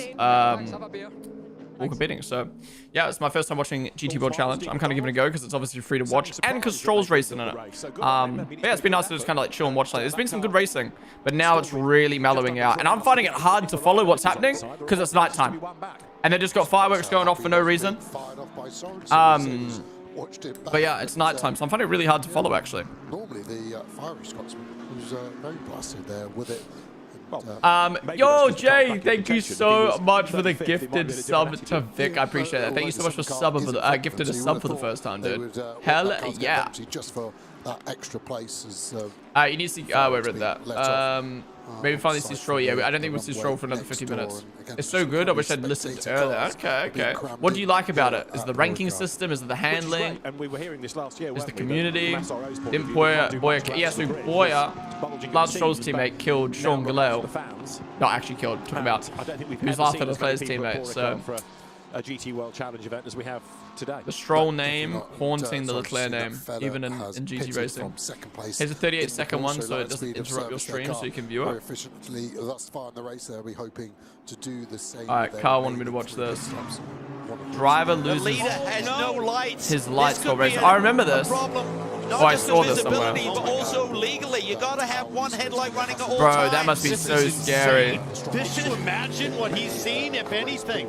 When he's out of traffic, the traffic will lead his way a little bit, but when he's running by himself, getting through high-speed S's, it's going to be a problem for Renger van der Zande. Well, certainly a black flag would be in order. Hopefully today. Renger van der Zande, what a name. They can't see him coming. He's an invisible... Bro, that must be so scary. All right, the Porsche pitting. And that car again is under investigation for ignoring blue flags. I think all of this is coming at Roberto Mary's stint, not Lance Stroll. He's not been in the car Mary's yet. got another pen. And it's a long time after Mari Boya got out. But that is... Third pen for car 18. Control, things are getting serious, aren't they? Yeah, and I wonder if it's the same offence, and that's why the team manager's having to go, because the race control are just bored of giving the same penalty and feel like they've got to do a bit of education as well. But yeah, baptism of fire for the 18 car, isn't it, this weekend? Just saw the Porsche leaving. It was a good pit stop for the 80. Fella stayed aboard, so he's going to double in the middle here. And yeah, it was a 1 minute 26, which is bang on the money. That was my only worry with the 59 pit stop being that second faster, and Stoltz in as well now. So where's Lance? His team is in 30th something, but he's not hopped in the car yet. He hasn't done his stint yet. So Stoltz in. Truly cursed. Is not great. So his first he said if it all comes together, we could go for the win. But he, obviously that's slightly out of context. He was saying in GT racing, you have way more chance at a win than you do in F1. Yeah, no driver change needed. But still, he said if it all comes together, it did not all come together. I had a meal deal today. Thank you for the volley. What meal did you get, dude? At this point, if Lance manages to get through his 2 hours without a pen, he's the best driver of the team. True. Yeah, Stroll probably wishes he took stint 1 and just went home afterwards. Yes, Max will be racing the 24 hours of Nürburgring. And he'll be doing NLS qualifiers next. Sorry, Nürburgring. The qualifiers for Nürburgring 24 hours next week. We're going to be watching that on the stream. Wait, they're in P50 now? So that car will drop down the order. No way. Temporarily. And this is going to give Gunon the lead back, isn't it? Because he's... All right, Gunon in the lead, but he's not pitted. If you're just shooting in, Gunon is Verstappen Racing's driver. Schuring in the Boots and Porsche back into the mix. So after the last round of stops, it settled in 15th place. We'll see where it settles after this round. Yeah, the fireworks been going for 10 minutes. What the fuck? Because they're just that bit further back than I am to get past the back markers just yet. They will do, of course, but at the moment they're still making great progress. Here is... Are they going to stop? They just stopped? I think they just stopped. There you go, they just stopped. When's Max racing? Max isn't racing today, it's just his team. Than the previous one. And, the team much he'll be racing next week in the qualifiers for Nürburgring. I'm starting to feel like Mary and Boy are deliberately trying to screw Lance. There's the next driver, Chris Lullum. All right, Chris Lullum getting ready to get him. I actually worry his crash helmet is undone. You can see the strap is very long and it doesn't seem to be looped through his crash helmet, so hopefully the team catch that one. Oh no. Did the commentator just pick up on something he's going to get disqualified for? It's never easy. Get a pen for? The front of a GT World Challenge not easy when you're under the weather. All right, we go. Chris Lullum. For people who don't know, Chris Lullum is a part of Max's sim racing team. He used to do a lot of karting before becoming a professional sim racer, but through being a part of Team Redline, Max has given him the opportunity to get back into real-world cars by driving for Verstappen Racing. He's in his second season now driving for them. It is so cool that Max has given a driver like Chris the opportunity to get back in real cars and trust him to drive for his team. And obviously big shout out to Chris Lullum for, you know, taking the step up in doing so. There you go, Chris hopped in the car. Not able to help with the driver change either, he's just had to walk away from that one. Let's see how Chris does in comparison to Gunon and we talk about how fit Junkadea. Obviously, keep in mind Junkadea and Gunon are both professional Mercedes GT drivers for years. This will be Lullum's first time hopping in the Mercedes for a race, if I'm not mistaken, because last year they were racing in the Ferrari. So yeah, this will be Lullum's debut in the Mercedes. Across the qualifying session, so let's see how he does. The pace ain't going to be great. He won't have. He won't have the same pace as Gunon and Junkadea. I wonder if they're about to do. No. To see what comes out of the. Well, Lullum was in Merc and by Autodrome. Oh, there you go. Boyer, Mehi, Stroll, Aston to race control. But more penalties are only going to compromise that car's pace. I bust ball up. It wouldn't be fair to compare Lance to Max, so let's compare him to Franco Colapinto's Spa Twin Ferraris. Franco finished 22nd in 24 hours, and Ryan Lance's team is far down. And Ricardo Fella. What does Stroll even do to be in 50th place? His team got a stop and go for taking someone out, and then 2 blue flag pens. Transponder dramas. Darren Lung sprinting off, and I know I've said it before, but you see how much you were on the ACNH treasure aisle, right, last year? What the hell is that, friends? He's done a good job. Wait, is Arthur racing yet? I don't think Arthur Leclerc's done his stint yet either. He'll probably hop in soon if Lullum's hopping in. Actually, no. That team's also doing double stints, so Leclerc won't be in for another 48 minutes. They've had to do an engine change. Are the fireworks a mistake? No, I think they do fireworks at the end of the race. Those guys have had to work some very long hours. I think one day they were until 4 AM and the next day until 6 AM. I got a BLT Salt and Vinegar Crisp and Lucozade Sport. What is up with you guys and Lucozade today? What the fuck? And even tonight's a long night because once the race finishes, they're not here tomorrow. Yeah, I feel bad for Stroll. He's going to be compared to Max, and I mean he hasn't even hopped in the car yet. His team's 50th. Skeleton staff tomorrow and take down the garages and pack up and then leave. Chris did the last stint. I don't think he did. He's just hopped in the car. Yeah, he's just hopped in the car for the first time. We've touched on already during the qualifying broadcast. The next GT World Challenge Europe event will be on British soil. It's the opening round of sprint. It is in 3 weeks' time at Brands Hatch, the May 2-3 weekend. A drive-through penalty is going the way of the Stella Corvette. It's Lorenzo Fluxer at the wheel of it. What pen do you get for ignoring blue flags? Is it actually drive-through? Right. Stoltz leads. No way to drive-through. Second at the moment, Maurice Schuring. But again, he owes us a pit stop. And then up into third place is Mathieu Drudy. Ricardo Fella back in. That's a 4th pit stop. So he's only just done 3. And now the Lion Speed Porsche. What's comparing Lance to more drivers? Kim Antonelli actually won a race in GT3. Wait, people keep talking about Kim Antonelli winning a race in GT3. Did he actually win a race in GT3? What's the problem? And they're looking at it. They're doing probably a full fill of fuel of 43 I know he did a GT3 thing, but I didn't know it was a race. Because they've got to do it. They can see him wiggling the steering wheel. Is it power steering issue? But expect his dad's a sports car driver. Go into the box after the fueling is finished, which should be any second now. Just trying to look at the mechanics, seeing what they're going to try and diagnose. Bro, he did karting until 22. So they go under the car. What the fuck? And it's going in the garage. Day done for that car after it looking so strong. Rosberg Racing Academy. The fuck? I wonder if that's slightly why the car was losing a little bit of pace early on. The problem was starting, but it looks all right, doesn't it? Yeah, and can't see any damage on it whatsoever. The only thing, like I said, is when they were up in the air, I could just see the wheels moving left to right, and it's like he's trying to maybe feel for a power steering issue. Let's see where the team go. It looks like bonnet coming off.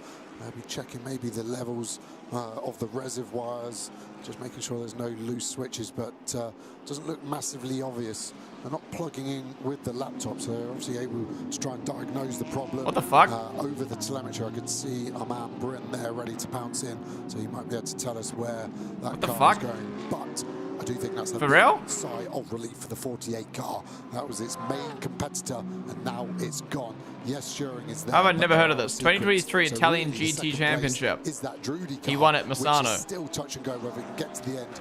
He did 2 races, yeah, that's win and pole, fastest lap in both races and a podium in both. How have I never heard about this? VDS Porsche. Louis Prep therefore takes over 5th. This is going to bring Charles Wins 6th, closer to the front, but still 40 seconds back. Louis Prep, by the way, fastest lap of the race, just said. Have you played Le Mans? I thought the McLaren. Well, we say have you played Le Mans Ultimate? If yes, what are your views on it? I haven't played it yet, no. I will at some point, though. Maybe I'll do that on the Rebel stream at some point. 154.8 on his last lap. He was 16. Fucking he's beating a bunch of unks in the Italian GT Championship.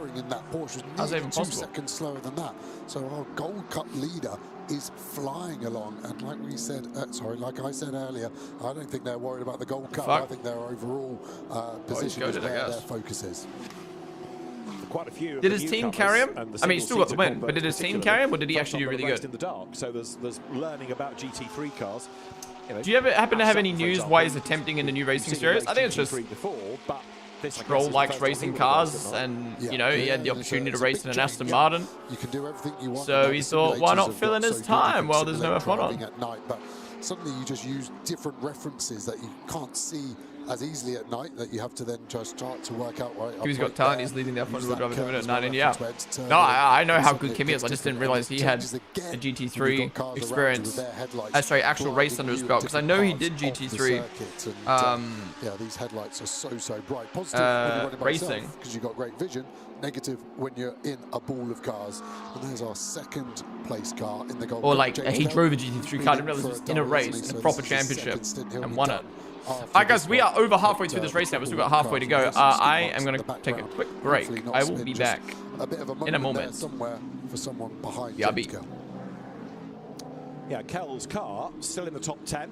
So again, CSA doing a very good understated job. It's quietly going about things. It's got good pace. It's got good reliability. They're not losing time in the pits particularly. They're not racking up penalties either. Just, you know, going about it the right way. So quite a few sectors lighting up the timing screens as well, isn't there? And I don't know if you remember, I said last year that the happy lap range was lap 90, wasn't it? Louis Prep, fastest lap of the race, 96. Joe Dennis, fastest sector 1, lap 97. So this is that happy point. And yes, it's full dark, but the drivers who have done the double have kind of transitioned into it. So they've got the muscle memory, and they're in a good rhythm of what's needed. Looking to see who else is on the move. Well, a lot of people are on the move because of the demise of that Lion Speed Porsche, which is in its garage and going nowhere. Pratt leading in gold from James Kell, and then Ugo de Wilde in the Rover BMW. That's now closer to the mix once again. In silver, Sebastian Bode has taken over from Kobe Powell's, but leads. The Aston still leads. Dante Raponge has taken over from Guillermo Oliveira, and that's up to 2nd in class now. And 3rd is Maxime Osten, who's taken over the Mustang from Eduardo Cossetane. So a bit of a shuffle. And in bronze, Gabriele Piana has taken over from Renat Salikov, and he is now leading in the Winward Mercedes AMG from Ricardo Pera. And then Reese Barr is in 3rd place. So big disappointment for Lion Speed. and Riccardo Fella out of the race. We need to know what happened to the Porsche. Well, let's find out. Let's get to the pit lane. Well, Riccardo, it's not what you wanted at all. What can you tell us has gone wrong with the car? It looked steering related. Yeah, it is. We have a technical problem, unfortunately. Yeah, cannot do a lot. Makes no sense to repair the car like this. We will lose too much time. Can you give us some idea of what the issue was? Steering rack? Was it hydraulics? What's going on there? I don't know. I need to ask the guys when they checked everything. But it's undrivable like this, unfortunately. Yeah, very, very disappointing because I think we were in the mix somewhere for podium today. Guys are doing very, very good for the first time doing 2 cars in endurance, first time doing a pro car.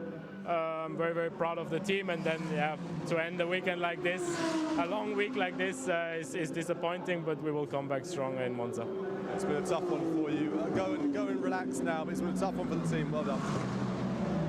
So frustrated Riccardo Fella, not giving too much away, but steering related we understand. So the Porsche, sad to say, out of the race. There it sits after a very good first half of the race, but now into this second half, 2 hours 40 to go, it's a retirement, and Riccardo Fella pleased on the one hand to be in a car that's competitive and fighting for outright positions, but frustrated that his race is done early on. But Lion Speed will learn from that. They will come back stronger. As he says, they look forward to Monza, which is the next Endurance Cup round at the end of May. Yeah, it'd be interesting to know from Porsche, the Evo kit that they've brought out for this year. Was there anything changed on the kinematics or anything on the steering? Of course, Porsche really are the benchmark for making sure that the product is ready to be released. But we haven't seen that problem too often on a Porsche, so bad day for them. The RJN McLaren's under investigation again, I'm afraid. This is Ben Durr at the wheel of it for ignoring blue flags. So increasingly, the penalties are coming, not for track limits, but for blue flags. We are now, though, getting 1 or 2 track limit penalties, but inevitable that because we've had so much of the race, and you know it's 6 strikes for the race. Yeah, car, not driver. Amazingly, car 48, the leader, still with 0 track limit warnings. That is amazing going. To do 99 laps, 15 corners, so what's that, 1,500 corners without a track limit warning is quite phenomenal. So good driving from the 48. And actually it's not unique because Maurice Scheuring in second place who's just pitted. That car, number 2 Porsche, is the same, and there are a couple further down the order as well. Number 50 Ferrari was tagged into a spin, but that didn't constitute a track limit warning because it was punted off. Lila Wadou, now Sean Gallard at the wheel, and Jeff Machiel's Ferrari likewise. So there, number 17 you're looking at, this is Maxi Kurtz, who is in 7th place. That's been a weird one, that Mercedes, because it was good in the first stint, it was average in the second, and it's sort of stayed average. I think it's got worse each stint. You reckon? I don't think trying to be kind. Yeah, I'm not. I don't think it's driver related. It's 2 different drivers now. Tyre related. Is it temperature related? Is that Get Speed unable to do what Man Filter have done and learn with the Mercedes as it gets cooler? Because that's what happened last year, like we keep saying. And yeah, suddenly doesn't look anywhere near a podium running car after running so strong. Definitely in the opening stint. Indeed so. Well, we've got another absolute best first sector being offered up on this lap, and it's by Jake Dennis in 9th place in the 98 Rover BM. He's taking it over from Augusto Farfus. Jake Dennis, Formula E champion. Very good in GT cars, although perhaps he's thought of as a single-seater specialist. You put him into a GT BMW and he drops in and out, and he always delivers. Yeah, he was so quick in that R Racing Aston as well, wasn't he? Yeah, that's true. Yeah. A few years ago as well. But yeah, super likeable young Brit as well. So yeah, good to see Jake back on the GT World Challenge grid, and Sector 1 is really his domain. Louis Pret, though, remains the man with the fastest lap to his name. There is number 2 Porsche, so it is back in the pack. It has just made a stop, and it's Alessio Picariello now at the wheel of that car. So we need to see at the end of this next lap where it really blends in after its most recent stop. Remember, it pitted early, getting itself out of sequence, out of traffic as well. But last time, when things stabilised, it was in 15th place. It should be a little bit further up the order now. Yeah, definitely. A car that's further up the order can see the graphic there, the competitive overtakes for Dylan Boccolacci was 26 competitive overtakes. So that's not counting overtaking lap traffic. That is for position. Dean McDonald, 24th. Of course, car 2 starting towards the back had the advantage, and Dean McDonald getting spun around had the advantage, but you still got to do those overtakes. And interestingly, both cars looking relatively clean as well, so no major contact during those overtakes. So Alessio Picariello is in 12th place, so that last stint has gained them 3 places. Yeah, and they're 1 minute 24 behind the leaders, so they're able to go that bit longer. If you do pit under full course yellow versus green, you gain around 40 seconds, so suddenly they would be thrown inside the top 10, but still a long way to go. Luckily for them, they've got the pace to stay on the lead lap. They shouldn't be getting lapped at any point. So, yeah, you're right. Because it's a long lap anyway, they are on the lead lap. Should be okay to stay there. Stoltz now leading Drudy, but Mathieu Drudy is not quite 10 minutes ahead in terms of a stint time, but he is out of sequence against the lead car. Now, Chris Lullum in 3rd place, taking over from Jules Gounon, is not lapping as quickly as the 2 ahead. If anything, Lullum is in danger of being caught here by Louis Prat. Not instantly, but that gap is coming down 3rd to 4th, which is a Pro Cup car against the gold leader. Yeah, I think it is Pret being fast rather than Lullum slow, though. Obviously, we said about Pret doing the fastest lap of the race, but he's able to keep that car running faster than pretty much everyone around him as well. So it's another good run for Garage 59. It's just such a shame the 59 car got turned around, because I think that car had a real chance of an overall win today.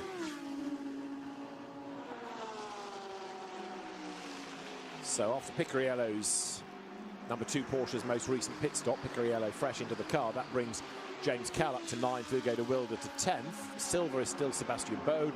Ricky Perra now into the lead of bronze, because Gabriele Piana has just made a recent pit stop in Mercedes AMG number 87. But Lukas Stoltz's advantage now is 23 seconds. The real opposition has gone, the Porsche. So trying to find now who it is that potentially has got the pace to be able to whittle that away. It's not Drudy necessarily in the Aston, because that's off strategy. It's not the Lullum Mercedes, because that isn't lapping quite as quickly. And after that, you've got Louis Prat lapping fractionally faster than the 2 cars ahead. But Prat is nearly 40 seconds off the lead. So this is tempting fate a bit, but barring a real disaster, it looks as though that Mercedes AMG is going to be all right. I would agree with that. I think the only way they're not going to win is a safety car that bunches them all up.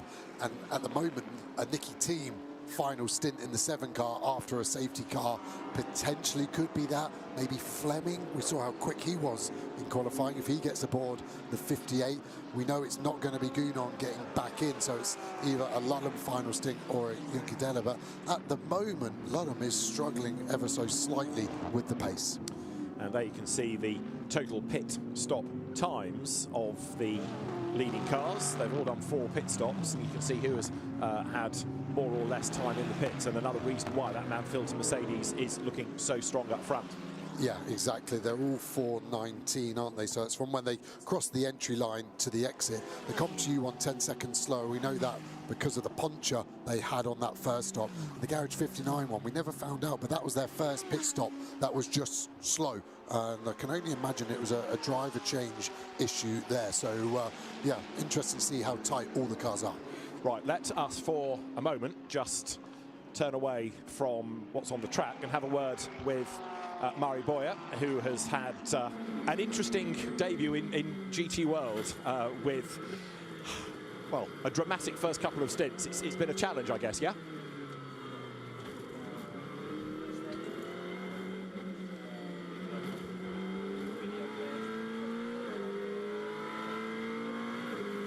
Yeah. Enjoy it a lot. Great audio. Had a little contact, which had to self. I'm back. Oh, we can hear him now. Enjoy a lot the experience. Super thankful as well for Aston Martin and especially Lance for giving me this opportunity. Last weekend it was a bit on the last moment, but yeah, for sure it was much better than staying home. Yeah. And enjoy it a lot. Is this something you had an eye on doing, maybe, or was it just wow, so it was a last-minute thing, and Stroll asked him. That's cool. Let's go. To be honest, this year I didn't expect it to do, also because I didn't do any test and we were not. We're listening to Boya right now, Stroll's teammate. As the situation, current situation in F1, the races are a bit stopped due to the war and everything. So, yeah, Lance decided to come and he counted on me. So really grateful for him, and for sure, once he tell me, I say, yeah, it's my first time. You are okay with that? And he tell me, you come, it will be good. And to be honest, straight away, I think we adapted really well. We That's have interesting. also good teammates where we can learn a lot, and I enjoy it a lot. Yeah. The cars have aero. Your single-seaters have aero. Wow. Are they So Boya basically out-qualified yeah, it's a bit like a Stroll in Formula his Regional first car, ever like time in a Formula 3 GT3 car. Or totally different. Crazy. To be honest, I was expecting to be much different than at the end what it is. The biggest difference for me, I felt, is the weight. It's just everything is slower and you need to wait the car to settle to go, let's say, on power. And also the brakes with the ABS and this change a bit, but at the end it's a car and it has his own way to go quick, but as a driver we need to find that way to go quick. And I think in qualifying this morning I did a good job, pretty close to the reference guy, so I was really happy, and in the race we show a really good pace, but there's a lot of new things for me to learn, and I think it was a really good learning weekend. I think you've downplayed the job you did in qualifying. You did a 53.6, right? Nicky Boy's Team did a 53.2. Boy's happy with what he's done. That's good at the end of the day. Nicky Team, who's been racing these cars well over a decade. You must have been happy with that. Yeah, you got to remember, like, this is Boya and Stroll's first time hopping in GT3 cars. Like, they're not expected to do well. Just because Max is doing well doesn't mean they're going to do well. Let's say the peak of the tire. I need And yeah, Boya's quality was good. To do it, but still, as you said, I was the second fastest Aston Martin driver. But Stroll hasn't done it any since, yeah. Surprised about that, and yeah, happy, to be honest. The team also is pretty surprised about the job, and super grateful for sure.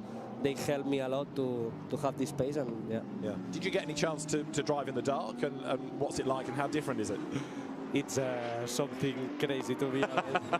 I drive the last laps yesterday in FP2. Yeah. And yeah, I wasn't expecting to be that dark, and especially the lights from the other drivers are disturbing a lot, but it's something you need to get used for sure. I said something nice about your qualifying. I said you were at fault for the contact at turn number 5 with the Ferrari. What was your take on it? To be honest, it's hard for me to have the measures with this car. I'm enjoying this faster than the guys in front, and in the straight we were not that competitive, so I see there was a space in there. Once the guy didn't move, I went inside, and when I was there he come, but for sure I didn't have my half of the car inside, so it was fully my fault, but yeah, I just wanted to overtake. Then I will apologize to the guy, and yeah, it was a shame because the pace was good, but yeah, still need to learn a lot of things. Seems like he's happy with his pace. Murray Boya, thanks for coming to join us. We'll let you go back to the pit lane. And that was interesting to listen to. Boya seems like, you know, he learned a lot, and like he's happy with how he did, despite them not being in a great position right now. Yeah, interesting to listen to. Anyways, I'm back, guys. I'm back. Is that Cordeal? Yes, that is the Cordeal from F2. Let's say the new GT3, Toyota GT3 performance looks insane though. The new Lamborghini GT3 looks so good. Stroll's probably hanging. Oh, there's Max! Max Verstappen's here! He's arrived! Oh, they caught him on camera. I feel like he was trying to avoid the media and he just got caught, bro. He got caught. He might have gone to say hello to Lance Stroll, but he's certainly very focused on exactly He is there, so Max is there. That's cool. Mercedes, but Max's team is currently sitting in P3, but P4 is close to them, close catching now. Yeah, he's now watching a car that he starts to know Kimmy's winning Masada. Yo, can you track that in the F1 chat in Discord? I'll watch that tomorrow. Struggling now, he's steadied the ship. So I'll just catch up on the message I missed while I was gone. Looking okay. Has closed the gap. To be honest, I wouldn't blame almost Alonso or Stroll to leave Alonso. Just had a kid and Stroll always a sad face. Yeah. Obviously just getting himself in, maybe bringing the tyres in slightly slower to try and make sure they're still there at the end of the stint. Maybe that was some feedback from Jules Gounon, who we saw Max's team principal error. With his final stint. Max's team is racing, of course he's there. Yeah, but I hadn't seen him on broadcast until now. 3.5 hours into the stream, so I was partly Wonder if he even was there. You know, people like Murray Boy, people like Lance All Stroll. right, I have a couple questions since I left and had a break. 2 weeks notice, suddenly What happened to the Porsche? Max Verstappen, okay, Where did yes, the Porsche team go? bears his name, but here he is to watch on. Remember there was a Porsche in the top 3? Where's that gone? Is it the one in the P12? You know, Oh, could this be a safety car? That drivers only do their one chosen category. This is all really good to see. That's the Would this be a safety car? Again.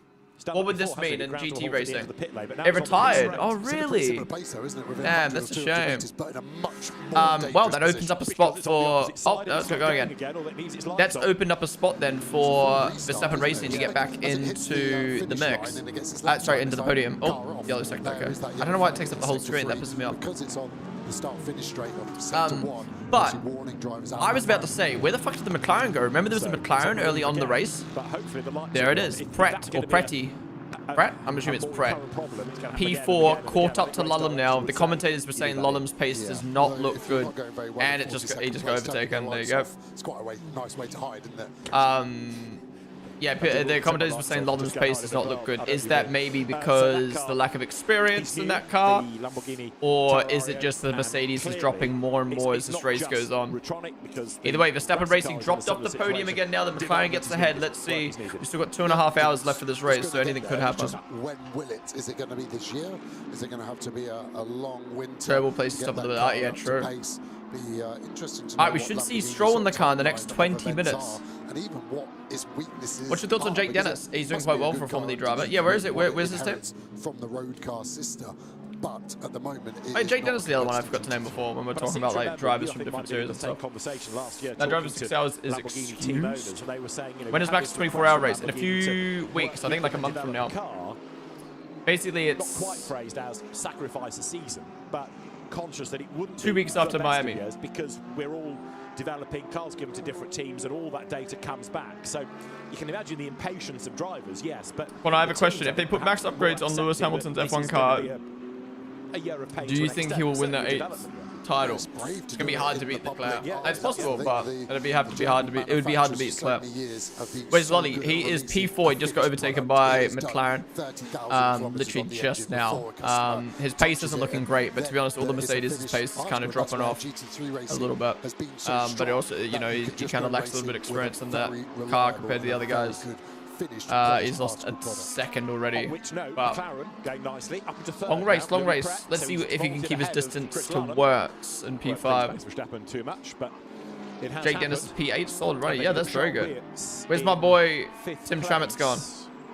Yo! Tim's team P10. That's really good. Now starting to look a little bit more racy. And with just under 2.5 hours to go, there are places to be gained. You're looking at 98. Jake Dennis, 8th. Again, he can gain some ground before racing in the dark is a vibe. I'm not gonna lie, my eyes hurting because the dark screen, I get a lot of reflections. I can barely see what's happening on track. I barely know what's happening on track in the daylight, let alone in the dark right now. And we know they've got a Kirchhoff a double to finish in the 59 car. Again, 13 days, what? God damn. Go where they're going to make it. Theirs was premeditated. They decided. We haven't seen Arthur Leclerc in the car yet, right? Will be where the engineer is happy. That was the so we got Arthur Leclerc and Lance Stroll hopping in the car soon. The car was in force of the puncher, and they've got 30 seconds less to play with than that car. But those cars are in the positions they deserve to be in, and at the moment the 7 and the 59 right in the mix. Ash Sutton's just gained the place in gold, by the way. He's moved himself up to 26th overall, as now we're looking in pro at the number 32 BMW and how its pace is over the last 5 laps against the average in the class, and largely it is above the average, so proof that Charles Witz is making progress, but he's 46 seconds back. This car needs a safety car. Yeah, it really, everyone. Apart from what are the chances of a safety car in GT2 racing? Contention of like, you know that car that was pulled over before? If that needed to be taken off the track, would that require a safety car, or do they just like VSC it or something? Yeah, Stoltz needs a safety car. What's the level to require a safety car in GT3 racing? Continues to edge away. It's never stalled. How long is the race? There's 2 hours, 22 minutes left. 2:22. Make a wish. When he crossed the beam, yeah, 2 hours, 20 minutes left. The race total was 6 hours. Get through traffic in the number 46 BMW that is in 12th place. Thomas Drouet is ahead of him on the road, and they're fighting for 11th spot. Side by side they go. BMW trying to make ground up all the while. It's actually the Ferrari, isn't it? Mosca getting past Harper. Oh, sorry, forgive me. Yeah, you're right. I think Harper was actually compromised a bit with the run onto the straight. I think he'll be safe because he's got the inside line, but he's getting dicey. They're trying to take the side draft off each other and end up touching quite a few times. He's done it. He has indeed. Nicely done. So the Ferrari gains ground. Tommaso Mosca, who is another one that's sort of flown under the radar over recent years, but you put him in a car with Alessio Rovera and Nicholas Nielsen, who actually watches these races? Quite a tick for him. I always wondered that. I do wonder, like, with how long these races are, he's obviously seen as being a quick guy. how many people actually like sit down and watch, say, like a GT World Challenge race. It really hasn't. After But I think like the die-hard racing fan, like the die-hard like car guys and like motorsport fans, even watch this. In the house, it feels like this weekend. I wish for Ponden to play iRacing. Been struggling, and the struggle we saw with the 96 Brim informs us it's a gear shifting issue. Oh god, I actually thought I was gonna faint then. Holy, whoa! I'm tripping. So, like you said earlier, it's a Control-Alt-Delete, but it's not a quick process. And interesting, it seems to have happened every time on the pit straight. Probably carrying the view count. No, there's how many people watching right now? 20,000 people watching on YouTube. The electronics. You know, you have to do that Control-Alt-Delete. Let's have a look. That's just on the English stream. Chris Lullen in replay game 1. Oh. That's how he lost the place. Oh, Lullen made a mistake. That's how the McLaren got past. A little error from Chris Lullen and Luke Pratt, who continues to 20k on English, 5k on French, 5k on German, 2k on Italian, 300 on Dutch. It's just been too lively for London. It's that's about wide. And that's just 22,000 maybe. To go down right now. Inside. Here we are on board then with Dan Harper. Hard to spot the 46, isn't it now? It's gone dark, but this is the 46 BMW. We've got the Ferrari in front that got us on the last lap. The Ford in yeah, I feel front like these of type of that. motorsport races are more ones you kind of have on the side, slash in the background where you're doing stuff. You're not like you're gonna sit down on the couch for 6 hours. So look, here he is. He's going to have a go. There's a bit of traffic. Oh, Rossi! Not Rossi. He swapped out. But Rossi's team.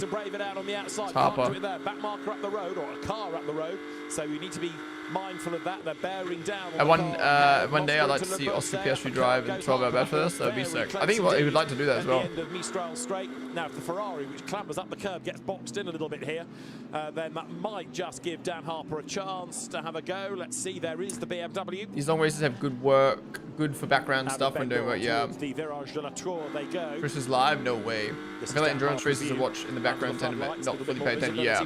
It's just different. You know what I mean? Like. What he wants is to try to dive bomb on the inside here, and he's going to have a go. But you can say that about any sport. Like, who the fuck watches volleyball? The Mustang, so that's one change of place. Mosca who the gets fuck watches off Drouet. Now Dan Harper comes to fight back, but look, Drouet in the table tennis. Like, is alongside. There's a community for everything. Line they go. When they broke the beam, Drouet was ahead by 24,000 to the second, and it all kicks off at turn 1. Up the inside goes the Ferrari, brakes late. Does he make good the battling corner? this. He does. Good move by Mosca. Harper could get both of them here. They're falling over each other. This is going to be interesting. Mosca is so aggressive. Oh my God. Now he's going to turn himself around. I thought that's what he's going to do to Harper as he comes across the front. He's going to try and send it around the outside.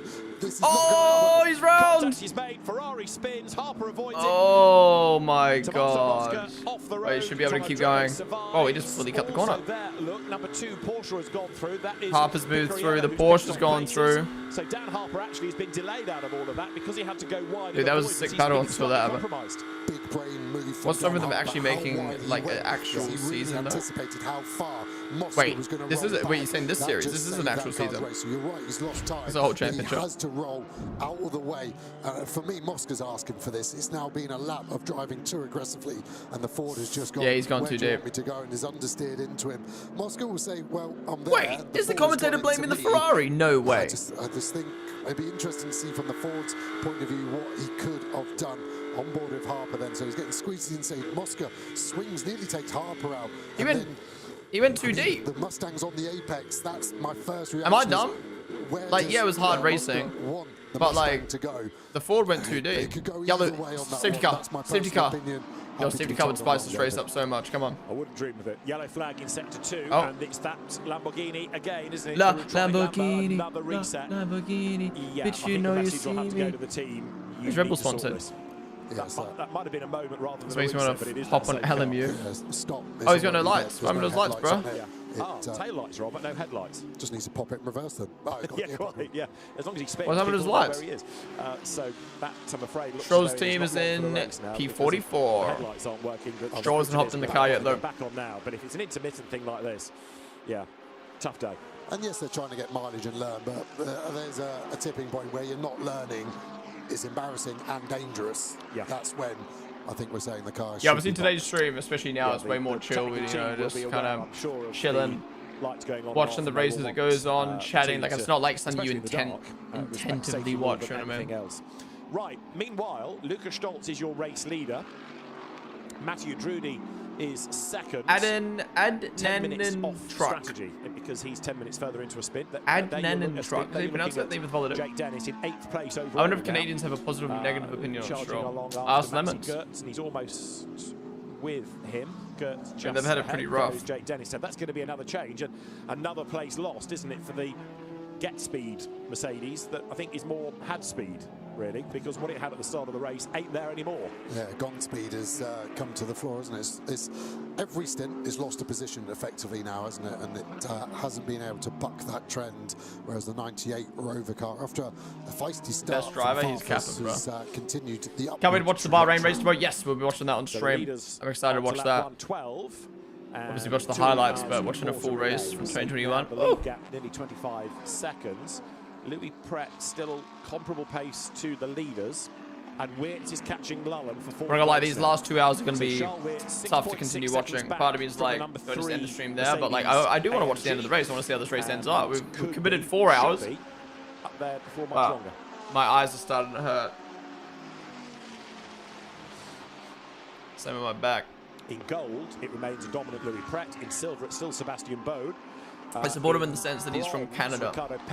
Canadian, I should say. Yeah. Bar, driven 2Cs, Mercedes. But how do you actually feel about him being poo? I don't care about him, if that makes sense, right? Yeah.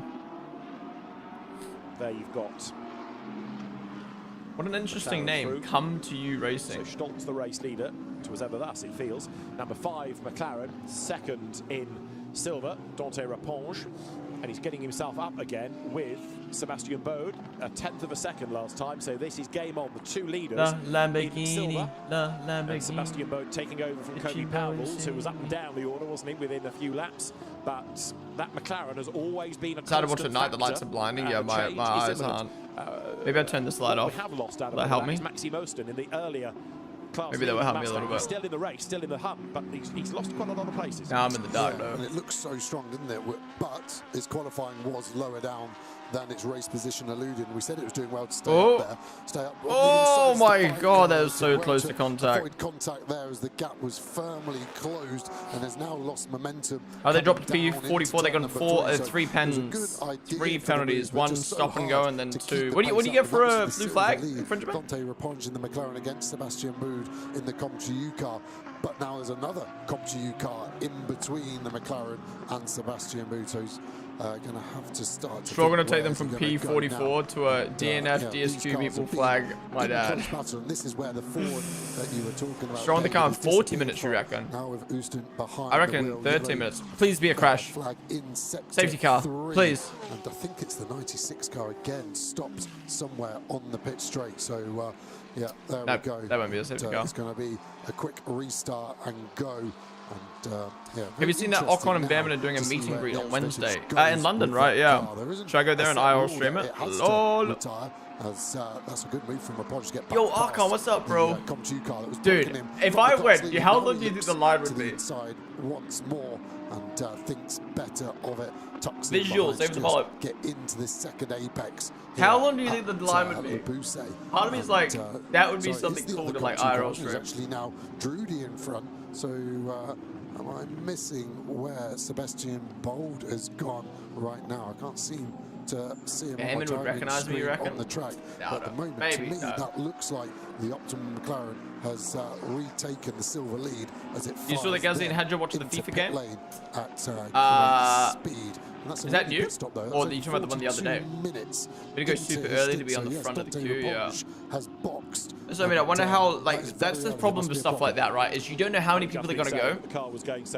And if it doesn't matter if 100 people go or 10,000 people go, you don't know what their cutoff is gonna be. There could be 100 people and they're like, nah, we're only letting 50 people inside. You know, that's what they did for the Lewis Hamilton event, right? They were like, guys, everyone come to the store, meet Lewis Hamilton. Lewis is gonna be there, and they only let like 50 people inside.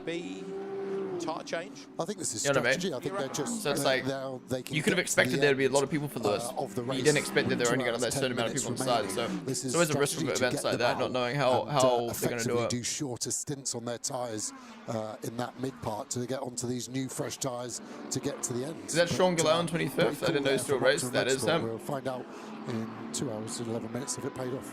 So Lukas Stoltz continues to hold sway. Out of context, any opinion on the World Cup? I'm excited. I got 3 teams to support. You know, I got an Australian passport.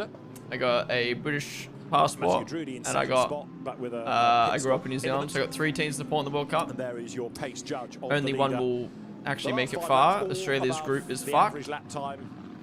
Within the class, so even England's got a difficult group, even though they should make it out. Warning flag, the meatball flag, and equivalent but yeah, I think my plan is to go watch every England and Australia match at like a pub or something. The scrutineers wanted in. Australia's playing a game here, but tickets are out of the wazoo, man. I'm teased. Yeah, and it's going to be actually hard for them to prove it's fixed as well. Who's Australia's group again? Australia has like fucking Croatia and Turkey, don't they? We're far. There's that meatball flag you were talking about.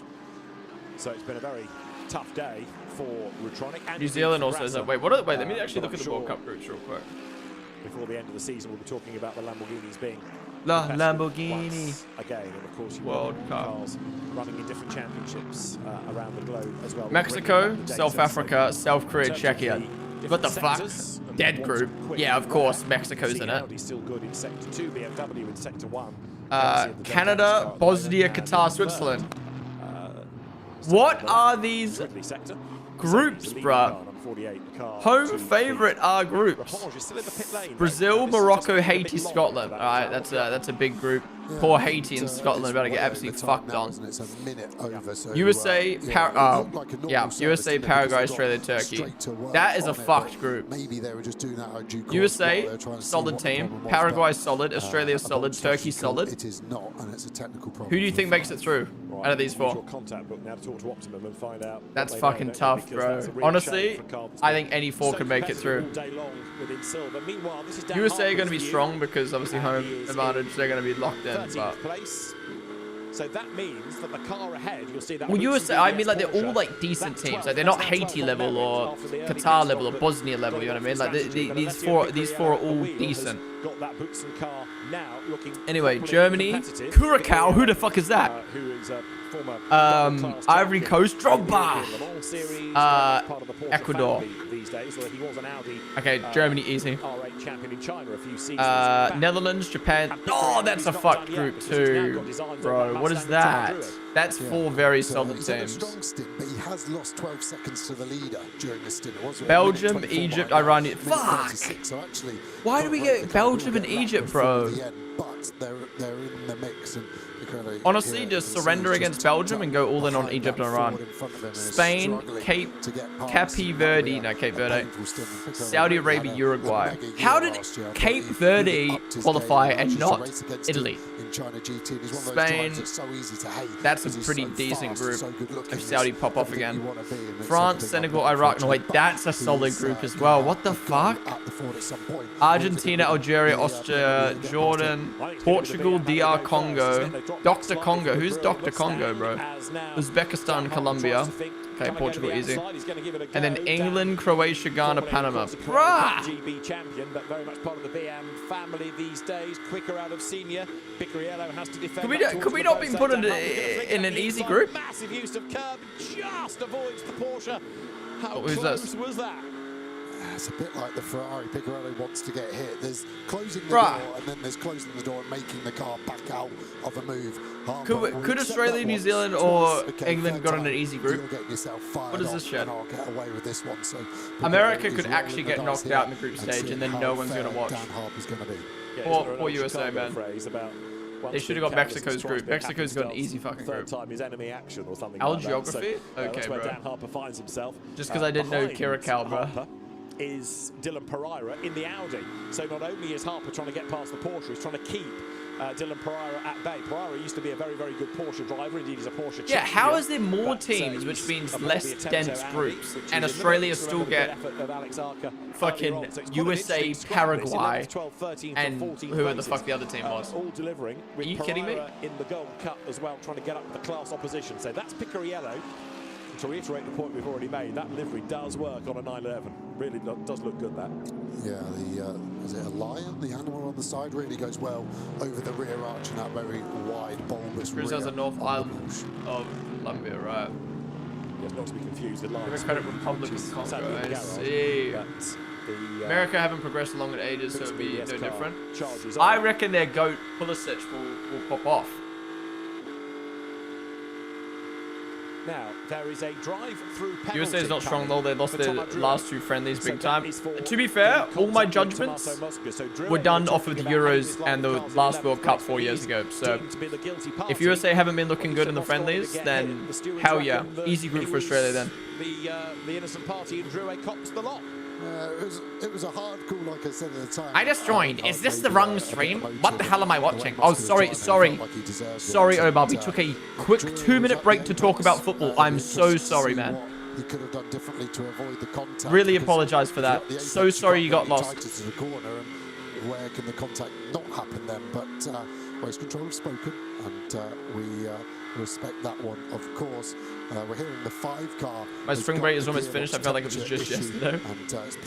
What other race series would you also watch? I recommend the BTC. We're watching IndyCar, WEC, and that's going to be their and WEC this year on streams. Reaper. Mega result in the silver class. Yeah, because it's already down to 46, that it's now 3 laps. What do you mean? Pulisic is the LeBron James. It's going to be lucky to score points in class, isn't it? Soccer, bro. The Silver Cup being good numerically. Meanwhile, check it, def getting higher, please. Almost at the end of 4 hours of racing. I'm still cheese Greece didn't qualify. Wait, yeah, how's Greece not qualified? How the fuck is Dr. Congo qualified and not Greece or Italy, man? Down a class winner in the Daytona. Also, we're the Asian teams. Like quite a number of Where's China? These drivers doing the Asian Le Mans Haven't series China in the invested like winter billions months into their as well. fucking grassroots football and they didn't even qualify? Very, very busy. Where's Vietnam? In a couple of weeks' time, and almost every weekend, I think, at the moment he's doing. Where's India? How you're telling me there's 1.8 gazillion people in India and they couldn't have a field of 11 good players in the World Cup? Versus each other. But Dr. Congo fucking qualified. Are you kidding me? So he's going to have to sweep to the outside, or is he going to do what he did? I remember playing as India on FIFA back in the day, and you've got Singh passes the ball to Singh, over to Singh, Singh lobs it over to Singh, Singh headers it over to Singh, and then Singh scores! At the moment, can he get back to the inside for the next double right? Let's have a look then as the headlights sweep across the road. The first set is the defending Alessio Picariello, Dan Harper to the outside. Dylan Pereira was up with Harper. Literally, I remember the FIFA team, the Indian FIFA team. Literally, the whole team was saying. I'm not even capping. Wait, let's see what it looks like now. India concentrates on getting past that Porsche. They're holding each other up now by squabbling, and that's bad news for both. Yeah, I liked Harper's idea there because they lost to Singapore. I was going to do the same thing, swing out wide, cut back to the second apex, and actually decide to go around the outside. But the outside is a long, long way there, and I think Harper's learned that one now. And that's what you've got to do in a race. There'll be parts of the track you've never driven on before, and then you get into the race and you've got to go there to try and make a move work. It's like trying to right with your other hand, and all of a sudden you're like, I'll give it a go and see what happens, and it's awful. What the fuck? There's not a single Singh on the team. Are you kidding me? I think that is his best place to overtake though at Labuse, but like he did the first no. go out wide, get the cut back in between apex 2013 1 and 2 at T11. India has just pitted, by the way, out of that train, having only done 48.5 minutes. So I just wonder whether that was an issue as well on the Audi. We saw he was losing time against Dan Harper, and then a pit stop after a relatively short stint. Yeah, no penalty that I can remember either. So. Nah, man, I remember playing the awful thing. In pit lane after 30 seconds, so might need Bryn to get his dancing shoes on again and get down to Cesare Attempto to see what's happened to the 99. Now, we're not China need to have 36% of the world's population. They can't make 2 good. That's what I'm saying. Like, you're telling me 2 billion people and you can't have 11 good players on the field? That makes 0 sense. A Gold Cup win either would be great, wouldn't it? 35 seconds is first to third, and last time it was a 56.6 for Pret and a 58.4 for Stroll. So very nearly 2 seconds slower. When did Wirtz get past Lolland? Was I too busy yapping? Yeah, again, I think Stoltz on the live track What happened? has had to at least do 2 cars, if not 3 or 4. And he's got Is this like a IMSA big with bunch multiple of cars, classes? 4 No, no cars multiple tucked up front as classes. well. It's just separate. The colors on the timing board are separated by license experience. So Kirchhoffer with about 2 hours of the race still They're to all go, the same is class. now going to be unleashed. This will be worth watching. Yeah, and that's why we thought it was tight. They can do 61 minutes, and there's 2 hours, 2 minutes left. But with the pit stops, they are safe. And that was the fan activation zone we're talking about. Still very, very busy with local time coming up to 10 p.m. And very noisy as well, because the disco is pumping out the tunes. We threw harder than Arsenal. All of that is happening next to the TV compound. China is bad. Noisy racing cars aren't enough. India horror, no suck at football. How much does Stroll fuck up? He hasn't even hopped in the car yet, Abby, and they're down in P40 something. P43. Potentially to give the car to Max Hesser, and then Dan will do the last stint. So chopping and changing. Ricardo Parra, the bronze leader, is in as well. And that Audi check Twitter. Wait, why? To be fair, Dr. Congo got in with the last change. If they lost that game, they wouldn't be there. Interesting to see if they roll the dice and try and squeeze another lap. And Harper staying aboard there, saying he's okay. But why are his belts undone if he's staying What's happened? in? Problem with the car. Are they retiring? Oh no! It looks like they're not touching. Are they serving the a car, penalty or are they retiring?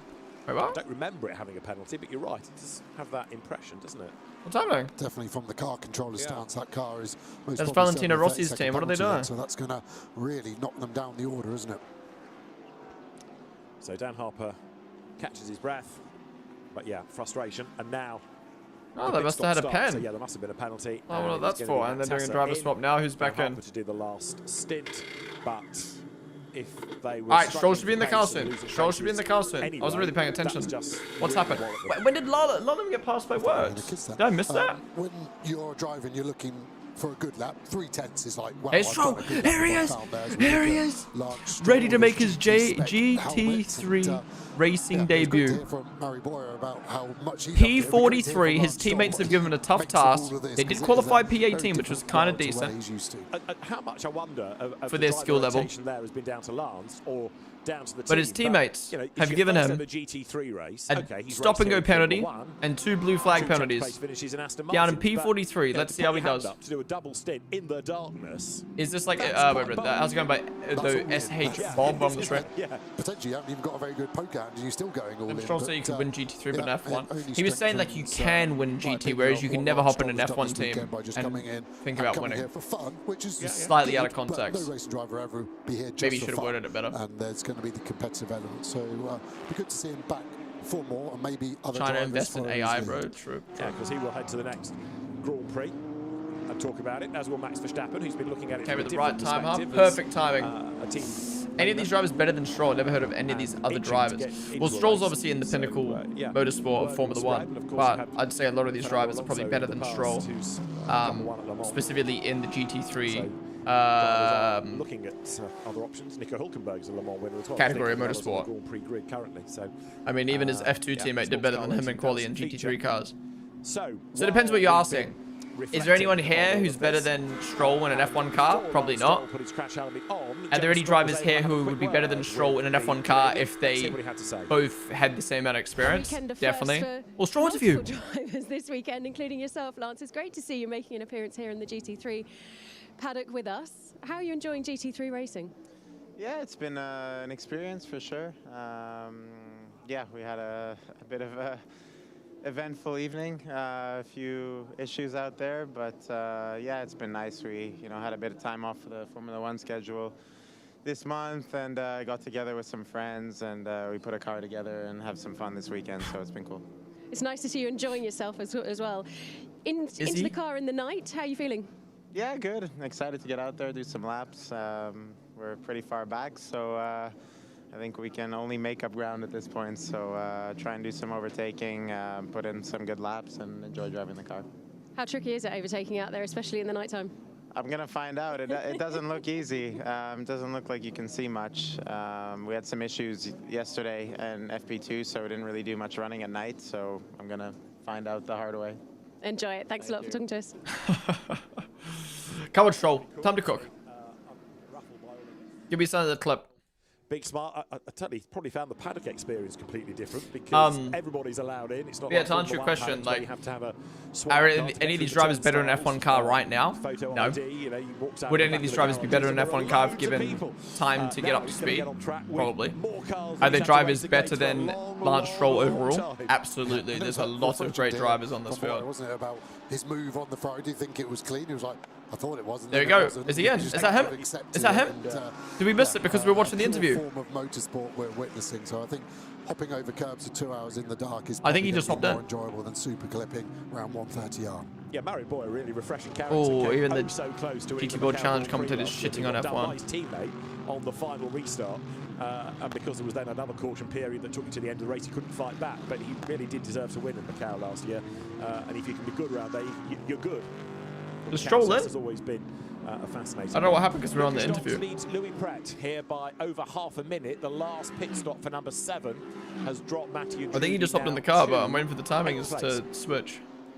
And then this is the period where they can't afford a full course. Oh, still Mary? Okay, I got it. To everyone else. He's not in yet. He's not in yet. Yeah, I thought they would have shown that on camera. Dobra, they I say young Rossi is better in an F1 car than Prime Stroll. To go the longest in this stint out of everyone.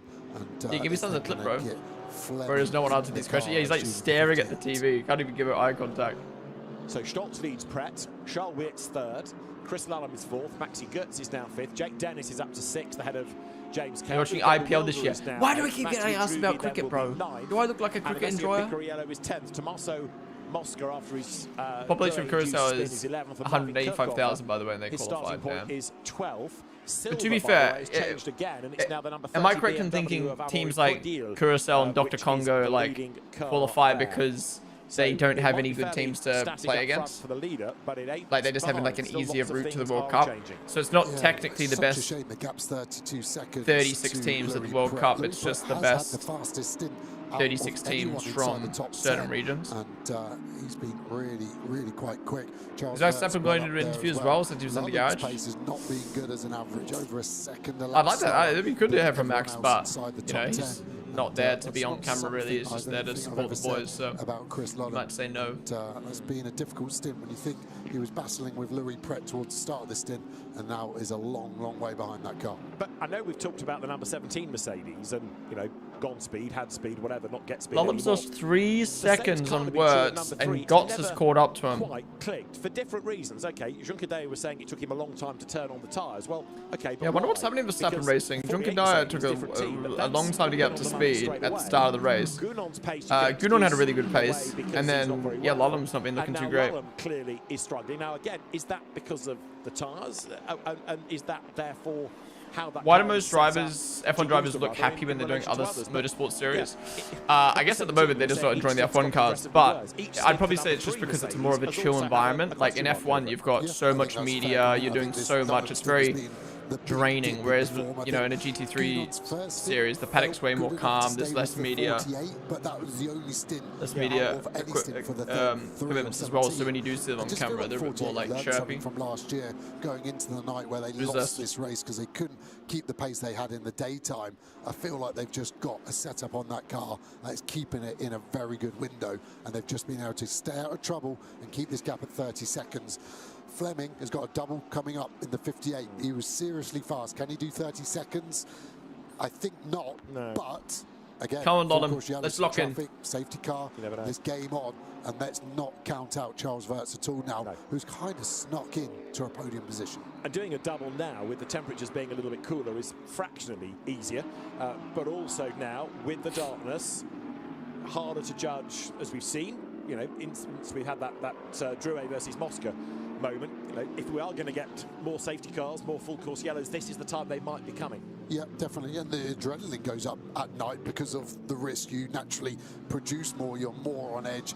You then start to take some Twitch big is risks. so brutal, man. It's quite hard to get rid of that adrenaline. Didn't stream for 9 days. Was it 9 days, 10 days?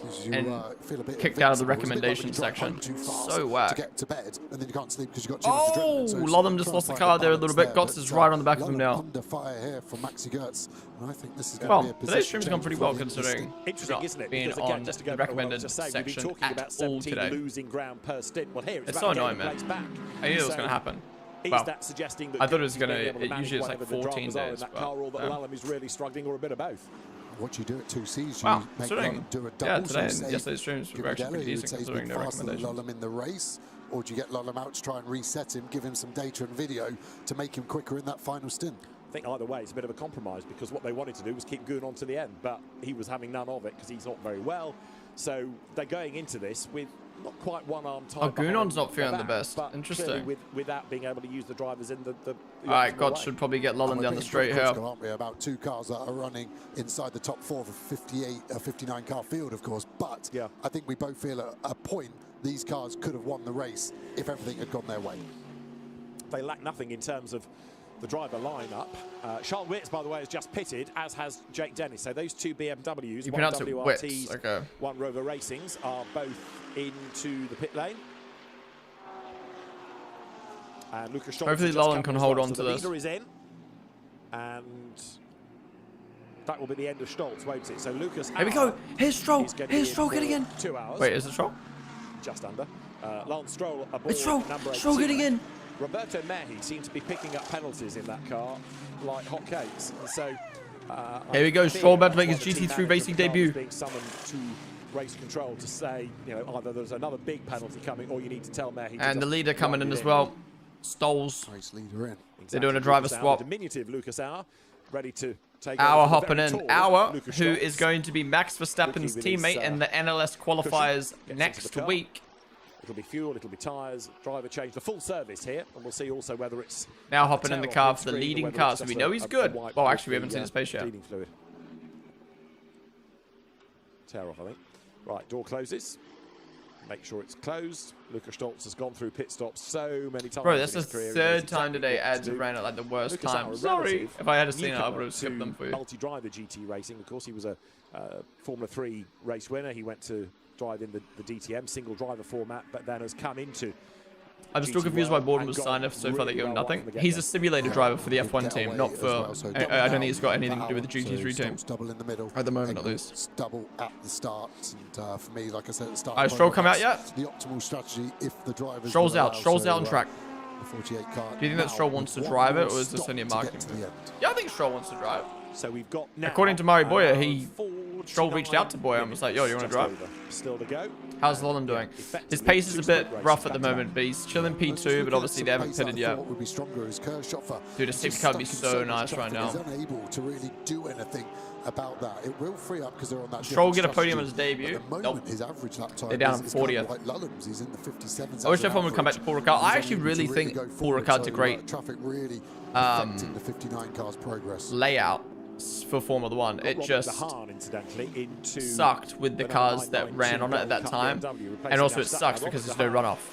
Sorry, because there's no like gravel and grass and shit. A really exciting driver to watch through Ginetta Juniors. Then he went single-seater racing. Then he came into. I reckon if you added grass and gravel to the track, it'd be a lot better. And if you drove him now with the current F1 cars, I think it'd be good. He walked away from that and just concentrated on Benelux. He's calmed down as a driver. Another very tall chap is Robert DeHaan, but very, very quick. He'll be one to watch in that powered BMW. Yeah, for sure. Is Max Verstappen in this race? No, but his team is racing. Verstappen Racing. They're currently in P2 or P3, effective P4, I think. What they do, driver change, or they're going to... Extreme vibration. Not extreme, but on the tires. That's Lullam for Max's team saying he's got a lot of vibrations in the car. Back straight, is that legacy damage to the splitter rather than tyre? Let's see if we get a new set of tyres on and the car goes back in pace. There you go. Lullam coming in for a pit. I think he'll swap drivers or just swap tyres. Outboard camera towards the end of the straight as the speed's so high. If it is bodywork flapping, you can get a huge vibration from these cars. Looks like Chris Remember what Gunon did over that curb. So drink bottle handed in.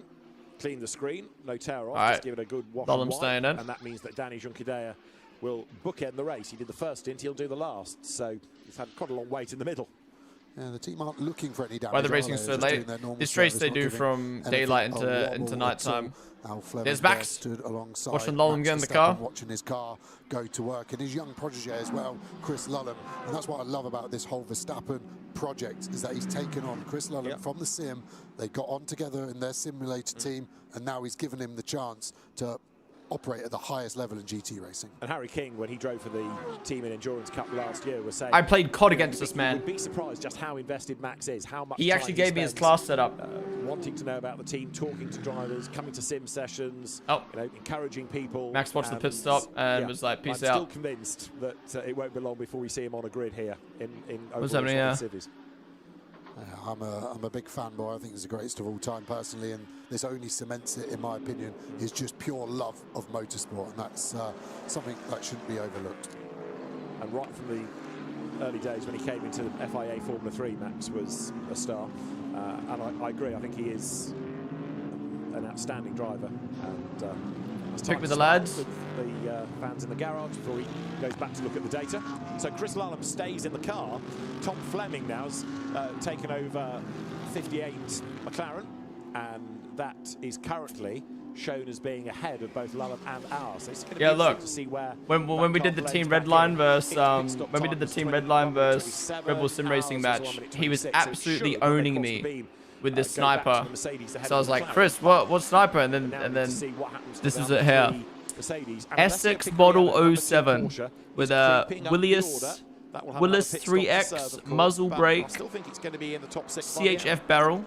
Yeah, this man went from sending me was all over him. COD setups to driving a GT3 car. Kind of mad. And he's fucking good at COD too. I don't know how these fucking Verstappen sim racing nerds are good at sim racing and other games.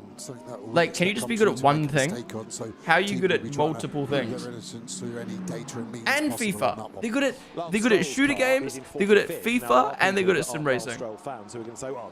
Pick one. Way back, Lance Stroll 45th. Well, bear in mind that he's only just got into the car. We're 4 hours and a bit into the race, and his two teammates have been racking up penalties. So his overall result. The best thing I've ever done is turn off stupid sticky keys. Yeah. Always affected by your teammates, Fuck by your sticky co-driver. keys. I think that's automatically turned off now.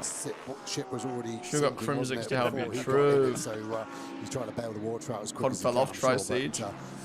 Would you fanboy if you met Max and Liam again? I mean, I never really fanboyed when I met them the first two times. I'd feel more relaxed than I did. Like, the first time I interviewed Liam was my first time ever interviewing a driver ever. So I was fucking nervous. The second time I met Liam, it was really chill. I mean, it's still nerve-wracking meeting a driver like that, but yeah, I'd be very chill with Liam now, I think. Max, again, would be my third time if I do meet him again. So again, it'd be chill because I've like done it before. But it'd still be kind of like, not scary, but it's just like the typical nerves you'd feel before meeting an F1 driver. But I'd be I think Max and Liam would be the two drivers I'd be the most chill with interviewing, because it'd be my third time interviewing / meeting them.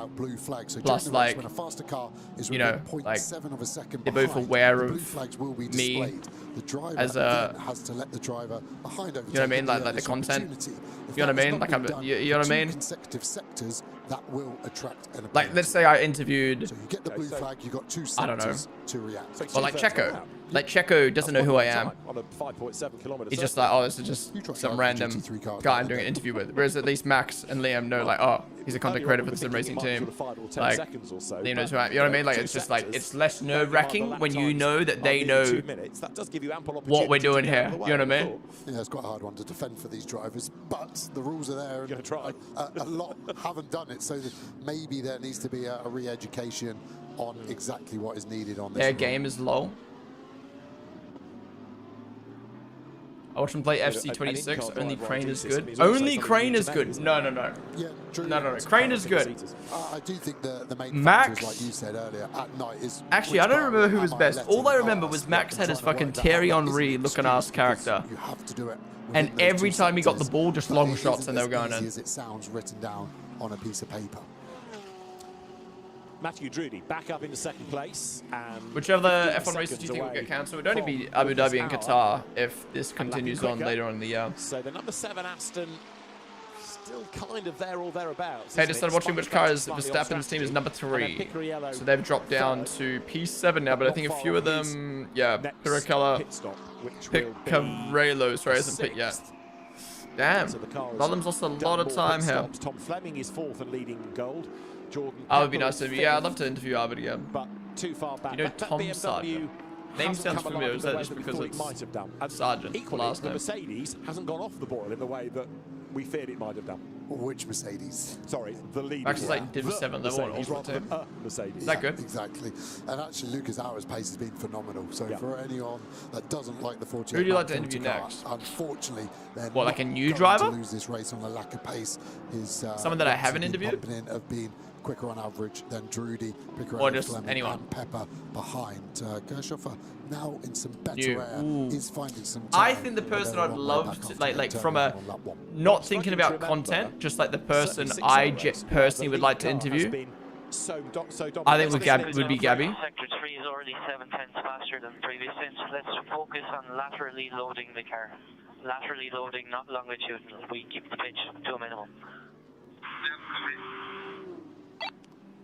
I think Gabby Bortoletto would be so fun to interview. Like, I feel like he would be such a vibe. But from a content perspective, like, I mean, I'd want to interview Lewis. Like, I would never have that opportunity, unfortunately, just because, like, it's Lewis. And even if I did, I don't think I'd be allowed to, because he's super strict with who he lets interview him. And obviously, I've been critical of Lewis's career. Lewis in the last few years, so I don't think I'd never get the opportunity. But if I could, I would pick Lewis. I mean, just to be able to interview, you know, the GOAT. And so after that last round of pit stops, it really does. I mean, they were just banging for content, wasn't it? Time wasn't bad. It was a 1 minute 25.9, quicker actually than all the cars ahead on that last pit stop. So it's jumped quite a few places. Interview David Lucas. He loves McQueen. Very Gen Z guy. Yeah, IndyCar drivers would be so fun to do some content with. Yeah, I'd also love Arvid again. I obviously filmed with Arvid 2 years ago. I'd love to do Arvid. Seems very chill. He's got to be pumping in 56s nearly every lap. So that's another what do you think about the quad lock Oscar Piastri interview? Quad lock Oscar Piastri Fabian Schiller car. He's taken over number 17 now from Maxi Gertz. That's down in 9th. You know, not Aussie Enduro True, you, Luke, and T-Mac. Probably don't play iRacing a long time. Frustrating pace. I don't think Luke doesn't play iRacing either. Has been consistently strong. We'd let T-Mac down. Has been the Engel Stoltz entry. Number 21, interview Sebastian Bode's car. But Generic Gamer, thank you for the 245 bits, dude. Short refueling. Oh, it's going to hurt them. So with the coming into as a Lance Stroll fan, it is only Lance's luck for his teammates to rack up 200 seconds worth of penalties before he's even gets in the car. On the bright side, people on social media who call this Lance's fault will get exposed for having the lead. True. Well, it depends how Stroll does now that he's in the car. He's 35 seconds down on the car in front of him, so let's see. No, true enough, as the cars now work lap 130. Just a little over an hour and a half of the race to go, as there is Marciello. Hour 40 left on this race. Jake Dennis and Marciello hustling on behind Lullen. It's crazy how much of a difference the stint makes. Like Lullen's dropped down as P7 now. On the lap, I think Marciello has carved his way onto the back of him, and yeah, that Verstappen Racing Mercedes. Oh, that car sounds so nice, doesn't it? Yeah, I don't know if it's psychological. What's happened to Verstappen Racing this race? Into the corner, definitely. Oh yeah, Leclerc's hopped in the car after the clap. Where are they? P24. That's Charles, guys. It's Charles. Trust me. Just coming as it ground along maybe the splitter. But again, is that going back to this vibration and your point about the residual damage from the Gunon curb strike? Yeah, there is quite a big bump just after the apex coming out of turn 7. Maybe it's just the titanium skids going. I couldn't see the car vibrating. You can normally see the headlights having a big old go if the car has got a big splitter problem. So hopefully Lullen was right, and it was the tyres, and this fresh set of tyres has sorted him out and helped the pace somewhat. Marcello stayed at that gap. See the sparks again there, but I think that is just the norm amount for the Mercedes. But Lullen is under huge pressure here, and Raffaele Marciello, former Mercedes driver, of course, won pretty much every title going in GT terms in Europe, plus the Macau. Well, the F1 fans are just unhappy to fast, unhappy too fast and are too critical. To strike on this lap, but it's not far off before Lullen does attack. That's the number. Once it's F1 fans in particular, it's just like people who don't understand racing. And there's going to be a driver change, as you see. Schuring again. Morris Schuring to yeah, generic game. Thanks so much for 245 bits. Dutch drivers and Porsches has been a thing, hasn't it? And Morris Schuring to do the because you interview as in that car with front if an audience, in front of an audience, which I feel is very, very weird about it. Right, okay. Is that linked in Discord? I've been watching that. I feel like the F1. Oh, wait, read that. Just looking at this battle, you know how cool it must be to get a call from Lance asking to do GT3? Yeah, no, shout out. Missed the apex there. Is that Lullen again? Another mistake for Lullen. Mistake there for Lullen. What is happening? Marciello's up. Past Lullen. To turn 5 that quickly. So is there a problem with this car? And then the BMW, what's happened to the Verstappen racing car? It just completely dropped pace. You want to WRC? What's up, Ace? The number 18 Aston, by the way, Lance Stroll the wheel, its most recent pit stop. But I will be watching the WRC highlights moving forward on our Monday streams. You guys think Max will switch teams or retire? Oh, Lullen coming back down the straight. Against Marciello, who can't do it going on the outside there, though. Lullen's car is not 100%. He's not showing it. He's still fighting.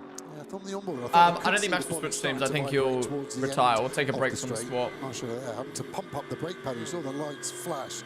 Struggling with some Let me make an insane comeback, yeah. As the brake pad wears and it starts to rattle around. Yeah, Lullen's lost so much time. What is happening to this car? Quickly to put the pads back to the pistons in the caliper, but we'll keep an eye on that for the Rover 98 that hasn't got potential brake issue. That Mercedes of P1 is flying.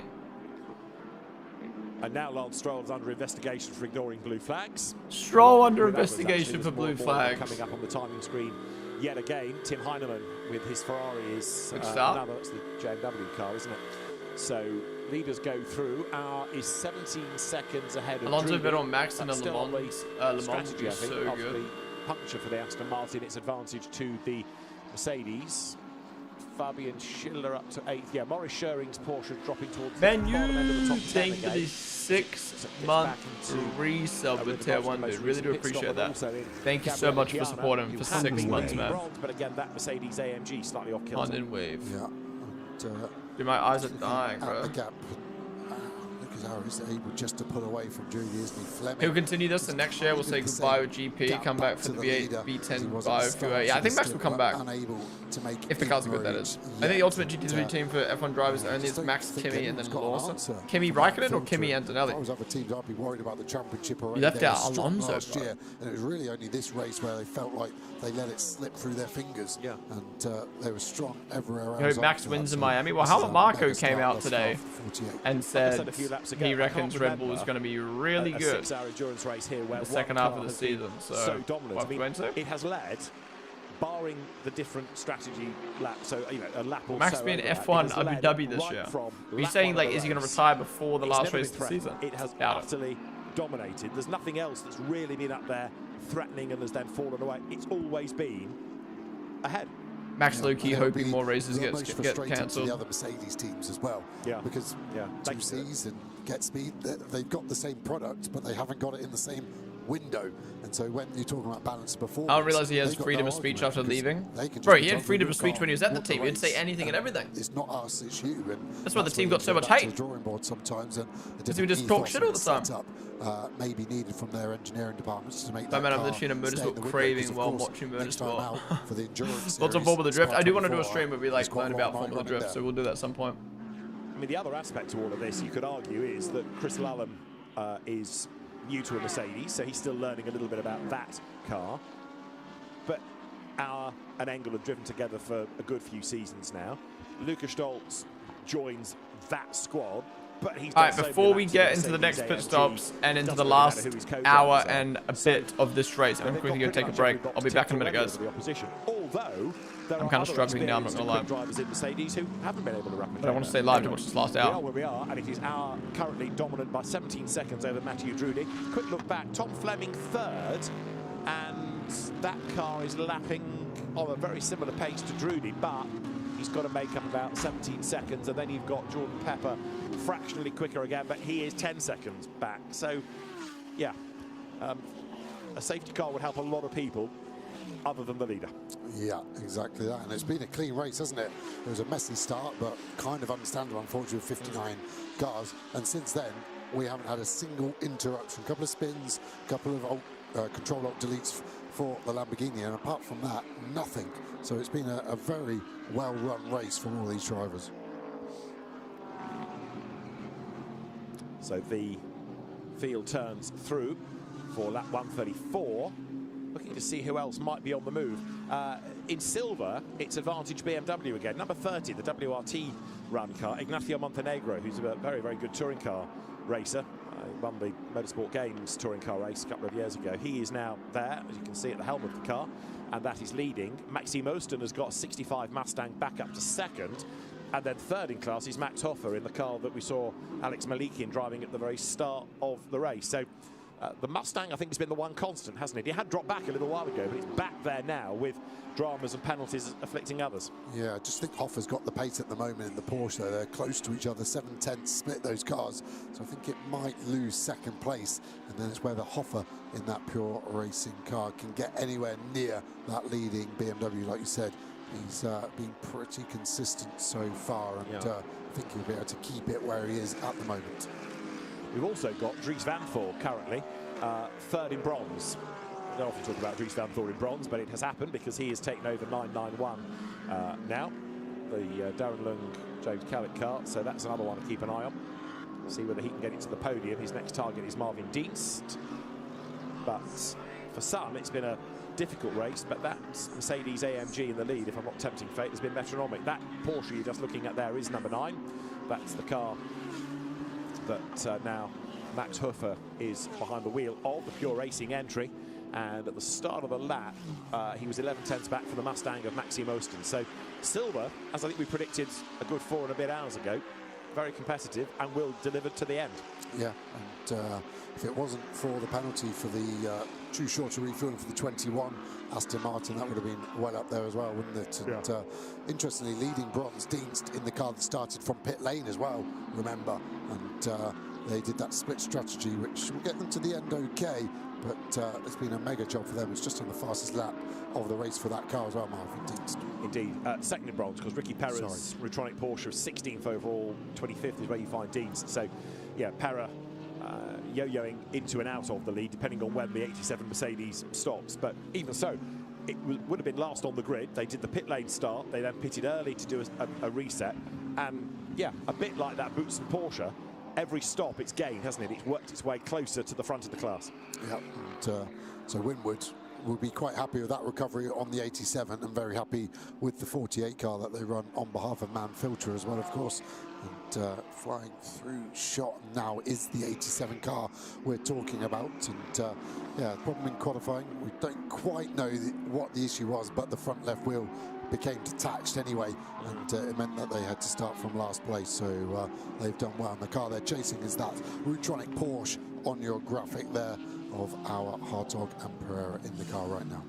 And the Mercedes leads the way. There, the Corvette, number 24, Dennis Lind at the wheel of it. How good is it to have Dennis Lind back in the championship? Poor old Dennis has been without a drive, a regular drive, for a good few seasons. Again, he was a victim to a degree of the driver grading system. You know, he won Lamborghini Super Trofeo, he won the early, as it then was, Blancpain GT Asia Championship, and then became a Lamborghini factory driver, got upgraded to Platinum. But once you're off a manufacturer program and you're Platinum, nobody wants you. So he's had a really frustrating time sim racing work had dried up, so you know, people have rallied around where they can, but the Stellar team have got Dennis Lind into the car. Okay, it's running in 36th, but hopefully we can build on that. And Dennis Lind, a great character, isn't he? Yeah, we were teammates here 3 years ago with JP Motorsport in the McLaren. He was in the sister car, right, but first time I experienced Dennis, and interesting character to say the least, in a very positive manner. But yeah, we shared a hire car that weekend, and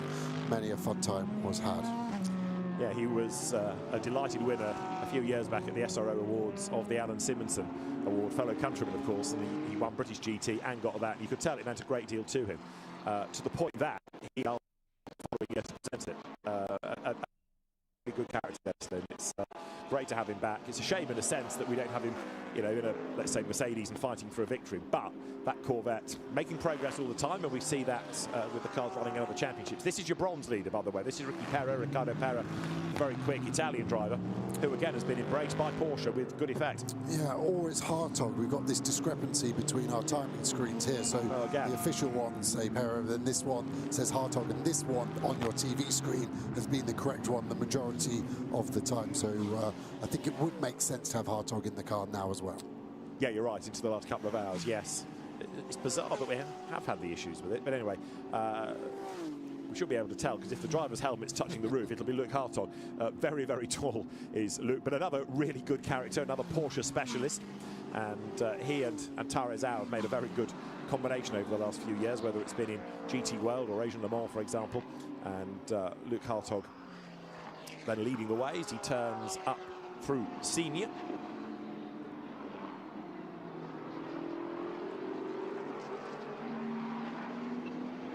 Out of that long right-hander of Labose, back onto the power, and he storms now, does Luke Hartog, up towards the left-hander at Bendor, then right through that long Virage de la Tour, and he's looking at now an hour and 26 minutes of the race to go. Lance Stroll's car being given a time penalty for ignoring blue flags. It's just totting up for number 18. It is not great news, but at least while the car is running, they're learning all the time. 3 drivers new to the GT world. Over the line goes Luke Hartog. Goes through. Maurice Schöring, by the way, has just gone back up into 11th place, gaining a spot against Alessio Rovera. And Dennis Lind, I think, has also just picked up a penalty. Yes, the Corvette being given 30 seconds for ignoring blue flags as well. Should we just tell you who hasn't got a penalty for ignoring blue flags during this race?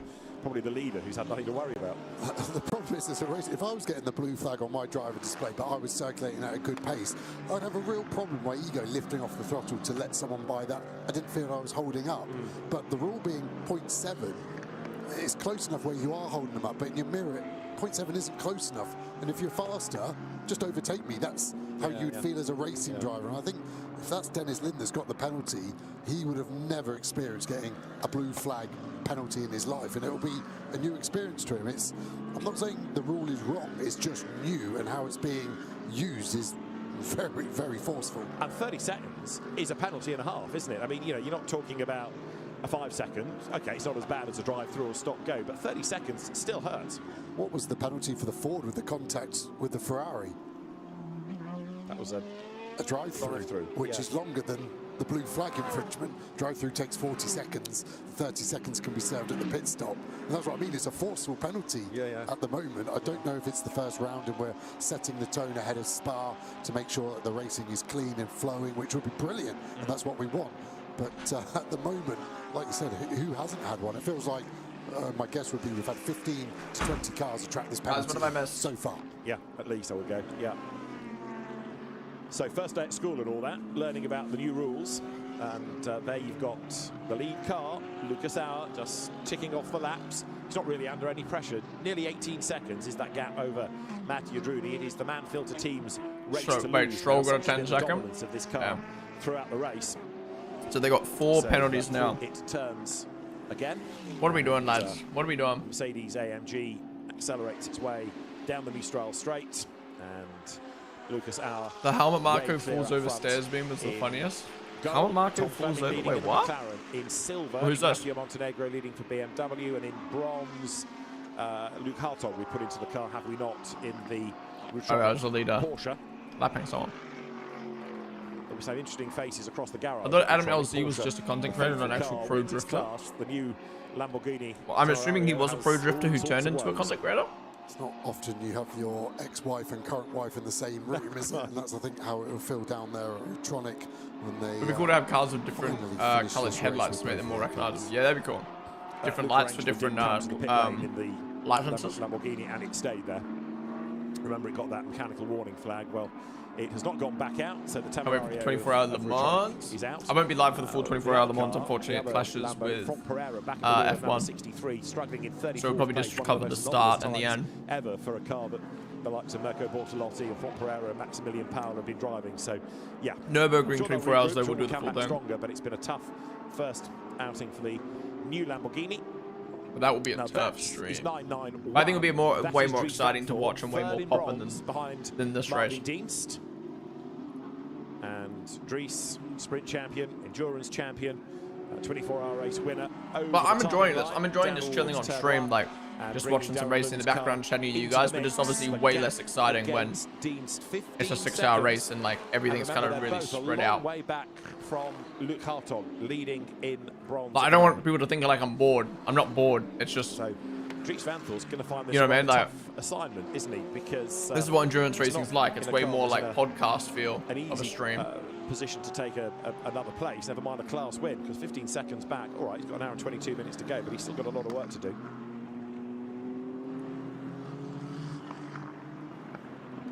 Out of turn 7 goes Dries. It's a relatively new rule, in terms right? of pace, he should be able to get up with Marvin Dienst. He just pulled another couple of tenths back in the first sector alone, but it isn't going to be an instant catch of that Mercedes. Dienst himself is a quick driver. So, an hour and 20 minutes. Well, I didn't realise those blueberries were off. Of the leaderboard from Pereira and growing mold. Now 34th place, Dennis Lynn, 36th. Johnny Adams at the wheel of the number 56 Aston that started off all right. Giacomo Petrobelli led, then got a bit of hit and shoulder down of the way. And in bronze, that car seems to have struggled ever since. It never really got back into. I literally just got these out of the fridge. I put them in a couple days ago, and I was like, oh, they look okay. Tried one. I was like, that's okay.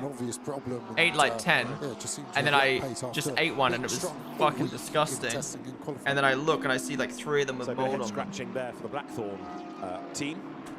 Is it bad? Is that bad that I just ate some mold? His way back. In fact, the next target is Chris Froggatt. Am I going to die? At some point that we've missed, but it has lost pace somewhere there. Now, in the meantime, is Tom Fleming trying to get his way through the traffic. Third, but rather dominant in gold now because he is 3rd overall to 9th overall, Simon Gachet.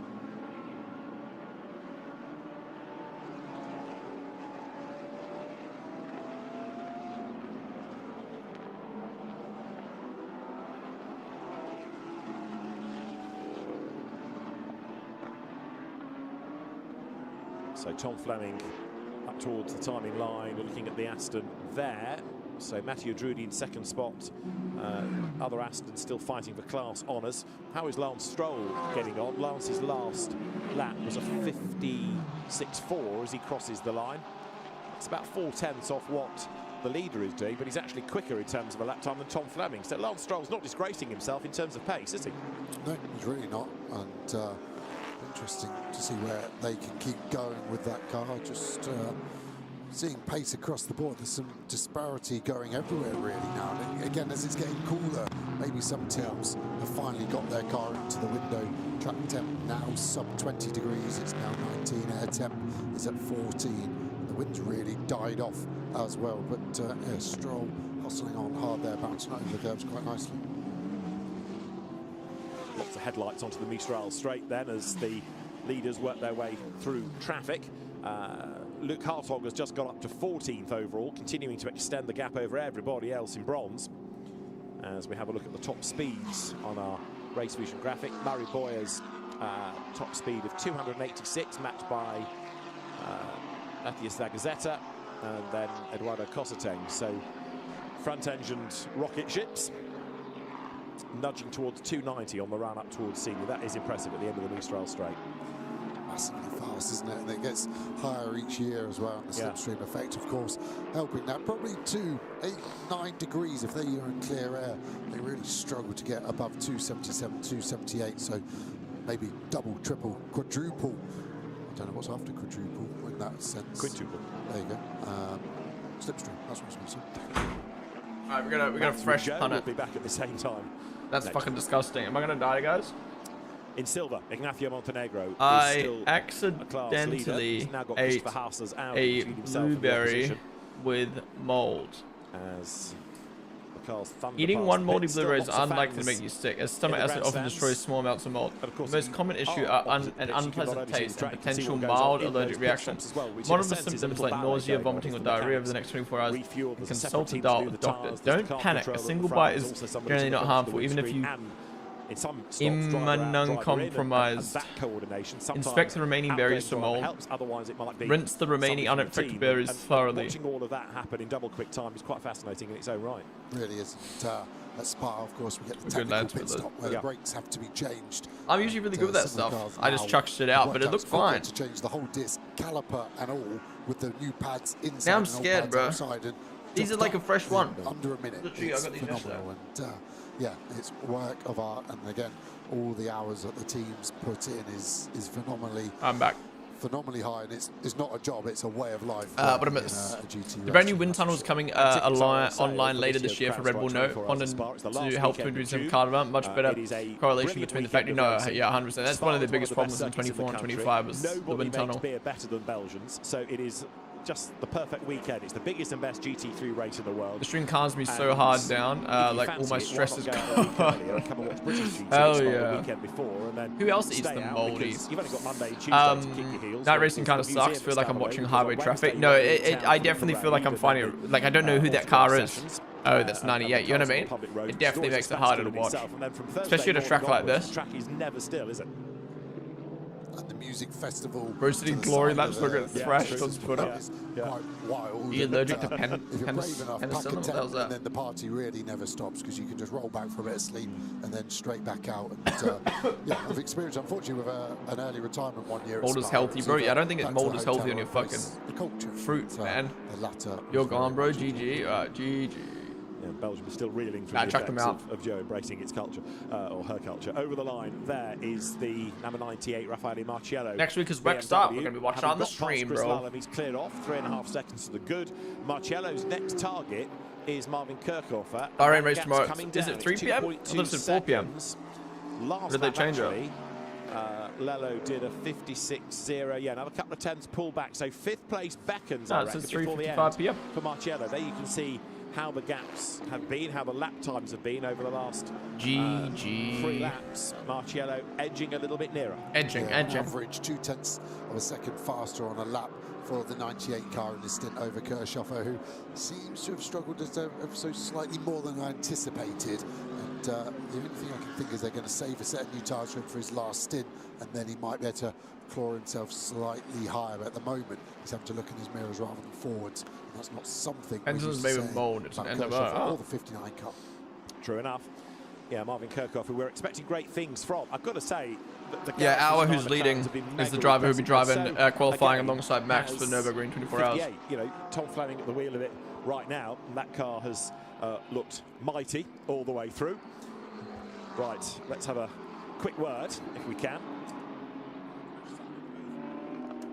with Ash Sutton, BMW driver. Is there a time zone that's 1 hour behind UK? After Monza last year. Obviously, Europe's 1 hour ahead. Top racing, this, isn't it? But is there a time zone 1 hour behind UK? Absolutely, I mean, first ever time, obviously, in doing anything at night. First time here at Paul Ricard. Aaron Webber, Netty, Nutter, and Conquest. Let's start with this driving at night business. You say it's the first time.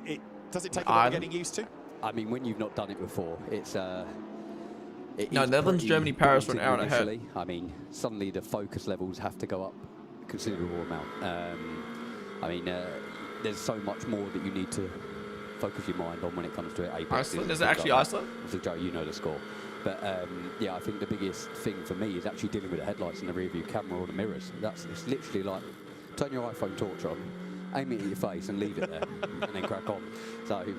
How much help do you get from the team? Because you know we're getting a lot of people with blue flag penalties. Okay, to you, it's just a set of headlights behind. Do you know?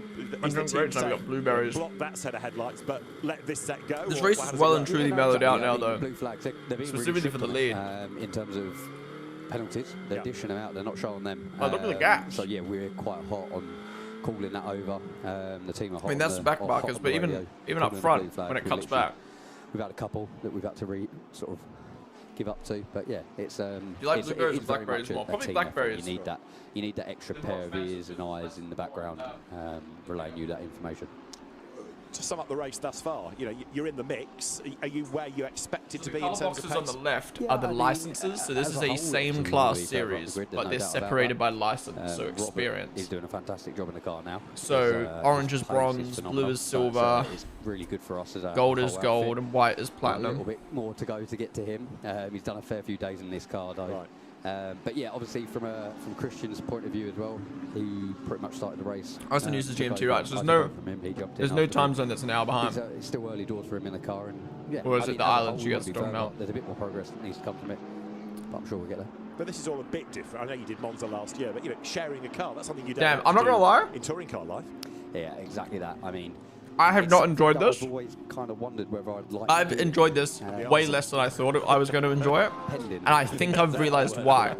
But yeah, I mean, It's because there's no onboards. As a solo man, Like so with NLS, we could permanently have the Verstappen onboard on screen, which is really good. Like I can't have the Verstappen Racing onboard today or the Stroll onboard today. It kind of sucks. And two, the broadcast is just trackside footage and the odd drone cam.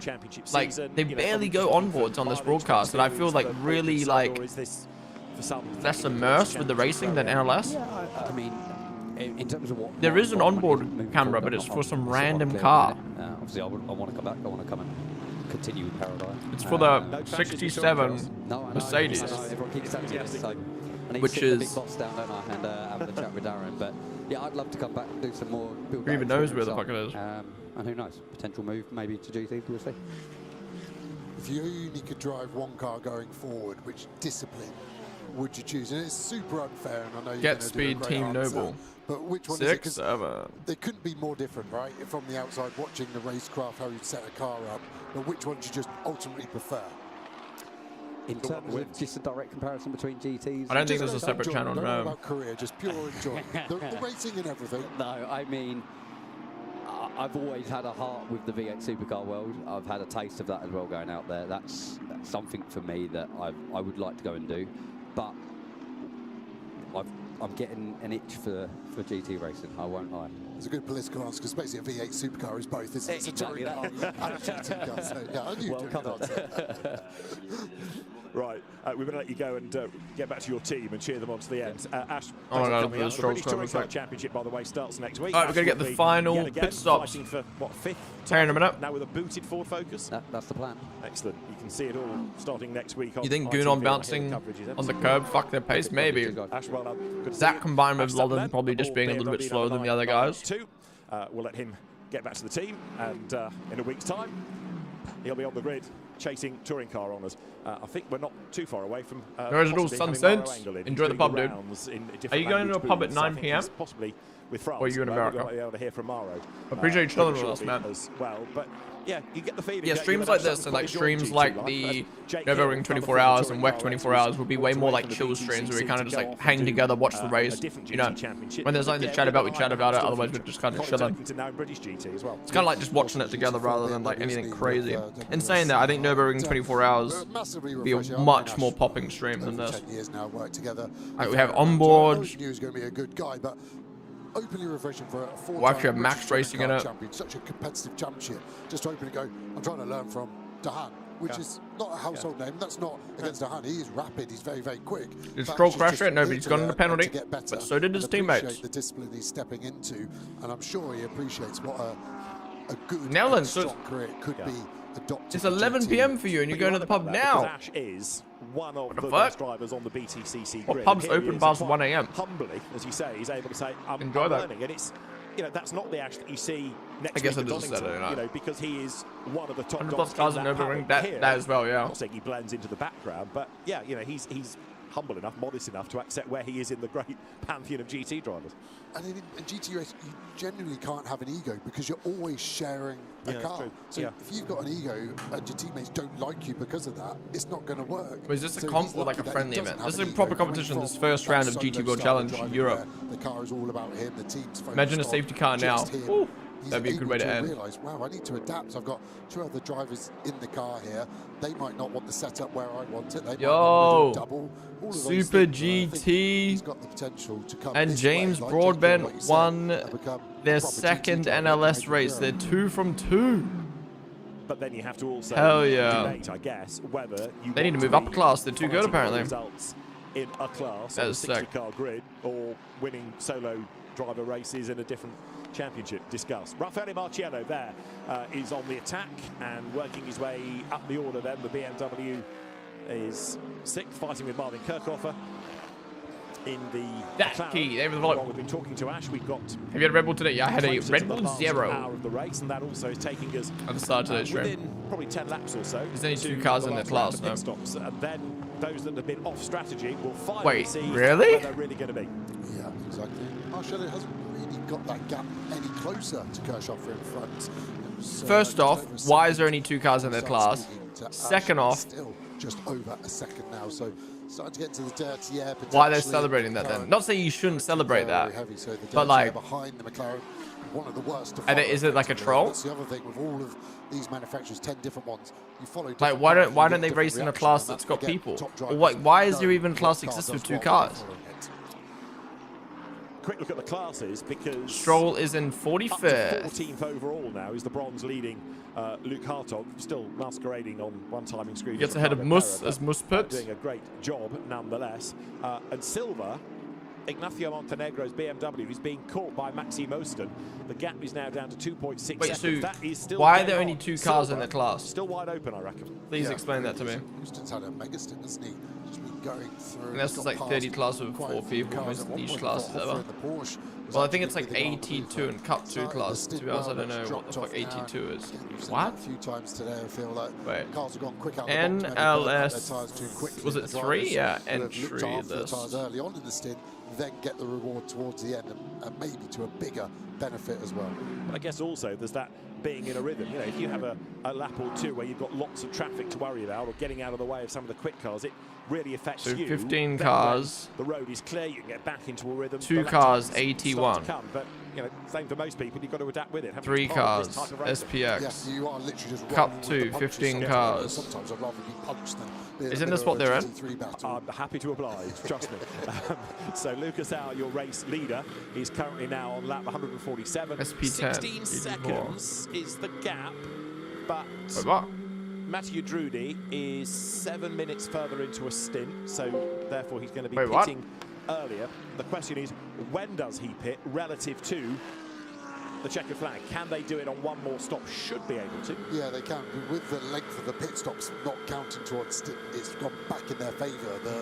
It wasn't strategy, like we said, but they are going to get there quite happily in the end with the pit stop times helping them get to the end of this race. Is Stroll in this true position? Yeah. There's not much to choose in terms of lap time between Power and Drudy. What does this happen? At the moment, the Mathieu Drudy Aston is just a fraction slower. So neither car is demonstrably quicker than the other.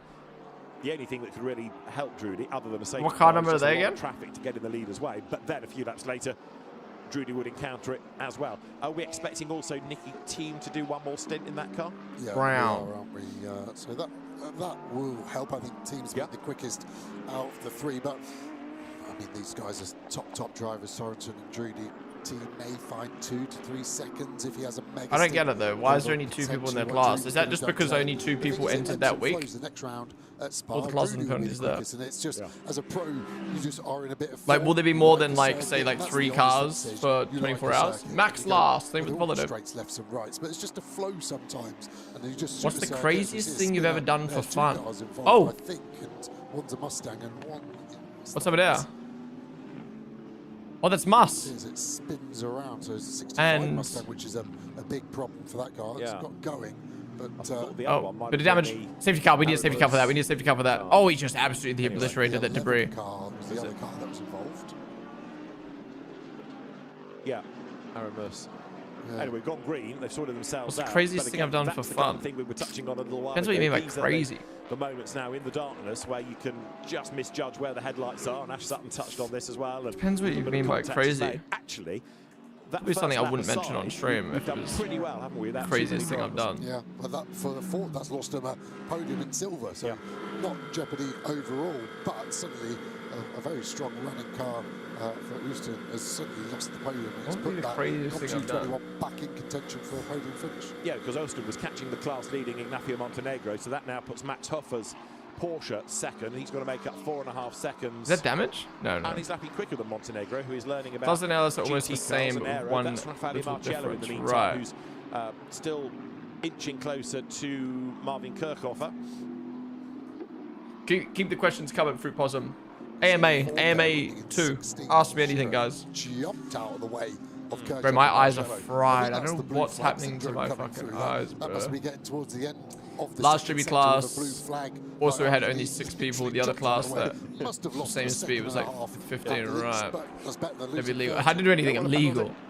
I just mean like it's probably like night out, you know, like drunk. I don't know. I'm trying to think it was the craziest thing I've done though.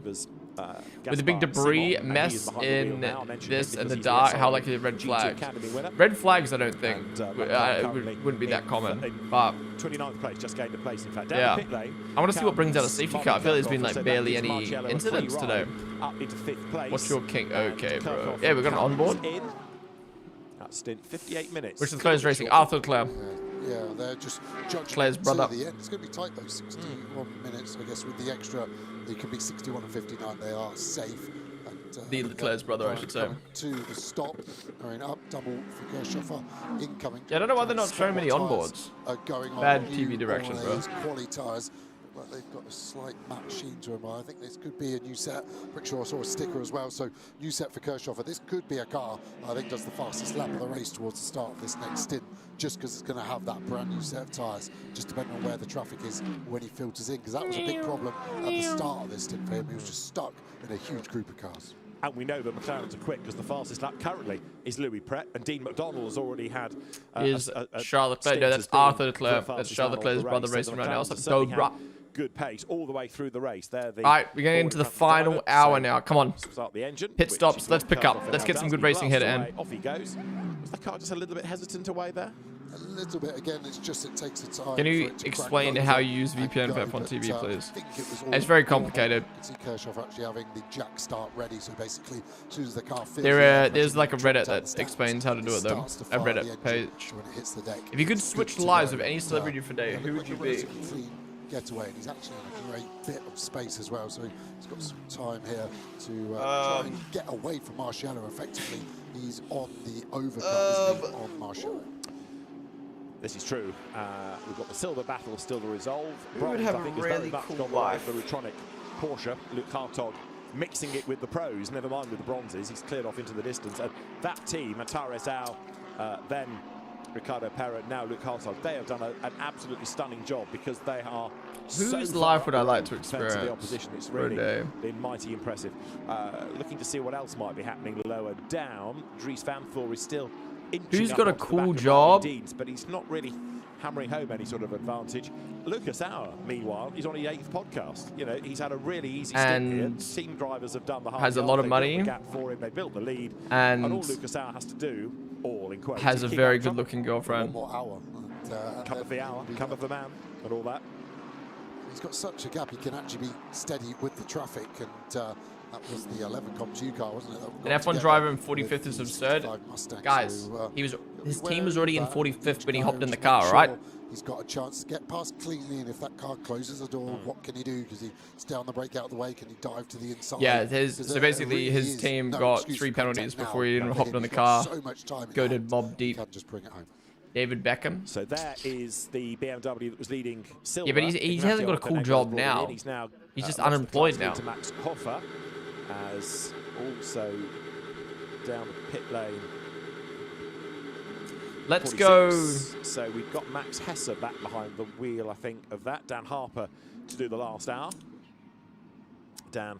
It'd have to be an F1 driver, right? Who wouldn't want to fucking drive an F1 car? So the early Belfast. Let's go Lando. Clambers back on board. Straps himself in. Yeah, let's go Lando, actually. And quick word with Max. Wake up in the morning next to Maggie. Good.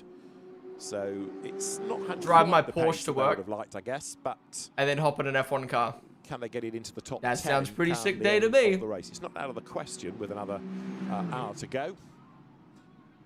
That car will drop down and then rumble its way down the pit lane in due course. Lewis clear of Lando. Over the top of the pit lane. True.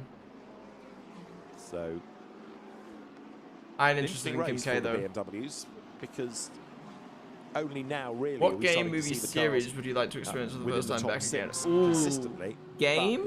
What game blew me away? From there, unless others have problems. Yeah, it's going to be a stretch, isn't it, for them to get a podium position? I think. What game left me like shooketh? At the moment.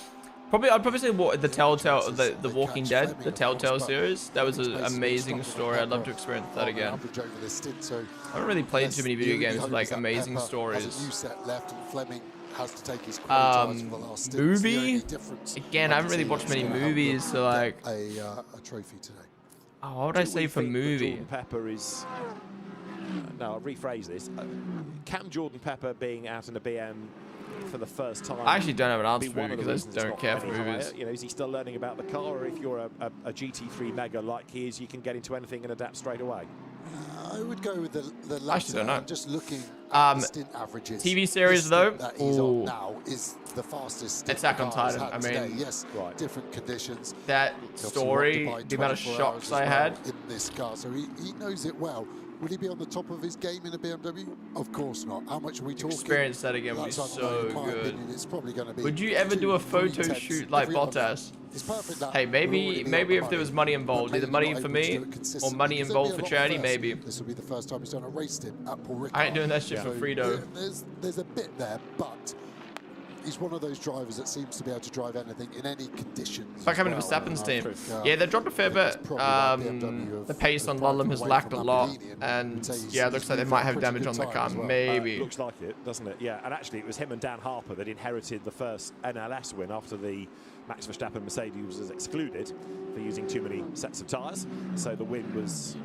Which Stroll seems down like 45th or something like that. A good start to the BMW relationship, and Jordan Pepper aboard number 32, then 4th place, 3rd in class as well, 3rd in pro if you like, and he is on the run there. Down. What about Rossi's team? They were doing well at one point. And where's Jake Dennis's team now? 11.5 seconds behind Tom Fleming. Not last. Who is Jake? Last time, so I don't see him catching. Is that J-Man Cool from YouTube? Fabian Schiller. Did he come into Twitch? Actually, 6th place. Fabian Schiller lapping quicker, and he's about now a second. Stroll as well with the famous P45 then? Wait, what's P45? Yeah, before the end of the stint as well, 5 laps remaining for those cars. Drudy's going to box this lap for the final What's time. his 46, right?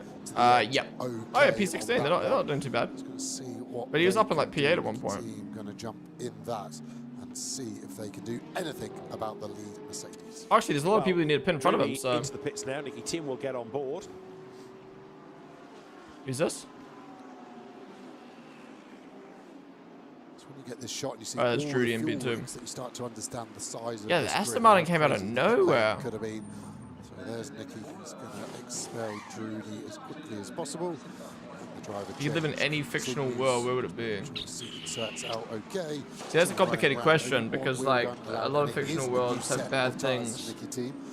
Is there a fictional world where there's no bad? Everything we can do now. Nicky Team in an Aston Martin with a brand new set of Pirelli rubber is going to have to try and overcome that 16-second deficit. Stroll picked the worst possible teammates.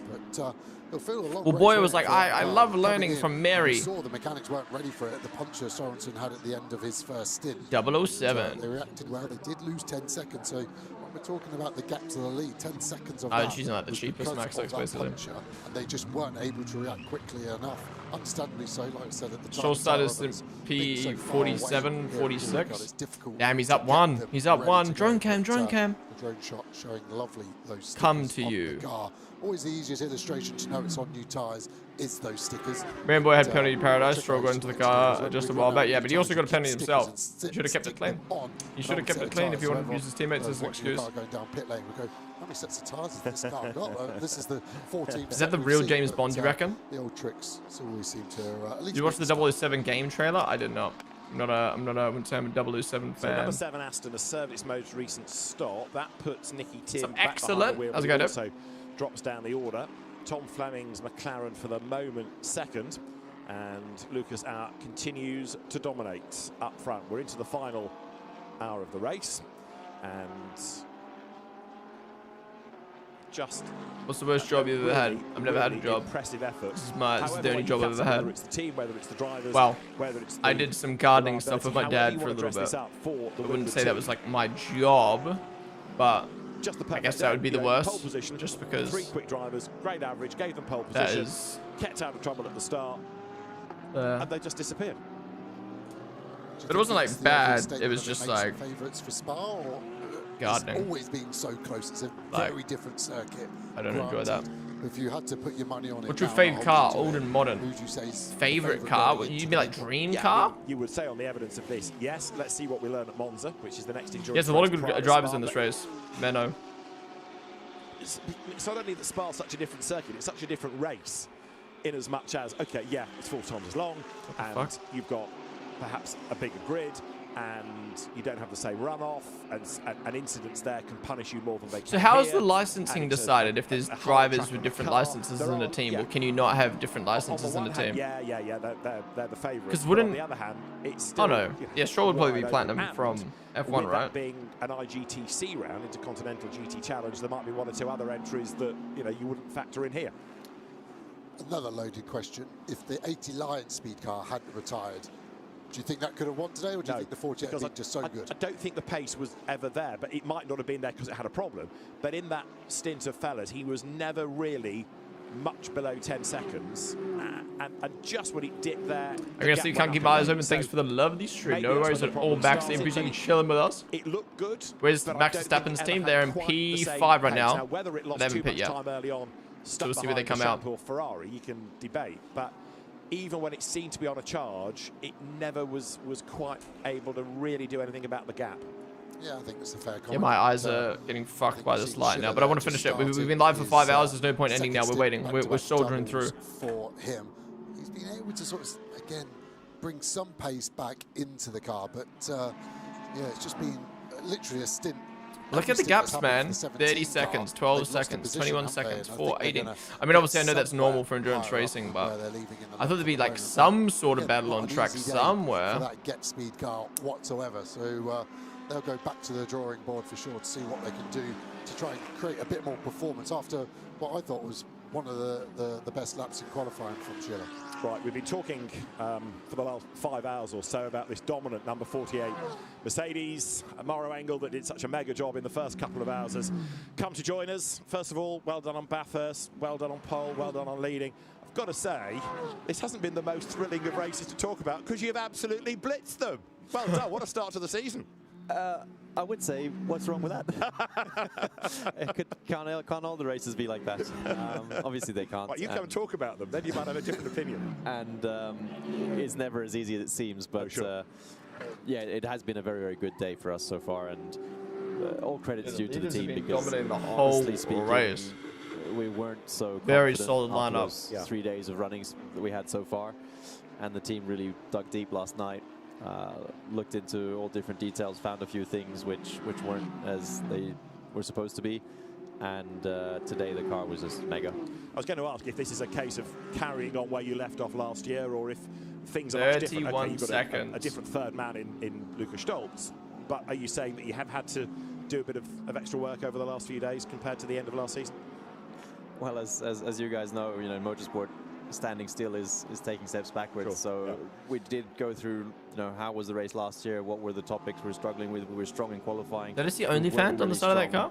In the race, and especially not at night. We struggled with pickup quite a lot, and so we tried to put a lot of effort into finding solutions there. And I think the warmer temperatures have helped us, but I also think that the steps we've taken have been positive steps. And everything's been well drilled in the pits as well. Lucas has just come in to serve the last stop. Is this tense watching it, or do you have every faith this will all be fine? Leader in. I'm a spectator just as you guys right now. I mean, the car's in good hands with Lucas. The team's done a great job, and yeah, hopefully we can bring this home.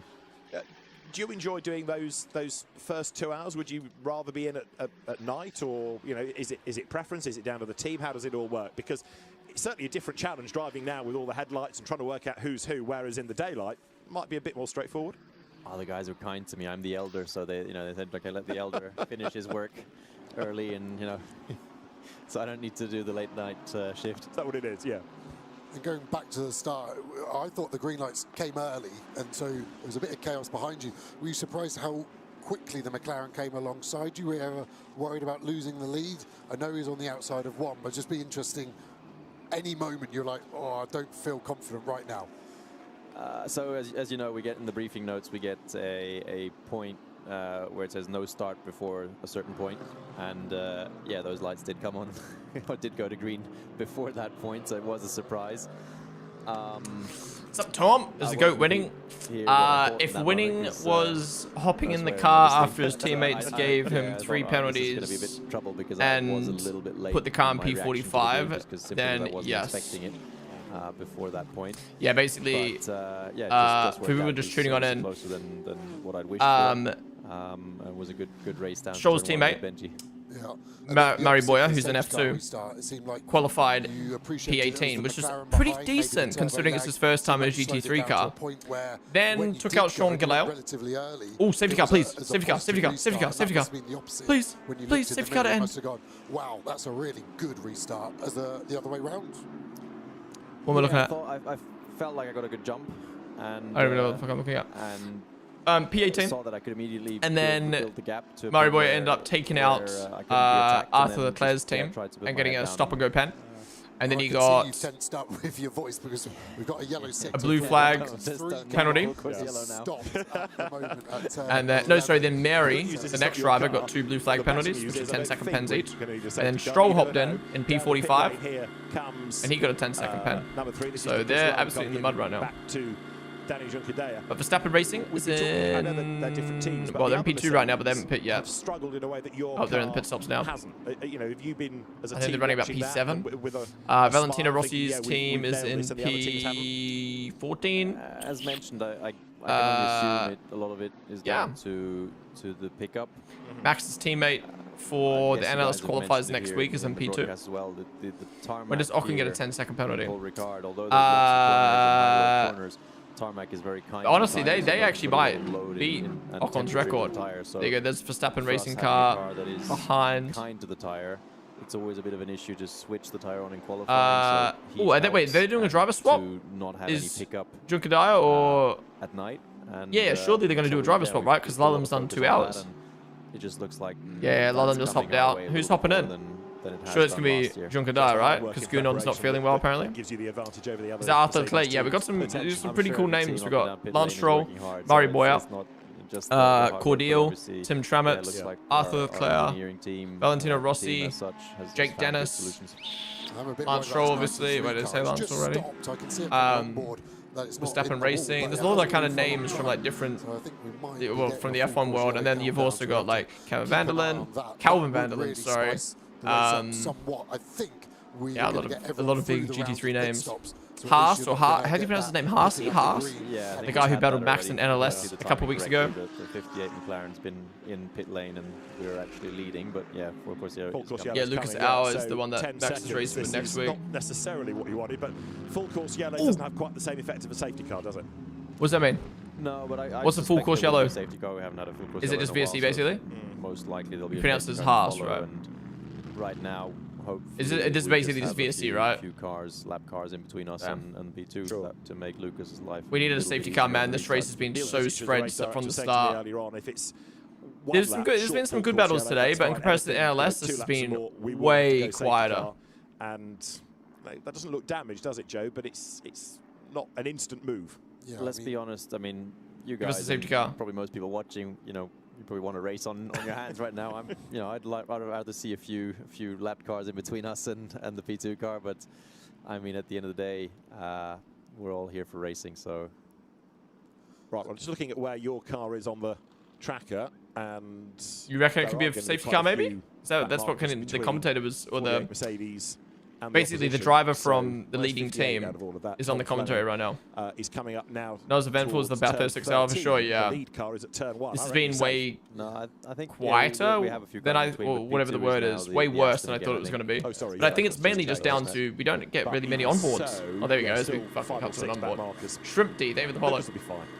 Do you know off the top of your head if the tyres that just went on the car were new tyres or they were used? Is Max doing this too? No, Max isn't. Just the Verstappen racing team is, but it's his two teammates that he drove with in NLS, and then Chris Lullum, who's the sim racer. Max is doing NLS qualifying next week. Here we go. Here's Chris. You're dripping wet, Chris. That was a tough, 2 hours tough race for you. We've heard a few team radio messages back and forth. Just talk us through it. Yeah, it was tricky to begin with, getting in on the used tyres and dealing with the tyre pickup was really difficult. Kept getting a lot of debris on the rear left, which just made the balance really tricky. I wonder if there's going to be damage really difficult from to extract the lap time the car had in it. Once we came in for the second set of tyres, then it was not so bad, to be honest. I feel like I got in a decent rhythm and could at least hold ballpark pace to the guys around us. Yeah, actually, I don't know where we stand. I literally just hopped out the car, but hopefully Danny can take it home somewhere all right. You stepped up from gold this year to pro. We've listened to team radio. Some interesting ways they talk to you over team radio. It's more of a kind of a sim way. They're talking about lateral loading and things like that. Is this something that's been brought in by the team to help you fully understand what's going on, or what's the reasoning behind it? Yeah, kind of, yeah. The guy you probably heard on the radio most is Joe. I worked with him in the sim in the past as well, so there's a bit longer of a relationship there than just in the real world, so he can kind of talk to me in a way that I understand. It was a decent stint. I know it doesn't feel like it for you right now, but go and dry off and relax. Thanks, Chris. Thank you. So Chris Lullum goes to focus on what happens next in the race. There are 42 more minutes. Mauro Engel, we better let you get back to the team, I think, just in case you need to stretch out or. Position Lance Stroll is currently P45. Sure That's going shrimp deep. Mega job. Been a clean race, not too many DNFs. Yeah, it's not been too many battles at all either, really. Last time across the line, 22 seconds. I love that Baxter started his own racing team and signed some absolutely rapid legends. Yeah, and his own sim racing, promoting a sim racer. Like, it's so sick. Mauro Engel, thank you very much. Mauro has been very patient. Fuck is that? No way that's going to pull that big car. No way that's going to pull that big car. That has to be the greatest ATV of all time if it's going to pull that. Season kicks off in 3 weeks' time, and no doubt that's going to be another successful weekend for the Mercedes AMG squad. Right, this Porsche, it was Eddie Cheever, wasn't it, at the wheel? No way that's getting pulled by an ATV. It's taking to move, Joe, that it's mechanical rather than a driver-induced drama. Yeah, quad bike's not moving it, so something in the drivetrain's locked solid. The big winner in this is number 2. We have to get the fucking crane out. It's got to pit under this full course yellow, so that is going to be higher than I predicted and even you predicted, and that was the luck. Wait, are they bunching up a little bit? That they needed. They're not, right? That's just a back mark on the back of inside the top 10. Hour, surely. Yeah, how do you pronounce his name, by the way? Is it Hour? Am I pronouncing his name right? I need to get it right before next week. Going to help 87, which was the other car off strategy. Marvin Dean's second in class. Actually, I think that's just done a pit stop. And it's fallen down in terms of the overall position. So this is a long full course yellow. That means so sexy, man. Yeah. It's grown on me a lot, especially seeing the Red Bull branding on it. I love that one in P1 with the yellow branding. Full course yellow. And that perfect, right. Tells the teams I always pronounce it Junkadea, Junkadella. It's Junkadaya. And then you got Gunon. Final 40 Hour minutes of the race was just into the last 41. European names are hard, man. And really galling for the Porsche team. Is it wrapped for the Porsche? Yeah, you talking about the Picarello, the one in P5? It's a shame the Porsche that was running in P3 retired. They were doing so well. The end of what was your favorite subject in school? So, although we are under a full course yellow, it's not. I always loved maths, and then after year 8, I just despised it. Like, I loved maths until it got letters. I loved maths until letters became a thing. Yeah.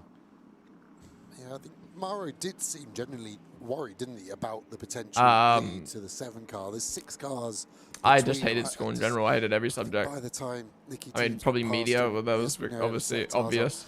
I didn't know if our out of the big 4, English, science, maths, history, am I missing any? Maybe there's 3-4 seconds in that. I like maths the most. But assuming everything's fair, I just hated school. I don't even want to think about school. I'm still not gonna lie. 3/10 quicker than the best lap of the Aston. Let's just go to team radio. Yeah, I don't know. I'm confused. but I think something's off. What should I do? Should I box? I can't really tell. Definitely sure it's not pickup. And I had a massive snap between turn 2 and turn 3 on the straight, but then it went full course yellow. I don't know if you can see it on the data. Maybe I extend the lap and you check. Well, I've spoken to the mechanics here. They say they feel all wheels are tight. If you weave, does this make any difference? Okay, I'll stay out for now. I know. Can you check on data or not? Because between turn 2 and 3 on the straight, I nearly spun. I can't believe this is pickup. Well, Daniel Kadea started that conversation by saying he's confused. Kadea complaining about something with the car, which is Chris also said there was a problem with the car, so maybe this is caused from Gunon when he got airtime. But let's see. He's decided he's going to. I don't know why you'd pit. I mean, I guess it is. If it's a safety thing, that's pretty risky to stay out. But the odd bit from that is he doesn't know why he nearly spun. Yeah, yeah, the Astons look nice, although they're all rocking the same livery. Boring. Telemetry. But point them in the direction of what you think it was. Was it the rear left feeling like it was falling off? Was it the clutch suddenly kicking in and trying to spin you around? It was it genuinely sounded like a very lost man right there, Danny Jungier. And the car definitely shouldn't spin in a straight line. So I get his worry, but I have no idea what potentially. Let's hope everything's okay. I think he is lost, and that's why he said, "I'm confused." You know, because he can't really. I need to go toilet, but I want to wait for this full course yellow to see what happens now. Unless something's come out. Everyone's pitted though, so yeah, but then give us a safety car, bro. Yeah, I know we're in the toilet. What happened? Yonkadai was just complaining about there being a problem with the car, but then we went under full course yellow, so he doesn't know what the problem is, so he's kind of waiting for the race to restart. But he's got cold tires because they just pit, and then apparently the car's really bad with pickup. That's what Lodham said. It's worth driving close to the pit. Use the bottle. No, I'm not busting like that. Expect the car coming past, but when we've seen the car, is that Leclerc? No, that's Arthur Leclerc, Charles Leclerc's brother. Is dragging on the 3 car whatsoever, but yeah, there's nothing. I mean, pickup can be brutal. It can be the biggest bone-shaking experience. Imagine sitting on a washing machine loaded full of bricks. Wait, I should stop doing that. Kind of looks like I'm smoking a fucking cigarette. But Danny Jungier knows that, so I'm with him. It can't be pickup. It's got to be something else. And I'm with him about being confused. Yeah, he doesn't know. The team, looking at all the telemetry, all the data that it has in the garage, saying, well, all looks all right to us. And that's why they're going back and saying, are you sure it's not pickup? Because in their mind, that way. It's literally just like a label on my blueberries look at the damp rolled up. See the travel at that moment, see if there was a spike on a particular corner or something like that. But hopefully you can get a feeling under this full course yellow. And if I were him, when we go to the safety car period, hang back so you can get a chance to attack the corners under safety car. Let's get back to the pit lane. Gemma Scott has been busy. Gemma Scott. Gemma, who have you got? Jordan, joining WLT, of course, hugely recognised team within the grid. Your first time with the team, your first race at the BMW. Talk to me. Yeah, that was a tale of two halves, to be honest. Kind of looks like Jake Dennis a little bit, my tripper. First stint was quite difficult, a lot of traffic, and it's quite hard. Yeah, it would have been nice to see Stroll actually race without his teammates completely throwing before he even hopped in. But then again, he got a penalty himself, so. And then you end up on like struggling a lot with that. I think you mainly want to do this for fun anyway. The was a lot better, so had a lot of good pace, and we were able to charge. He's up another forward, place. Hell yeah.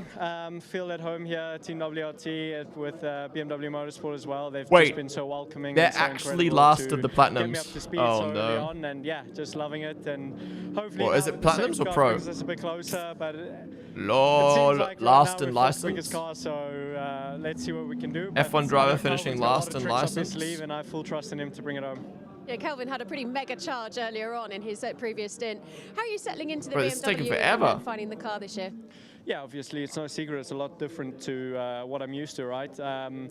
It's taken some time, but as I said, I got an incredible team around me. They've been the best in terms of supporting where I've needed, and also some great teammates to lean on. So yeah, just a big shout out to them, especially to Calvin and Sheldon, both two good buddies of mine who've been really instrumental in getting me up to speed, and I think it showed out there now. So he's the best in the business now to bring it home. I have full trust in him, and yeah, he's still got a lot to learn from him, but I definitely think we can have a strong year together. So let's put it together this race, collect the points, and then full focus on the full season. Well, it's an epic car number to be joining and to be part of. One we've seen a lot of history on, and we wish you the best of luck. Thanks a lot. Thank you. And it's his fellow South African, Kelvin van der Linde, who is now behind the wheel. And yeah, it might only end up being 4th place for number 32 BMW, but as Joe was alluding to earlier on, Jordan Pepper might look at the fortunes of the Lamborghinis and think, yeah, that's all right after all. Yeah, he's going to have a right smile on his face when he gets home, isn't he? And looks at his Spa winning trophy from last year in a Lamborghini. And yeah, that 32 car, like Gemma said, has got some serious history to it. So to kind of walk straight into BMW and then straight into the 32 is a real privilege and shows you just how much BMW respect their newest recruit, Jordan Pepper. Yeah, Lance Stroll has been the cleanest of his teammates. He had 1 pen on Mary, had 2 in voice spawns on. True. What's in Discord? Yeah. Was Lance car number 18? A different kind of expression for Patrick Niederhauser when he gets home and sees his championship-winning trophy from last year and right, 30 minutes left for the trades. Let's get some racing now, bro. Let's get some racing. We're still under full course yellow. How are we still under full course yellow? For about 8 minutes. Should I go to penalty? Yeah, for ignoring blue flags. The length it's taking the Porsche. Which is kind of like a having said all that, you're now normal thing to get penned for when you're new to a series. You've got to attach things and be new to GT racing, I should say. That's not going to fall off, or things are safe, or nothing's dropping out of the back. Doing it in the dark is not that easy. Let's face it. As we look at the pit stop analysis, people are searching for you. Yeah. What? I think the 93 car is now behind a barrier looking at the GPS tracker. It's moved somewhat, but maybe they had to wait as well for a Manitou to lift it up. That quad bike wasn't quite good enough. And yeah, you can see the pit stops all very close, apart from that Boots BDS car, which did that extra pit stop to do its different strategy, and hence why it is where it is. So it has worked out. So, wait, why does that look like the tar emote? That car running in 2nd place, and Mattia is with Brit. Well, it looked like an almost impossible mission, but you've worked so hard over the time, and Nicky's doing a great job in the car. Full course yellow, the gap has widened somewhat. Is there still a chance for a victory? I think there is. I mean, now they just turned the short full course yellow to a long one. That means there will be a safety car afterwards. So we're going to be again close to the Mercedes. We showed great pace, especially at the end of the stint. We have new tires for the last stint now, so I think we still have some good chance to win.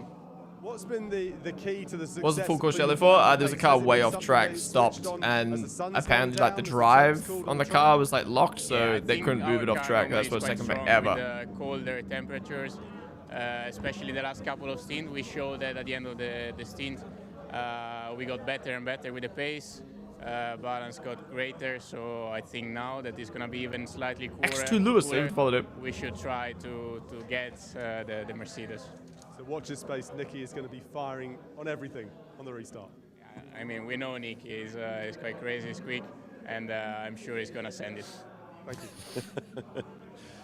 So there you go. We know he's quite crazy, and he'll send it. That's Matthew Drudy's take on all of this. So the safety car now is deployed. It's a long full course yellow safety car. We haven't actually had to make the point yet, but we have done in previous seasons. The safety car is allowed to go at motorway speeds, which are quicker than the regulation speed under a full course yellow. So this now, yeah, okay, it bunches up the pack, but it does allow people to go quicker. It therefore allows them to work the tyres a little bit more and bring things back up to an operating temperature. In that respect, it's a safer restart. The flip side of the coin is people are bunched up, and now, especially with only half an hour to go, people are going to be really committed to trying to gain places. So let's see what pans out as a legacy of this. Safety cars can breed safety cars, you know. Yeah, that's safety car with 30 minutes to go. Everyone's going to be bunched up. We're saved. We're saved. I'm going to toilet. This is going to be a very interesting last 30 minutes. Be right back. Motorway speed. That's it. Your Nicky team, you're a good 400 meters back. You can attack that 400 meter gap to get some more. And there's no real rush to get there, so you could kind of go flat out for a corner, slow down, flat out for a corner, slow down a bit. You would get a penalty eventually, but you could elongate that, and again, that will help build the tyre pressures up, burn a bit more fuel. And when I talk about fuel, the only car that could be an advantage for under-fueling in the last stop is that Piccarello number 2 car, because they were in the pit lane during full course yellow. They could have decided we don't need as much fuel to get to the end. So we're looking at about half a dozen cars between the top 2, first and second, lapped cars this is. There's no wave by in the last hour. Aston, but you can see the amount of traffic. So while Nicky Thiem is trying to make his way through the back markers, in theory, Lucas Auer should be building the lead again. Do you know what I'm interested about with the back markers? Do share. The blue flag penalty, shall we call it, that's been so quick and so forceful that we keep talking about. All of those cars have got that. So as soon as Nicky Thiem gets within 0.7 of one of those cars, they got 2 sectors to get out of the way. That's going to be something that we're not used to seeing in terms of helping him get through the traffic. Are those traffic going to get out of the way? That's another question. But this could be quite a positive thing now with this strict blue flag rule. It's going to help Nicky Thiem get to the front. All right, let's see. Those 2 sectors we know will take effectively 2/3 of a lap. They're long sectors. It's a long lap, but yeah, certainly could play slightly to his advantage. But I still think that while he's getting through the traffic, even if they jump straight away, Lucas Auer with a clear racetrack ahead of him will be gone and building up that lead as the car has been able to do. But even so, recovering after the puncture, second for the Aston team would still be a good result. We're looking at now 28 minutes to go, so we're under safety car conditions. It might be 1 lap, might be more, but Niels Wittich has said to us in the past, hasn't he? He likes watching cars race. Drivers are here to race, teams are here to race, fans are here to watch cars race. He doesn't want them stuck behind a safety car then any longer than is necessary. You can see the cars all weaving as hard as they can. None of them are happy with their tyre temperature right now. Well, we've heard from Mauro Engel. We no doubt will hear from Lucas Auer. Let's hear from Lucas Stolz in the pit lane with Gemma. Luca, very late safety car, of course. That's adding a little bit of pressure. Are you guys feeling that from the number 7 car behind you? Well, I think there are some cars in between, so I'm a little bit more relaxed, but yeah, definitely there's some pressure. Well, I hope we can bring it home. We had a really good race so far, and yeah, I just cross fingers to bring it home. Absolutely, from the moment of the start to now, it's been dominant. Yeah, definitely. To be honest, it was a bit of a struggle, especially with the tires when the track time went lower, but yeah, we are still there and still on P1, so yeah, I cross fingers for Lucky. I'm watching the restart with nails bitten. For sure. Now, the other aspect to all of this, we're talking about back markers between the lead cars. The safety car will be in this lap, but while that full course yellow has been in operation, while the safety car is out, of course, all of that's eating into the remaining time. So, although it's only taken about 4 laps, in terms of time available, that has reduced. So not only does Nicky Thiem have to get through the traffic, but he's got less time to do it than he would have had a lap ago, 2 laps ago. I know it sounds obvious, but things are conspiring against him. Yes, I mean there's still going to be. Yeah, I think you still would you still have to. All the cars are fucking muddled up right now. They're all going to unlap themselves. Like, look at the gap, 6 seconds, 9 seconds still. But to go. And, at least we're going to see racing, and at least we're going to see probably some chaos. Job even harder, and Stroll P4 to 44 to P1 incoming, imagine. Would be the first time you would do if you woke up as a girl. Yeah, for Lucas Auer, this is qualifying 4, isn't it? The first few laps of this restart have got to be quali laps just to build the gap back up and make sure it's out of reach of the Aston. He's not had to do that. They don't have Michael Massey in this. He would have been just going to a safety car in this lap. Yeah, it's going to come down. Now suddenly, but where are they on track? Opposite. Yeah. It's late in the day. Has he got the energy left? It's 11:30. We had qualifying this morning. It's not an easy day being a GT3 driver. Look at that restart. He's gone. We're off. He's off. Exactly what he's got to do. And yes, Lucas caught them napping. Starts to. All right, let's see what Junker Dyer is like with this car. He said there was a problem with it. Nicky Thiem can't overtake until he crosses the timing line. That's when we're back. Drop down to P9. Fuck. Will be shown. The green lights will be on. So did Verstappen Racing get fucked by the full course yellow? Did they lose 2 positions for that? There are the lights. We're back racing. So all right, we're back racing, bunched up, heaps of lights. There's going to be a lot of blue flags here. Fuck the stint time. Why are they showing us the pit start, the stint time? No one gives a fuck. There's 25 minutes to go. Thank you. No. Show us the intervals. Why are we showing stint time? No one's going to pit. Of him in the commentary, Aston, but at the moment, all looking pretty for Lucas Auer. Everyone's made it through turns 1 and 2 as well. So far, looking clean. Nicky Thiem trying to get through the back markers any which way he can as they wriggle their way now up out of turn 5. So 007 Aston trying to pounce on the traffic as they go onto the Mistral straight. So Lucas Auer within that first sector actually wasn't as quick as Nicky Thiem. Nicky was a 10th faster, oddly enough, despite the fact there was a bit of traffic around him. But now what is it Mattia Drudi said? He'll send it. He's going to have to. Along Mistral straight they go. Lucas Auer now back up to speed. Starting to edge away. 3 seconds is the Aston to Lucas Auer. Could it be quicker than the Merc and catch up? Still working his way through the traffic at the end of sector 2. I came back to a safety car ending. What happened? Yeah, someone just stopped on track. 4/10 closer. So in both of the sectors. Oh, team is closing. Even though we thought Lucas was going to get away while he was going through the traffic, actually Nicky Tim. Come on, Unkadaya. Catch up, catch up. He's all fired up for this.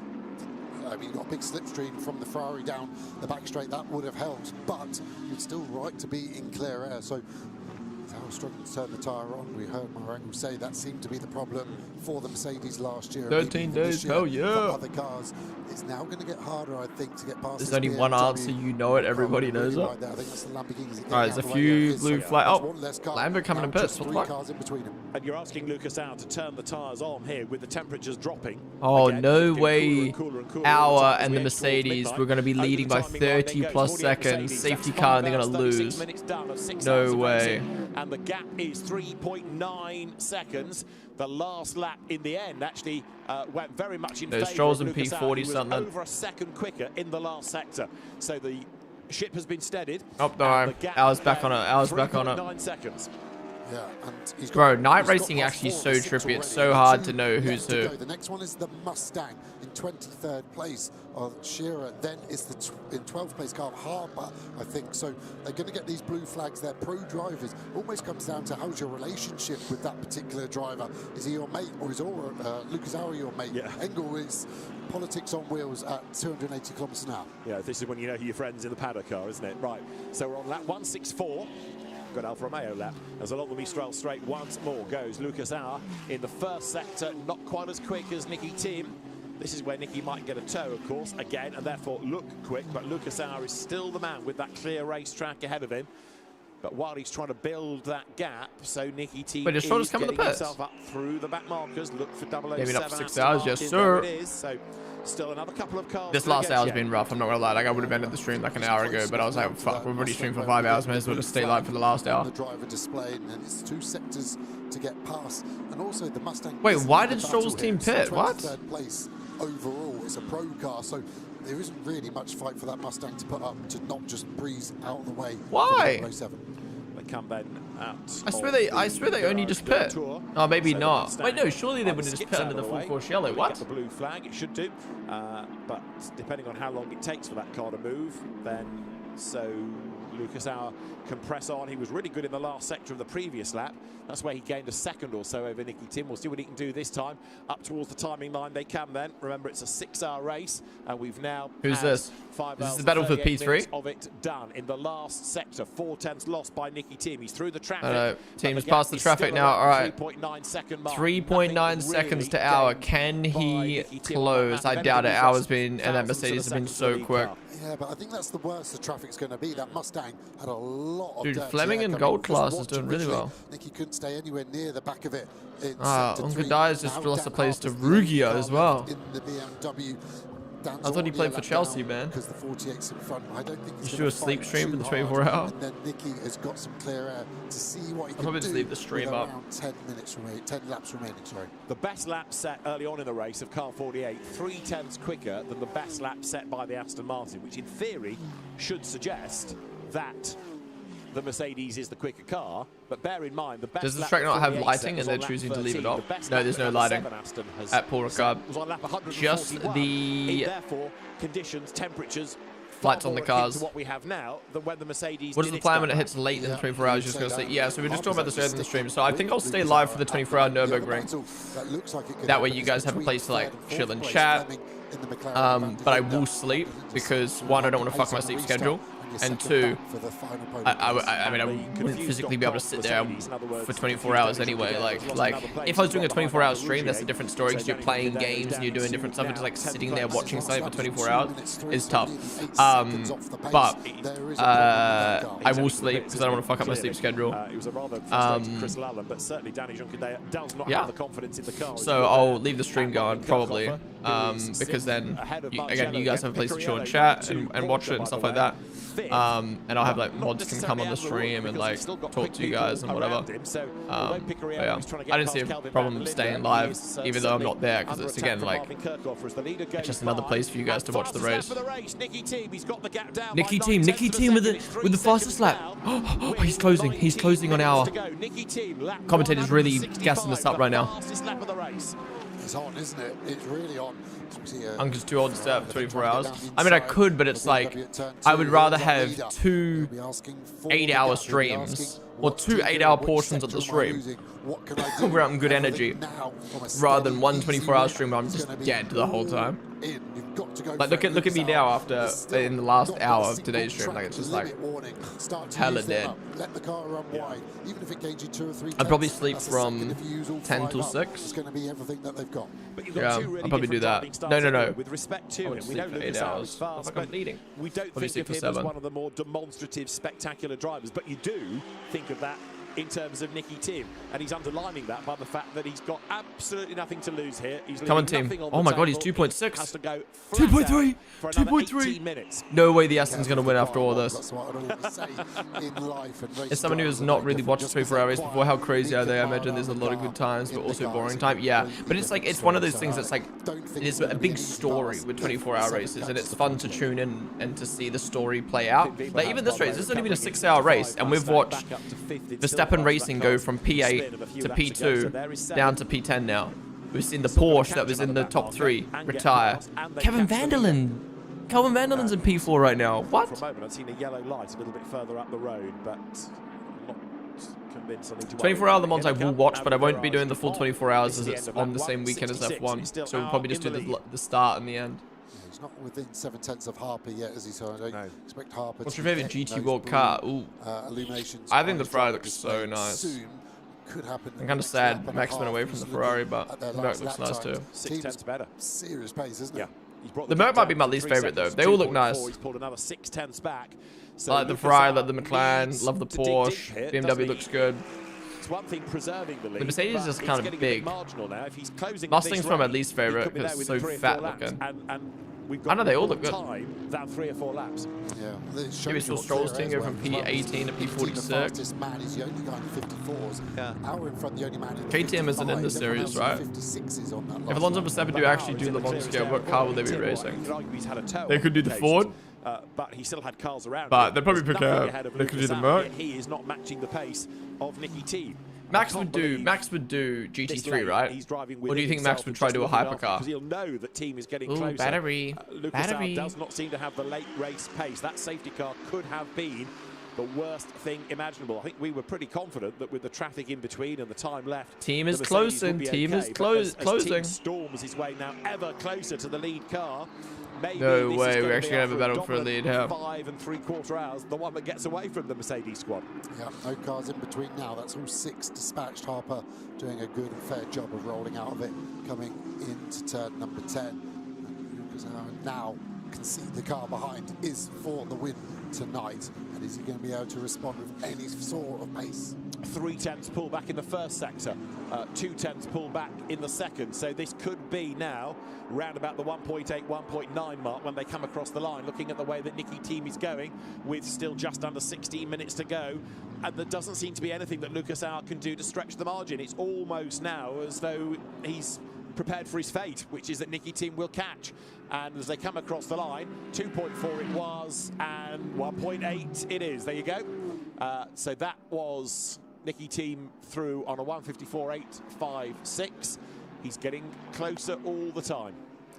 And like I said, it's not that the 48 car's slow. Auer is the second quickest man on circuit right now. I read about it was weird for me to ask, so if I made you feel uncomfortable. Wait, what were you talking about? The girl question? Hell no, that was completely fine. Equally, if, as we've heard from Lucas Stoltz, we've heard from Maro Engel, it's been taking the Mercedes a while to Has Stroll done any good, or is he just as dog shit in F1? Well, his teammates got 3 penalties before he even hopped in the car, so yeah. But then Stroll got his own penalties, so we don't really know, do we? Oh my god, team 1.4, no way! No way the Merc is going to go from 1, 2, 3 to what? To 2:08:10. What happened to the Merc? How was it so strong? Is that overheating? Is that lack of temp? Why is the Merc so bad after the first 2 hours? We could have a gap of less than a second by Why don't forward into the Ford GT into the Mustang? I'm not the guy to ask that. Someone in chat over there's the answer. 2 tenths gained.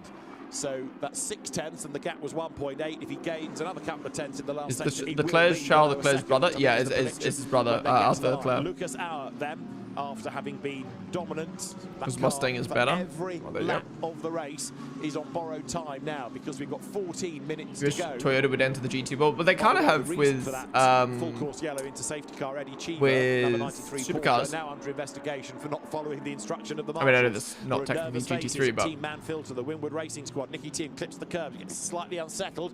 Is the gap going to be less than a second, which is what we're expecting it to be when they come across the timing line? The answer is about to evince itself to us because the leader goes through. It's not. It's gone up a bit. 1.2. 1.2 still 1.2. 13 minutes to go. Can team closing on Auer? If you guys are just tuning on in, the leading car, number 48, Auer, has been leading the race the whole race. They put on a pole, they've led the entire time. And a late safety car has now brought team in the Aston Martin out of nowhere in contention for the win. Where do they even qualify? And Fleming in P3. Is 10th. Van der Linde only 1.7 seconds off Fleming. Back to a comparable pace in silver at the moment. Juncker has dropped 4.5 seconds on Rugia. 0.9. Oh my god, he might do it. That's gonna be so unlucky. The safety car, man. What do you think of Rally? I think Rally is absolutely insane. I think it's probably the one of the scariest things in the world. I have so much respect for them. But in terms of watching it, it's one I've not really gotten into watching. I'm bummed about the storm cancelling today's Supercars races, but now it frees up my day to stream. Hell yeah. When we've looked at that, well, not hell yeah for the storm, but you know what I mean. Always been really good in the third sector, which is where they hell are yeah now. that So you can now stream. Is closer than ever, but this is where the Mercedes has a slight strength and quite often looks a little bit better. Showing the wrong Aston Martin team. I do fear for Lucas Auer here. Maybe he should have picked better teammates, huh? Getting closer and closer and closer. Don't forget. Oh my god, team is right there. Yeah, that safety car no way, after 6 hours of dominating, they're gonna get caught after the safety car. Oh my god, team, look at him. Brown beard, blonde hair. Bro looks like a fucking video game character. Oh, this is going to be surely our defense for his life. I think will be enough for a potential lead change this lap. No way. What happened to the Merc? He's nothing at all as they come over the line. It's half a second. It's going to be less than that by the time they get to turn I'm getting blinded by these lights now, 11 minutes bro. and 40 seconds to go as they head into turn 1. Now this is where Lucas Auer has got to defend for all he's worth. He's had what's he flashing for? Is that to like distract him? Restart of the race, and now the pressure is on, and it's massive pressure from a much quicker car. 1 second second a lap quicker right now. Fastest lap of the race. That in turn is a best lap 3 tenths quicker than anything the Mercedes has done, and now I think there's resignation at Winwood Racing. Yeah, I think it what happened to Merc? From what I thought could be day done. Someone explain. Someone needs to tell me why the Merc just fell off after the first 2 hours. How did it go from a 1-2-3 to a 2-8-10? He's now just going to run that white line down the inside to make team go around the outside there. They come to you. Here we go. Here we go. Looking on, is the move going to happen this lap? Defend the inside out. I don't know why I'm cheering on the Merc. I just feel like they got fucked, so I kind of want them to win. But oh, look at the run. He's got the run. He's got the run. Auer in the inside. No way he's going to go on the outside there. Yep, no. This is going to be interesting. Last 10 minutes, Auer's going to have to be an absolute beast to hold this. He's not going to be able to do it, man. The speed is way too much. Where he can make the move. Goes deep into the corner. Tries to veer it off. Squirt out the other side.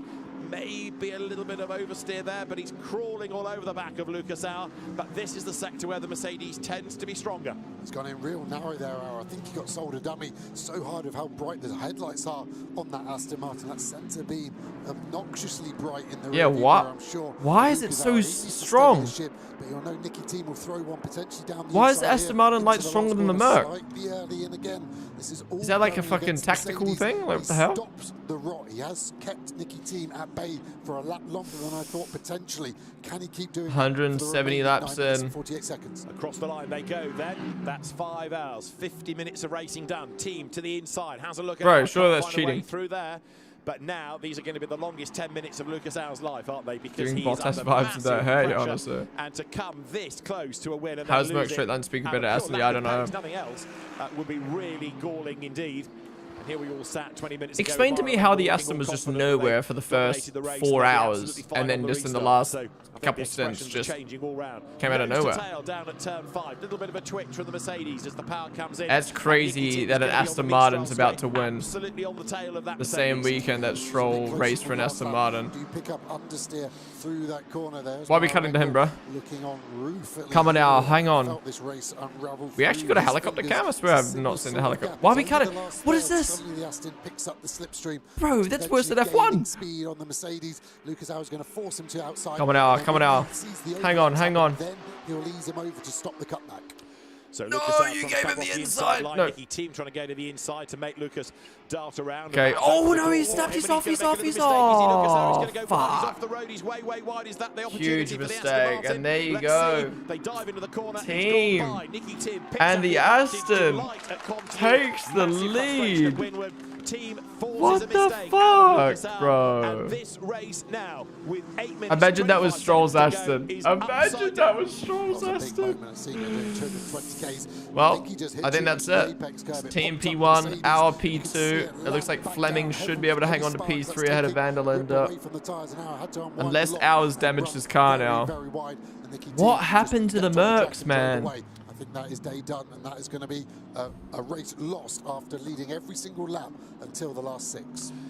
There's not as many sectors or mini sectors, or whatever you want to call them, as F1 has. Isn't it? Because not only has he lost the race, but he's also made a mistake that contributed towards it. You could argue Nicky Tim would have got him. Had it not been there, he would have done it somewhere else. But yeah, I was doing everything he could to hang on. Did it on the resumption. Don't forget, Nicky Tim has come through all of that traffic, and he's caught the Mercedes. Oh, big snap. He's able to make the move. That was the moment that really undid it all for Bruh. Lucas. Way off the race. Wow. Nicky Team through. What's everyone like in GT3 racing with safety cars? Is this going to be one of those moments where everyone's like, fake win, fake win? He picked up a load of rubber on his tyres, and as he's turned in, he just simply doesn't have the grip. He had to What's up, do Carl what he's Luke? doing, Welcome to the and stream. that's maybe there's just the outcome of doing that, but I really do feel for Lucas Au and the whole Winwood Manfield to 48 car. It's been a lean period for Aston Martin. That's a 6-hour race. So after basically 6 hours, the Aston gets the move done right at the end. That's crazy. About an hour or so ago, needed help with the safety car, but this almost wow. guaranteed win for number 48. You said so. You know, are they the favourite for Spa? Can I have another go at the answer? No. Okay. I knew it was the Aston all along. There is the leading Silver Cup car, number 9. It is Alexei Nesov. He's adapted to that car really nicely. They've had a great effort, the Pure Racing squad. Silver has been fascinating race long. So many cars, so many drivers have had a punt at leading it. Yeah, it feels like it could have been any of those top 5 really at any point that could have won it for sure. And yeah, I think the 9 car, the Porsche, has been strong across all 3 drivers. Like I said, and they'll be happy with their performance so far today. 6 minutes are on the clock, and Lucas Au is not being able to retaliate, is he? Because now that Nicky Team 72 Julius, thank you for the radio. How's your show? End of that previous lap. Wait, did Stroll just pit again? What the fuck? It's better Stroll or TP. Oh, Stroll. Alexei Nesov Stroll for sure. Who's been a regular GT racer, really going back to at least the Tiffy had a smile, right, guys? Whether it's been in GT World or Asian Le Mans Series or the Creventic Middle East Championship. And meanwhile, Team continuing to try to build that gap. I just wonder whether Lucas Au is going to be vulnerable to anybody else. I think he's got enough in hand to be able to preserve second place. Tied him and that's why the Merc was slow. I agree with that one. I mean, obviously it got colder as the night went on, but would it have made that much of a difference? Lost that much of a pace advantage. So we haven't seen class, one class, yeah, one class. They're just separated by license. So bronze, silver, gold, and pro license. Also, of course, leading the gold class. But there's a gold bronze cup leader driver in the P3 right now. Porsche, which has had a much better day than the sister car, like we said. And yeah, Antares Au did a really strong job earlier on. So did Hartog, and so has Perret here. And shout out to Dienst as well, the 87. Salikov started that car, did a long time in the car, didn't he?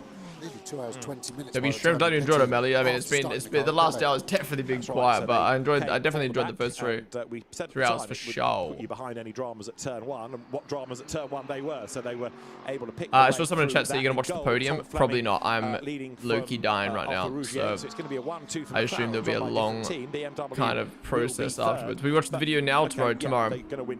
Watch it before the Bahrain race. We'll be live tomorrow watching the 2021 Bahrain Grand Prix that they're gonna stream live on the YouTube channel, so be sure to tune in for that. To be honest, and nearly took their lead into turn 1. And would you like to know an interesting fact? Yeah. I haven't got one. But they've done 1,000 kilometres. Okay, commentator, thanks, bro. Paul Ricard has been finished. And last year we did 179 laps, and we're on course to do 176 this year. So even with the 2 safety cars, only 3 laps behind last year's target. So 1 early safety car, then a long full course yellow into safety car, which therefore just reduces those laps slightly. Over the timing line, the leaders have pounded, and the gap is down. That last lap by Lucas Au was 3/10 quicker than Nicky Team. So it was 1.2 seconds. Now we're back down to 8/10 with 3 3/4 minutes to go. Au's catching back up. Au's catching back up. Mistake. Where did he make it? Somewhere in sector 3. He lost, how much is that? 9/10 of a second to Lucas Au just in 1 sector. And you're coming through sector 1 now. Let's see how the times have gone. Good sector 1 for Nicky Team. So sector 1 is okay. So was it a one-off mistake, or was there a problem for that car in the final part of this lap? Yeah, it was about 3.5 tenths difference. But equally, in that sector, the Mercedes has always been the stronger car. Come on now, come on now, yeah, come back. Though, it does look He deserves the win after the race they've had. Nicky Team. So maybe we're not totally done yet here. Bro, if he didn't make that huge mistake, what could have been? What could have been? Lucas Au is trying to rebuild this if he possibly can to come back at Well, same head simmering 12 hour on today while booting furniture all day. Whoever does that for a living, I salute you. You're better than me. Feeling so I need to stay up and do work on my brain running out of battery. In the same way that the Great Dane did to the Austrian. How does Stroll do? Stroll did a 2-hour stint, so a third of the laps. The tyres turned on now. Well, looks like oh my god. This is kind of what I touched on. Where's Auer come from? Might be too late, but now that looks like a different race car. Really 2 mins. Fully so what will that be? 1 or 2 laps? So have I. I'm now thinking this isn't job done. 1 or 2 laps. 1 or 2 laps. Bro, if he didn't make the mistake, he actually probably could have won. 2 laps to go. Coming out. Last time when they came across the line. Now, for people who don't know, Auer is Max Verstappen's teammate for NLS qualifiers next week. We'll be watching that on the stream. Out of this, aren't they? But only just as the leader goes by, it's actually crept up to 9/10. Oh, it's 9/10. So Lucas Au maybe coming out, come on. Is going to be down after all. Battle for P6. Yeah, that previous lap was definitely one to keep Nicky Team on his toes and us on our toes. Yeah, I think it was that final roll of the dice. I think he lost time with that big slide through Le Bousset because he was 2/10 slow in sector 3. And the Mercedes are only going to be stronger than the Aston in that sector. So maybe that's everything the car has got, and he's got nothing else. But we've got to keep an eye on, haven't we? Like I said, we're going to squeeze 2 more laps out of this one. They do not look happy. To make this yeah, 1.1 down. Way too small. Yeah, I think he just kind of did like a last couple laps push and pushed a little bit too hard, but yeah, worth a try. Worth a try. Yeah, that Aston came out of nowhere in the last couple hours. Obviously, they got very lucky with the safety car. Obviously, they wouldn't have won without it, but you know, putting yourself in a position where you can win at the end of the race in a position like that. The pair of them. Done so well. Place, but he's 5 seconds back, so I think he's too far back. What do you think of GT racing? Gold Cup car I'm really enjoying it. I think GT racing is great. I don't find it as entertaining as F1, which some people might be like, what the fuck, how? But like, I prefer like sitting down for 2 hours watching something like endurance racing if it's a bit more drawn out. But like, I loved NLS, man. That was such a fun stream. The race was so good. Today was a bit more dull. This race was very dull, but that first hour I enjoyed. But yeah, definitely does battles today. Maybe it's just the track. Maybe the track just sucks. Still a sense of disbelief, isn't there, at Wingwood Racing? Just for NLS. Well, right now I'd say NLS just because that race was way more interesting to watch, and I love the Nord's Life. It's, you know, one of, if not the best track in the world compared to Paul Ricard. This was going to be just Lucas Au carrying on as the car had for the previous 5.5 hours. Yeah, it really feels like they've snatched defeat from the jaws of victory, doesn't it, today?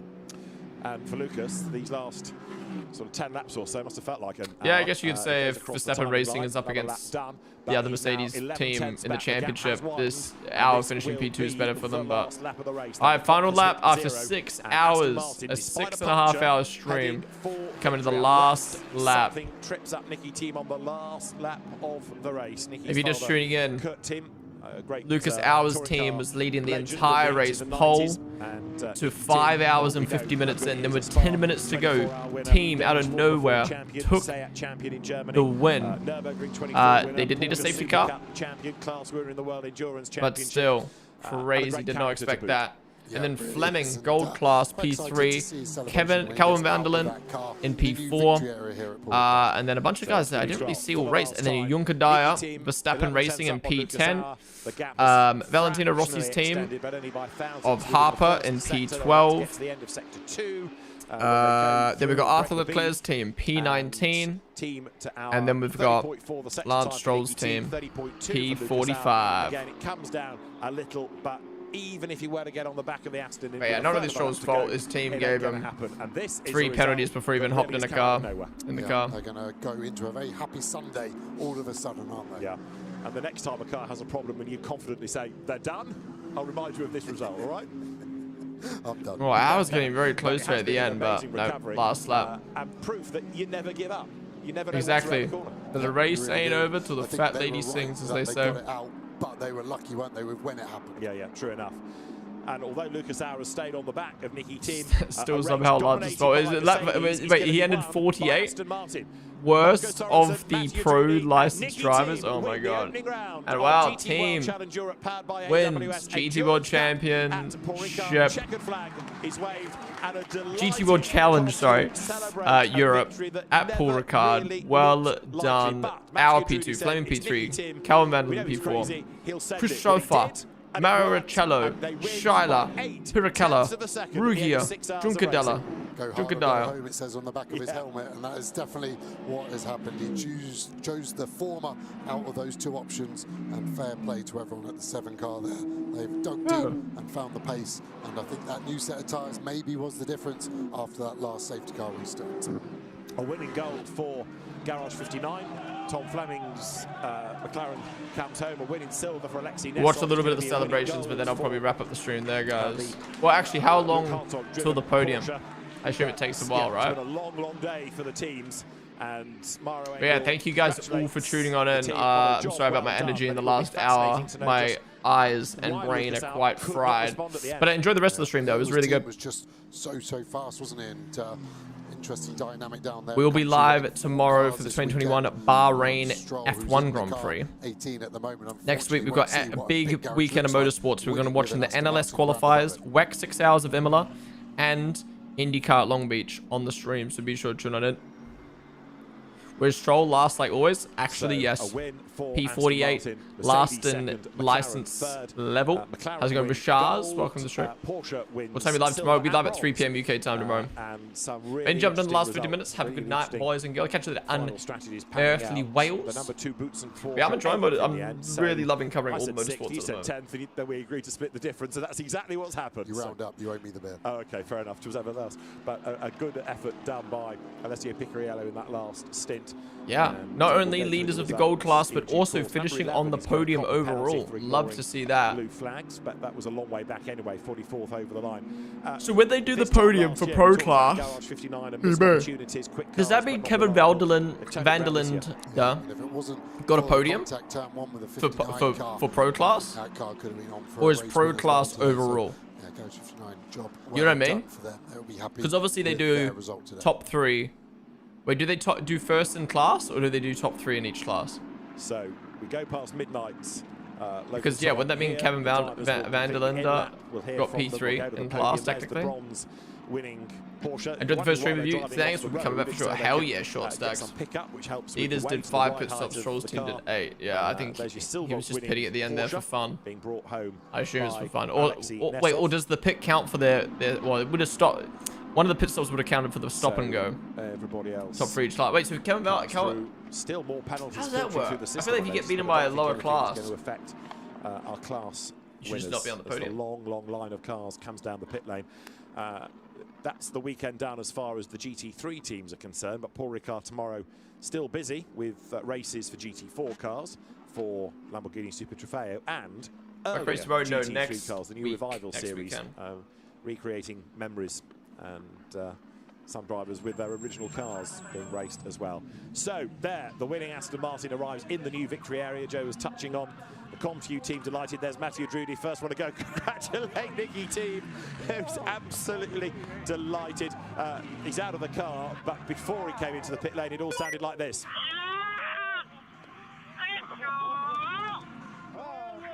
Go hard or go home. Well, red one, and get some pickup on the inlet, please. They've asked that you keep up the pace and come back to the pits quickly so that there isn't a queue behind you. And you're going to need to go to the winners' podium. Let's go. Look at this guy. He's got a brown beard and blonde hair.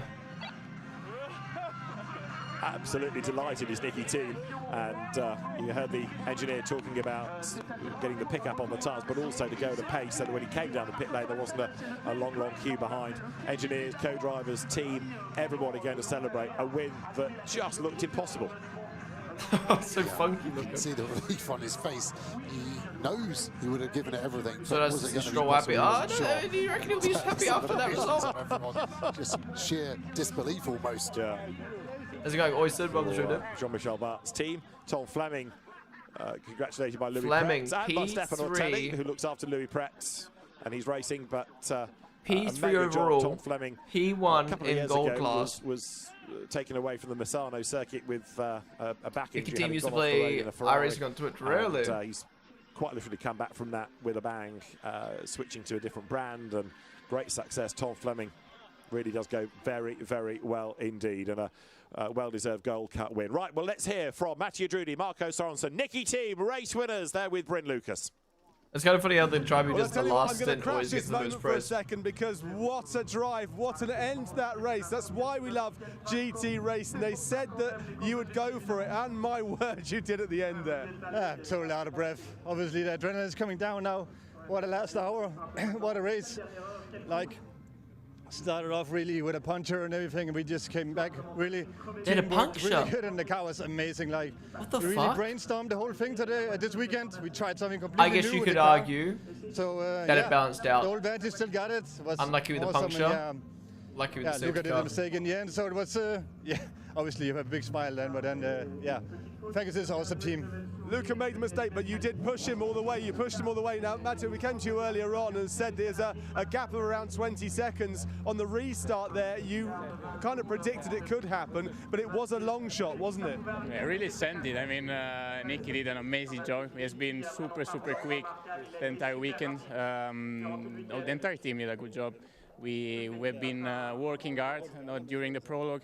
The car has been quick both in qualifying and race. Last year we were struggling in qualifying, so I think it's a really good start for the season, and we can aim to really high this year. It's a fantastic start for the season. Very quickly, Aston Martin haven't had the best of times in the last year or so, so it must be fantastic, mega in fact, to get back on to the top step there. Yeah, 100%. Obviously, since we won the Spa 24 in 24. Bro, imagine Stroll won this race. It be a long time ago since we've been on the podium again, and what a way to start the season now. So I couldn't be more happy.